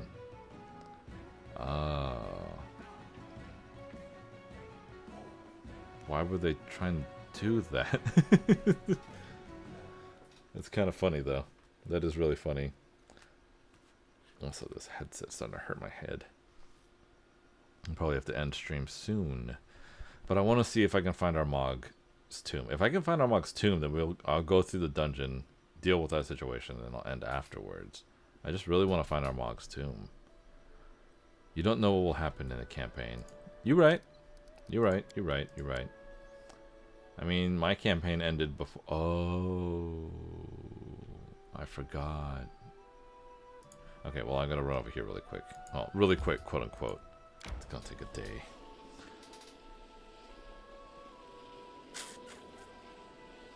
What happened to the Temple of the Elk now? Explore the... Wait. What did I say?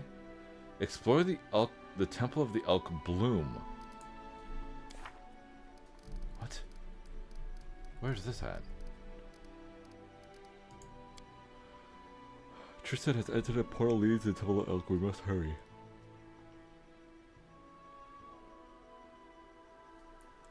Okay.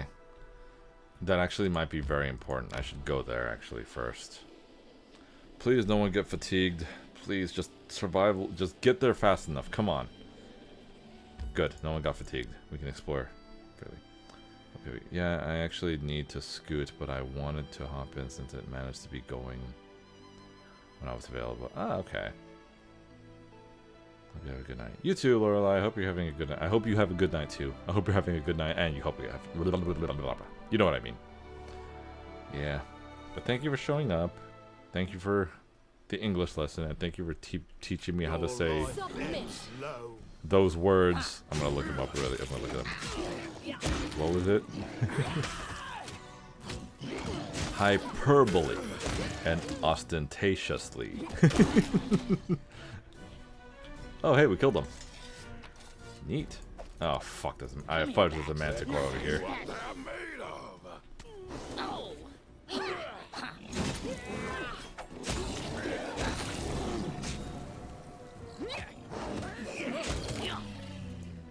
Hell yeah.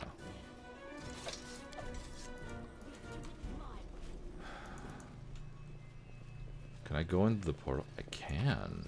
What the fuck? Oh.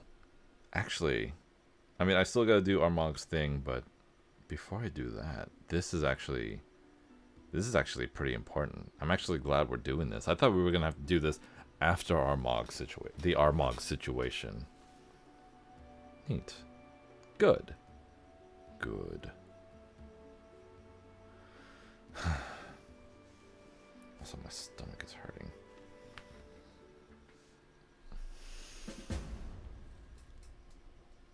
My search was not in vain. Oh god, I'm gonna be attacked by those stupid flies, aren't I? Oh, I'm not. Interesting. I did it. I did. Me see, me keep. Dark stains in the ground mark the spots of failed attempts to open the portal. The place is filled with unpredictable energy which interferes with your magic. Every spell you cast, either arcane or divine, has a 50% chance of failure. Oh, fuck. I'm restless. Just don't cast any spells. We gotta get out of this area. Dust, you will go. This place is brimming with a wild, unpredictable force that makes you skin tingle. Using any kind of magic here might prove to be a real challenge. What's that?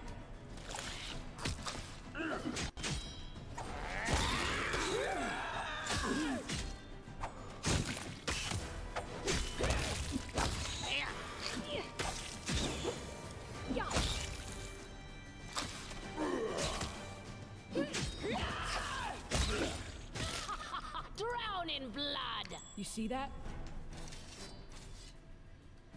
It's a bloom. I did it. I did. Did it without breaking it. Large wilted flowers lie throughout the area. They almost look exactly like the flowers from the cave beneath the Silver Step Lake.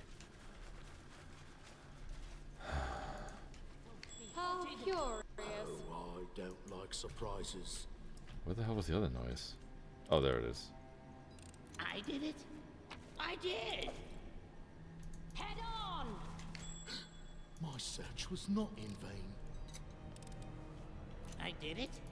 I did. What a surprise. God, I hope I'm not getting a cold. I'm not allowed to get sick still. I don't like surprises. I did it. I did. I did it. I did. Anything over here I should be worried about? Let me see. How curious. Oh. Did it without breaking it. You cannot stand against me. Almost shambling mound. Don't spray poison. That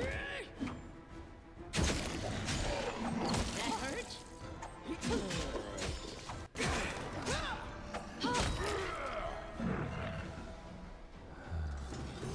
And they leveled up.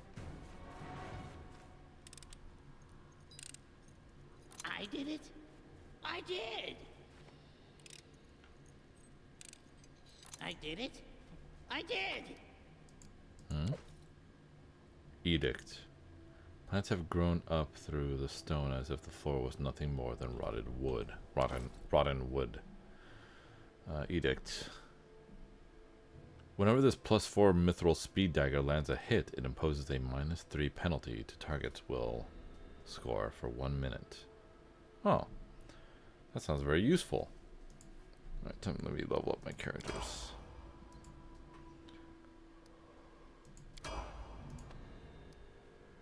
Improved evasion. Nice. Dragon's Breath.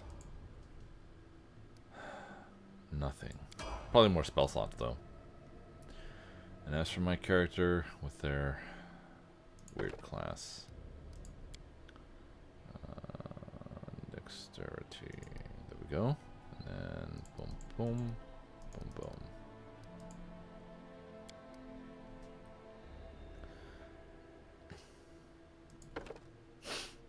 Deflect arrows, improve lightning reflexes, aerial evasion. What's this one? And the evasion ability. Fine, I'll take that. Sounds like a good idea anyways. Sounds like something I should have taken. Now I gotta just add spells for Harem. He's got more spell slots now. I think. Yes, he does.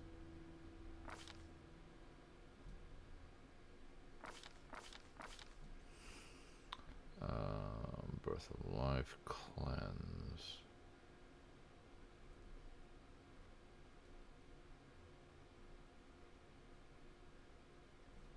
Righteous Might.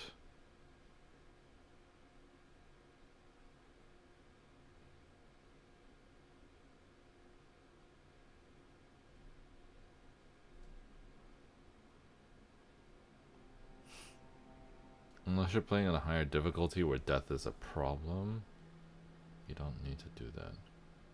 Spell freeze victims from... I should... Wait, no, what the fuck?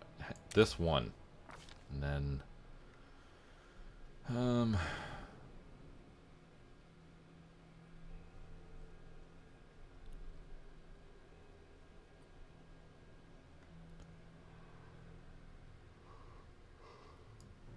Heal.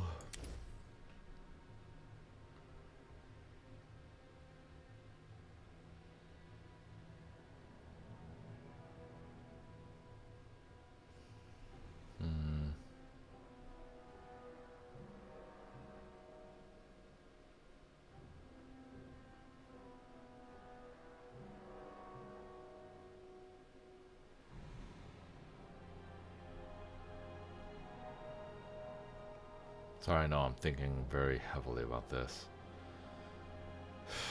Whatever. That should be good enough, though. Okay. I have to continue on with the game. Oh, what's that say? Let's have a go. Oh, yeah. I remember. We need to get out of here, too, so I can actually, like, use my magic. You son of a bitch. I guess I ran too fast. I didn't see the trap.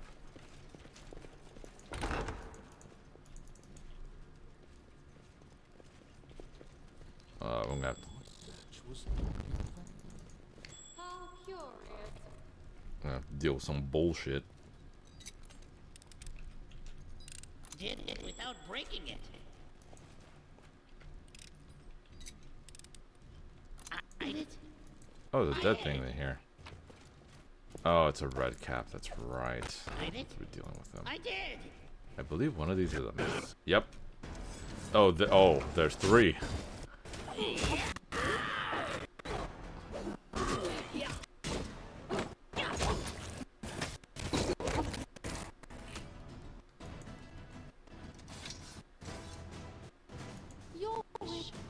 The odd-shaped stones are petrified rats shattered into pieces by someone or something.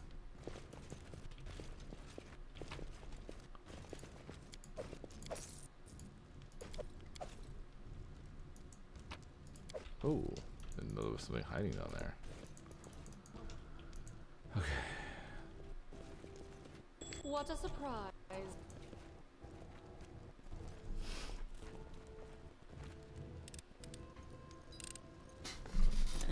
Did it without breaking it. Sorry, I dropped something. Okay.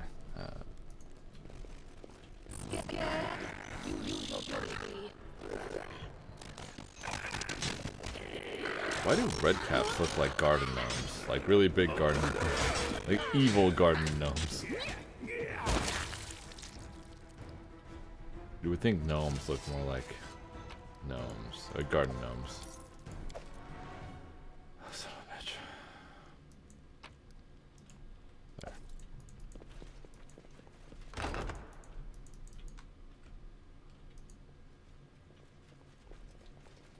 How curious. Ooh, shiny thing. Okay. Fairy Tales of Avestan. Stone Golem. Me see, me keep. Robe of the True Master.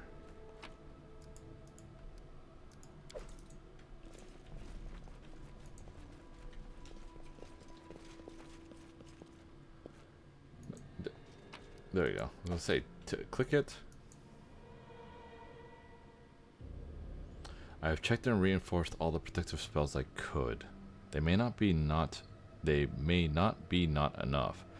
I remind you again that the criminal is cunning and very strong. I recommend changing the guards every 6 hours. Wardens should receive a thorough briefing, including recommendations on maintaining the magic barriers, and they should be well rested and ready for anything. In the case of the prisoner's apparent death, they must remain vigilant even after death. This creature can find a new incarnation and continue to bring evil, into the world. How long are these other ones? Robe grants the wearer a +5 deflection bonus to AC. Yeah, that's a good armor. And technically it's not armor either. It's good for monks.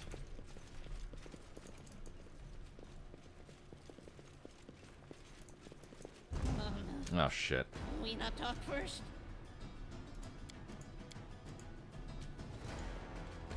For me. Show me your heart. Motherfucker just slowed us.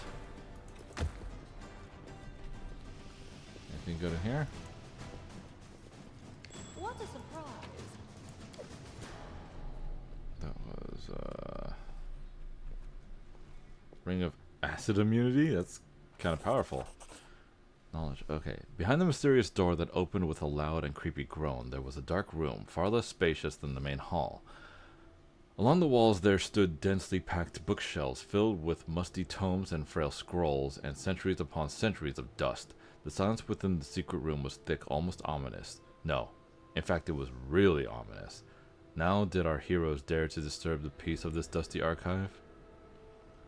Arcana. The dusty table by far... Oh, I didn't read that, son of a bitch.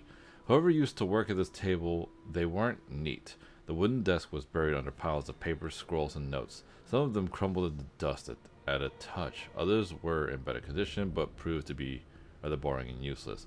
However, under the pile of papers, we found something curious and curious. A thick notebook, filled with notes in small handwriting and strange diagrams. The illustrations depicted an iron golem, a huge and powerful war machine created to protect the fortress. Looks like these notes were made by the creator of this mechanism. As it turned out, someone's sleepless nights over books weren't a waste. After carefully examining the notes, it became clear the Dwarven Master was describing his mechanism in detail, with the intention to pass on these instructions to others, guards perhaps. Turned out controlling the golem was extremely easy. All you had to do was utter the word Kasor Get in loud voice. After we shut the notebook and sorted through other papers one more time, we stepped back from the table. We hurried to explore the bookshelves. We started sorting through the old books, trying to find something of use, but the attempt to disturb history without incident failed. As soon as we removed the first tome off the shelf, an avalanche of dust came down upon us. Ignoring the dust, we continued to explore the shelves. True heroes cannot be stopped by the little dirt and grime, or even residue 5 times older than us. The search ended with unexpected success. Among the rotting books and old scrolls, we found a heavy tome in good condition. It described the art of engineering emblazoned with the marks of the ones who constructed this fortress. It was a true guide on dwarven fortifications, an excellent source of knowledge for our own projects. After sorting through the rest of the books, we make sure we didn't miss anything of value. We left the bookcase alone.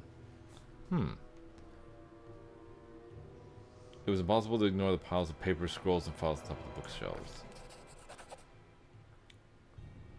Huh, cool. It seems the top shelf of the bookcase was used as a storage. The piles of papers seemed to be heaped there without any thought, carefully holding the huge clumps of papers and helping each other to set them down. We managed to clear the contents of the shelf and explore it more carefully. Among the rotting books, we found several spell scrolls in good condition. I wonder, who could hide magic scrolls in this gloomy fortress? Alas, some mysteries defy being solved. After we were done with the makeshift storage, we went back to explore the secret room, having decided not to bother the ghost of blah blah blah. Alright, cool. That's done with. I'm getting very tired, so I need to hurry up and deal with the situation here. I did it. I did. Have to do the Armag thing next time.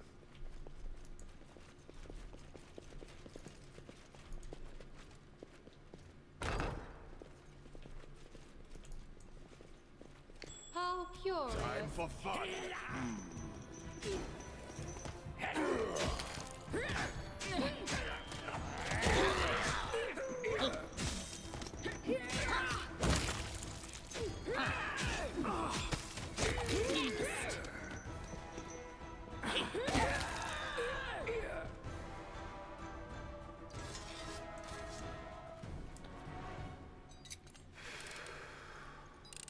I did it.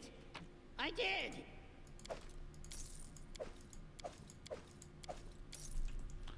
Okay. Oh, wait, deal with this. Nope. Only want those two. Oh, star knife. I keep thinking those are shuriken, but Onwards. I know they're not. My search was not in vain.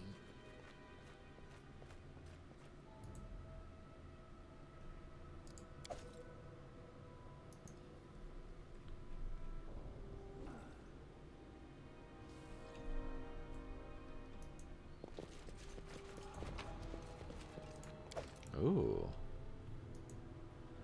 The crumpled piece of paper is covered with a charcoal sketch of a gloomy building with a huge lock on the gate. We do it my way. Someone hid a pillowcase beneath the sheets. It's rotten and stuffed with various things. A broken children's toy covered with mold. Oh, sad.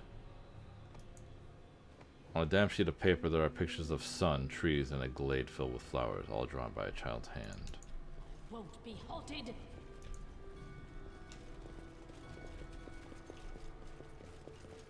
What a surprise. Did it without breaking it. None shall escape.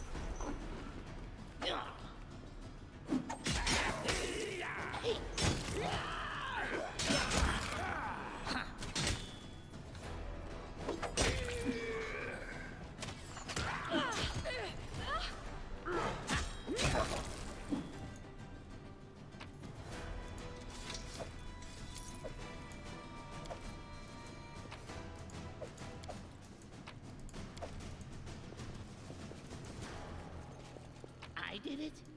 I did. Well, it is done.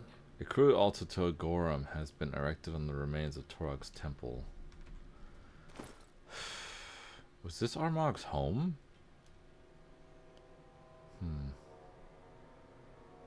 Immunity to acid. Anybody missing a ring?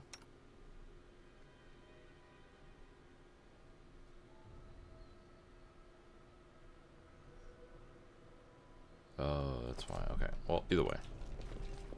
I lead, you follow. I don't like surprises. I did it. I did. What the fuck? Dexterity damage? That's bullshit. Speak. It had to be dexterity, didn't it? It had to be the one thing I really couldn't have him not have. Together we are unstoppable. Who's there? Lamash too. Clip clop, clip clop. Ooh, shiny thing. Did it without breaking it. A unicorn's horn. Detail map in Numeria covered with markings. We do it.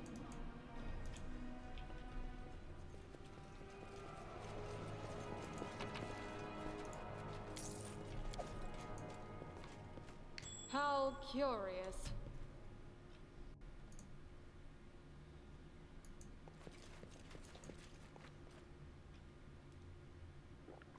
I did it? I did! Forgot to... Where to now?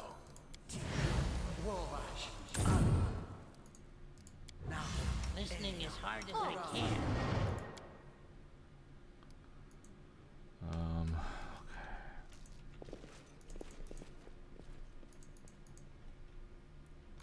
I'll go up here.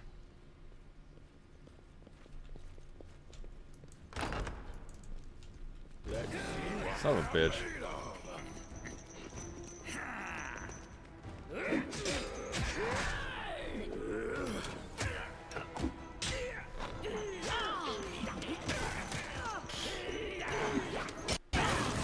Jesus. Who's blowing it up in here?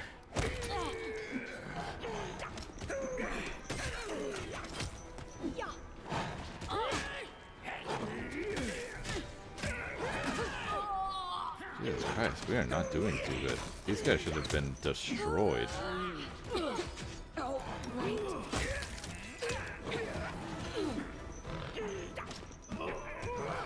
I am superior!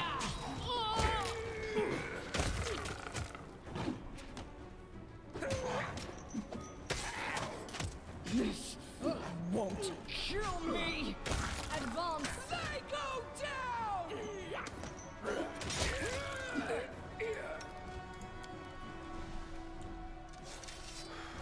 Let's see.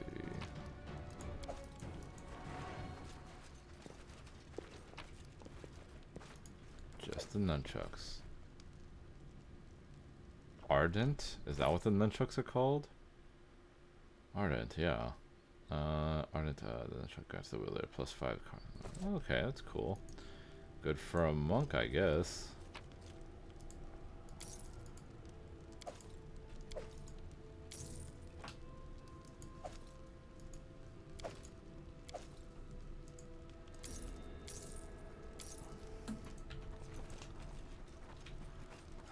Iron Golem. Oh.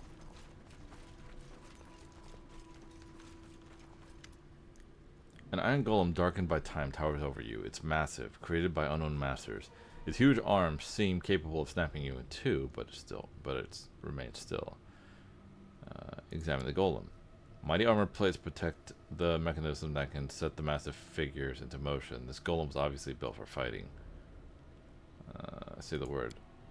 As the word is spoken, the iron golem comes alive. The mechanism that was still a moment ago starts to tremble.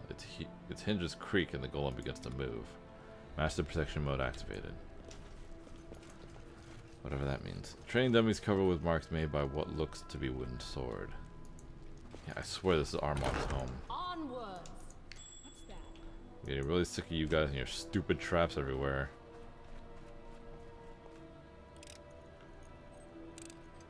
I did it? I did! I should just run through it, just let it all blow me up. Did it without breaking it. You see that? I did it? I did! The end draws near.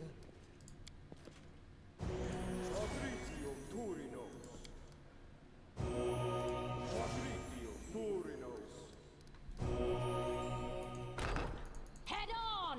Submit!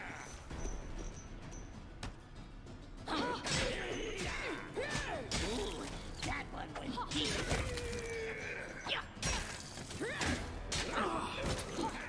There's so many traps to undo.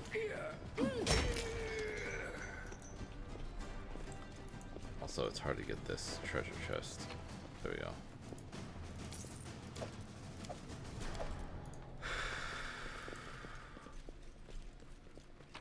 I wish these damn raid caps didn't have all these freaking...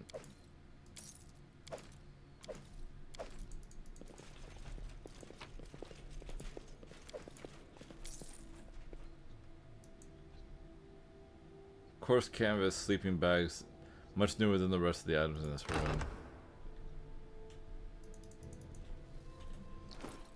Also, let me read copy that recipe. Okay, cool.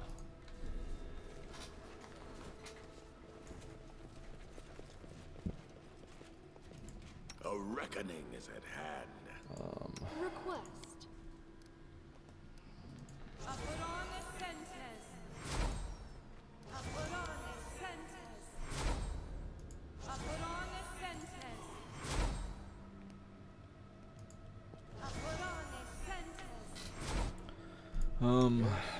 I'm still here. What else can I do? Heal him one more time. Death energy.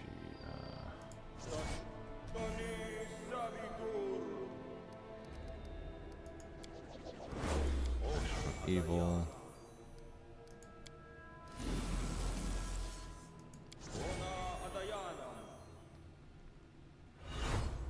Where's this Sonic? I think that's gonna come later.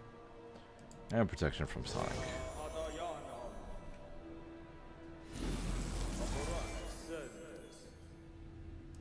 You have my attention. What else do I got here?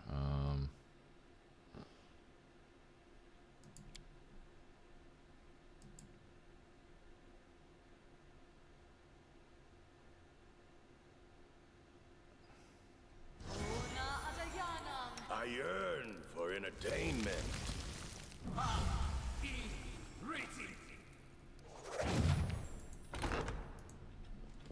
Oh, wait, let me save.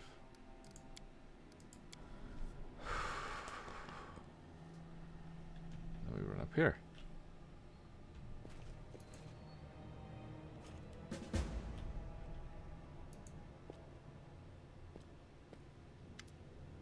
The defaced sister before you moves like a broken puppet. Her feet are unsteady and she sways slightly back and forth as if attached to invisible strings. Her hands dangle limply from the wrist and her clothes are smeared with blood. Instead of an eye, the oculus of Abaddon rests within her eye socket. The artifact gleaming with a wicked red light. My elder sister left. You're late. The oculus of Abaddon gave me the power to foresee the path to my sister's desire. She is already on her way. On her way to where? What happened here? Exactly what was destined to happen. My mistress granted me a boon few of my kind could hope for. My body and my soul became a vessel of great power. Tristian, my sister Skylark, betrayed you. He used you to infiltrate Vordekai's lair and bestowed my sister's curse upon him. He stole his treasure, the Oculus of Abaddon, an artifact capable of revealing that which is hidden. The Oculus showed me the hiding place of... No, that is enough. Though your death is assured, such knowledge can wait. Can for Tristan give me him and we'll go separate ways. I have met others like you. Tell me, who are you? An emissary from the First World. A servant to the power that came to these swamps against her will. My duty is a heavy one, but I bear it without faltering. I shall not bow. Not before destiny, not before my enemies, and not before creatures such as you. What sister are you talking about? She's the queen of this horizon and horizons unseen. She's the mistress of dreams and the embodiment of all mortal desires. She is wrath, and she will crush these lands to dust. Thanks for not telling me anything. I serve Nyrissa, mortal. When you hear this name, a chill crawls down your spine.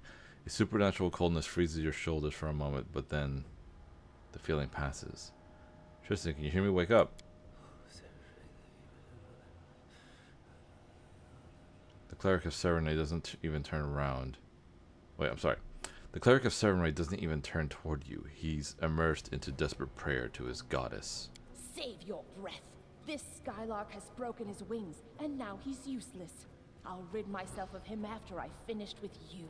Enough. Tell me, where did Nerissa go? She went after what the Oculus of Abaddon revealed to her. She will not return. She has ordered me, the most loyal of all sisters, to remain here and ensure nothing leaves these chambers. You see, these lands were our home long before you appeared. These walls witnessed another mortal who, like you, serves Nerissa's goals now. We taught him. We showed him the way. We told him what to believe and whom to serve. So this is Armag's home. My elder sister, Nerissa. She is the mistress of half-truths, exploiting hopes and weaknesses of others with her words. All it took to control Armag was some books and legends about his great destiny. All it took to control Tristan was deceiving him into thinking it was Nerissa who deprived him of his holy gift. She who cursed him with a mortal body. As if awakened from a Lies. So that was all lies? As if awakened from a nightmare, Tristan winces and raises his head. And all it took to control you, upstart Baroness, was a lure. The promise of your own lands to rule. And you bought it. All of you. Enough. You are a thing of the past, and I must rid this place of you. And Tristian. Get ready for oblivion! Wait, that's not all I wish to know. Prepare to meet my end, are you? Oh god, is there an enemy back there? Oh, it's the Iron Golem. Oh, he's helping. I don't think I've ever seen him helpless before.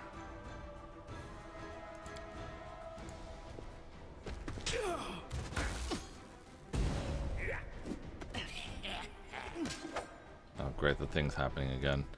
Let me just... 1 second. And let's hope that fixed it. Usually does.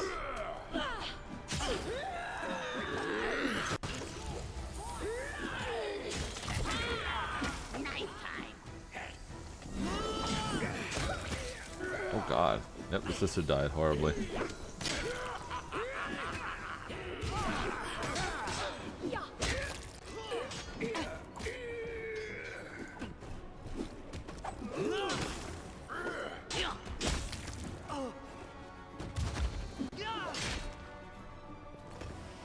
Dawnflower, grant me strength. There we go. The one Tristan? who doesn't see evil will destroy the thing that seduces others. Power that can disperse the darkness. Evil incarnate must be destroyed. Tristan's eyes are fixed on the Oculus of Abaddon. Gleaming in the eye of the defaced sister, his lips move, but you have to strain to hear his words. Without looking at you, Tristan reaches for the Oculus. And because I'm playing evil, do not touch it. The Oculus of Abaddon belongs to me. No. No. The Oculus was created to bring suffering to mortals. To multiply grief and misery. Change your mind. It must be destroyed. I've lost everything because of this Oculus. Let me destroy it before it brings down someone else. I'll take the Oculus one way or another. Forgive me for what I do now. Tears well in Tristan's eyes, but his features harden, his expression determined. He clenched his fists, and suddenly blinding fires flare in his eyes. End this suffering. Does it matter? Healing fire. Oh god, he exploded. We do it my way. Now the Oculus of Abaddon is mine. Can I even... Oh. What is all this? I don't... No, this is not what I think it is. I shouldn't touch that. Oh, that's a shame. Oh, what's this? Among the glassware and damp paper notes, there are cut flowers, buds, petals, and leaves. Okay, I have the Eye of Abaddon right here. Wait, where's my inventory at? I'm missing stuff. This artifact doubles the duration of all spells cast by the word. Oh yeah. There. Oh wait. This artifact doubles the duration of all spells cast by its wearer.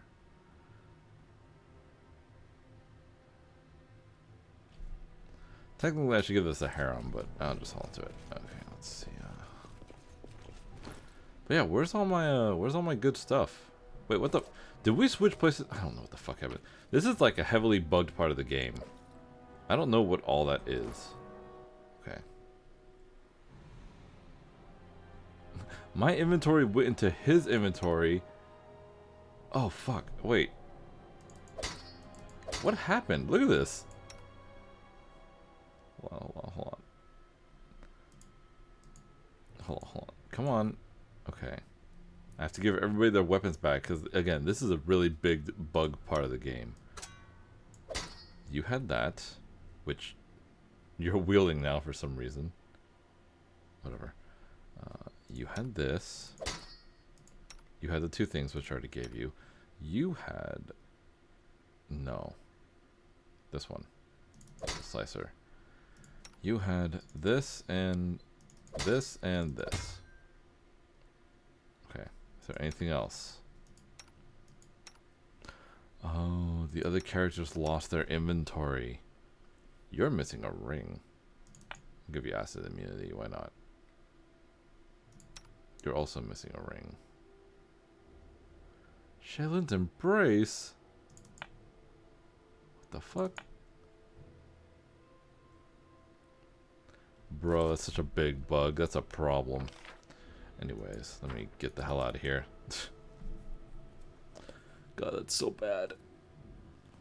Every single time I do this part, if you kill Tristan, something wrong happens with like your inventory and stuff. It's kind of annoying.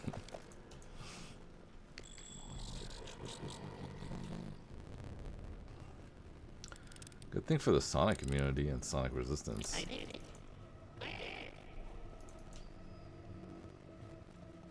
What's that? Did it without breaking it. Me see, me keep.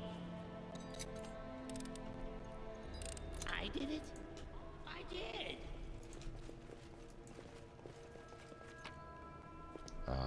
Anything here? Nope, everything's trash. I have to go night night, but I have had you. I have to go night night, but I have had you tabbed up and stuff. Thank you, Sui. Thank you for watching. You have a good night. Yeah, I'm probably gonna be ending stream probably right now because it's like 12 at night. Or 12 in the morning. I don't know anymore. Okay. Oh, we got to kill these things over here, right? Oh no, they don't exist. We'll just get the hell out of here then. Neat. Oh god, I have this full ass inventory now too. I have to go home and I'll do that later. Yeah, I'll do that off stream so so you guys don't have to watch me finaddle with like everything, but whatever.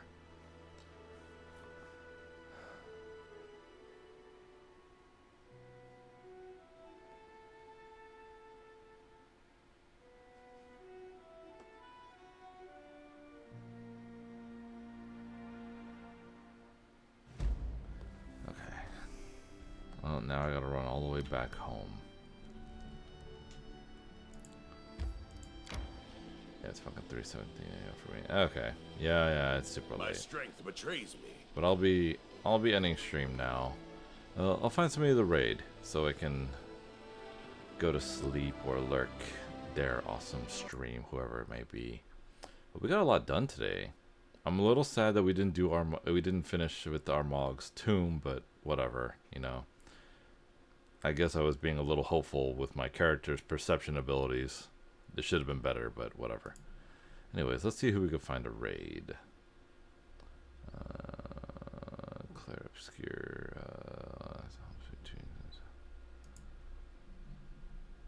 The only person I see we can... Separate Ways DLC. Separate Ways is the Resident Evil one. Oh yeah, let's watch Uji. She's really cool. I actually really like Uji. She's so fucking funny. But yeah, we'll raid her. She's playing the Separate Ways DLC from Resident Evil 4 where you play as Ada. So we'll do that. And she looks like she just started streaming. So perfect. Perfect, perfect, perfect. But yeah. Might stream tomorrow, but as always, Sunday is a toss-up for me. But anyways, thank you guys for being here and watching me. Next Friday, I don't know what I have planned, but I don't know what else I don't know what I could talk about. I can bring up, like, my birthday is gonna be coming soon. Got the 7 days to die server up and ready, and I'll start thinking about a date and what to do for my birthday and etc. etc. But for now, have a good night. Thank you very much. And I'll see you guys next time. Bye bye.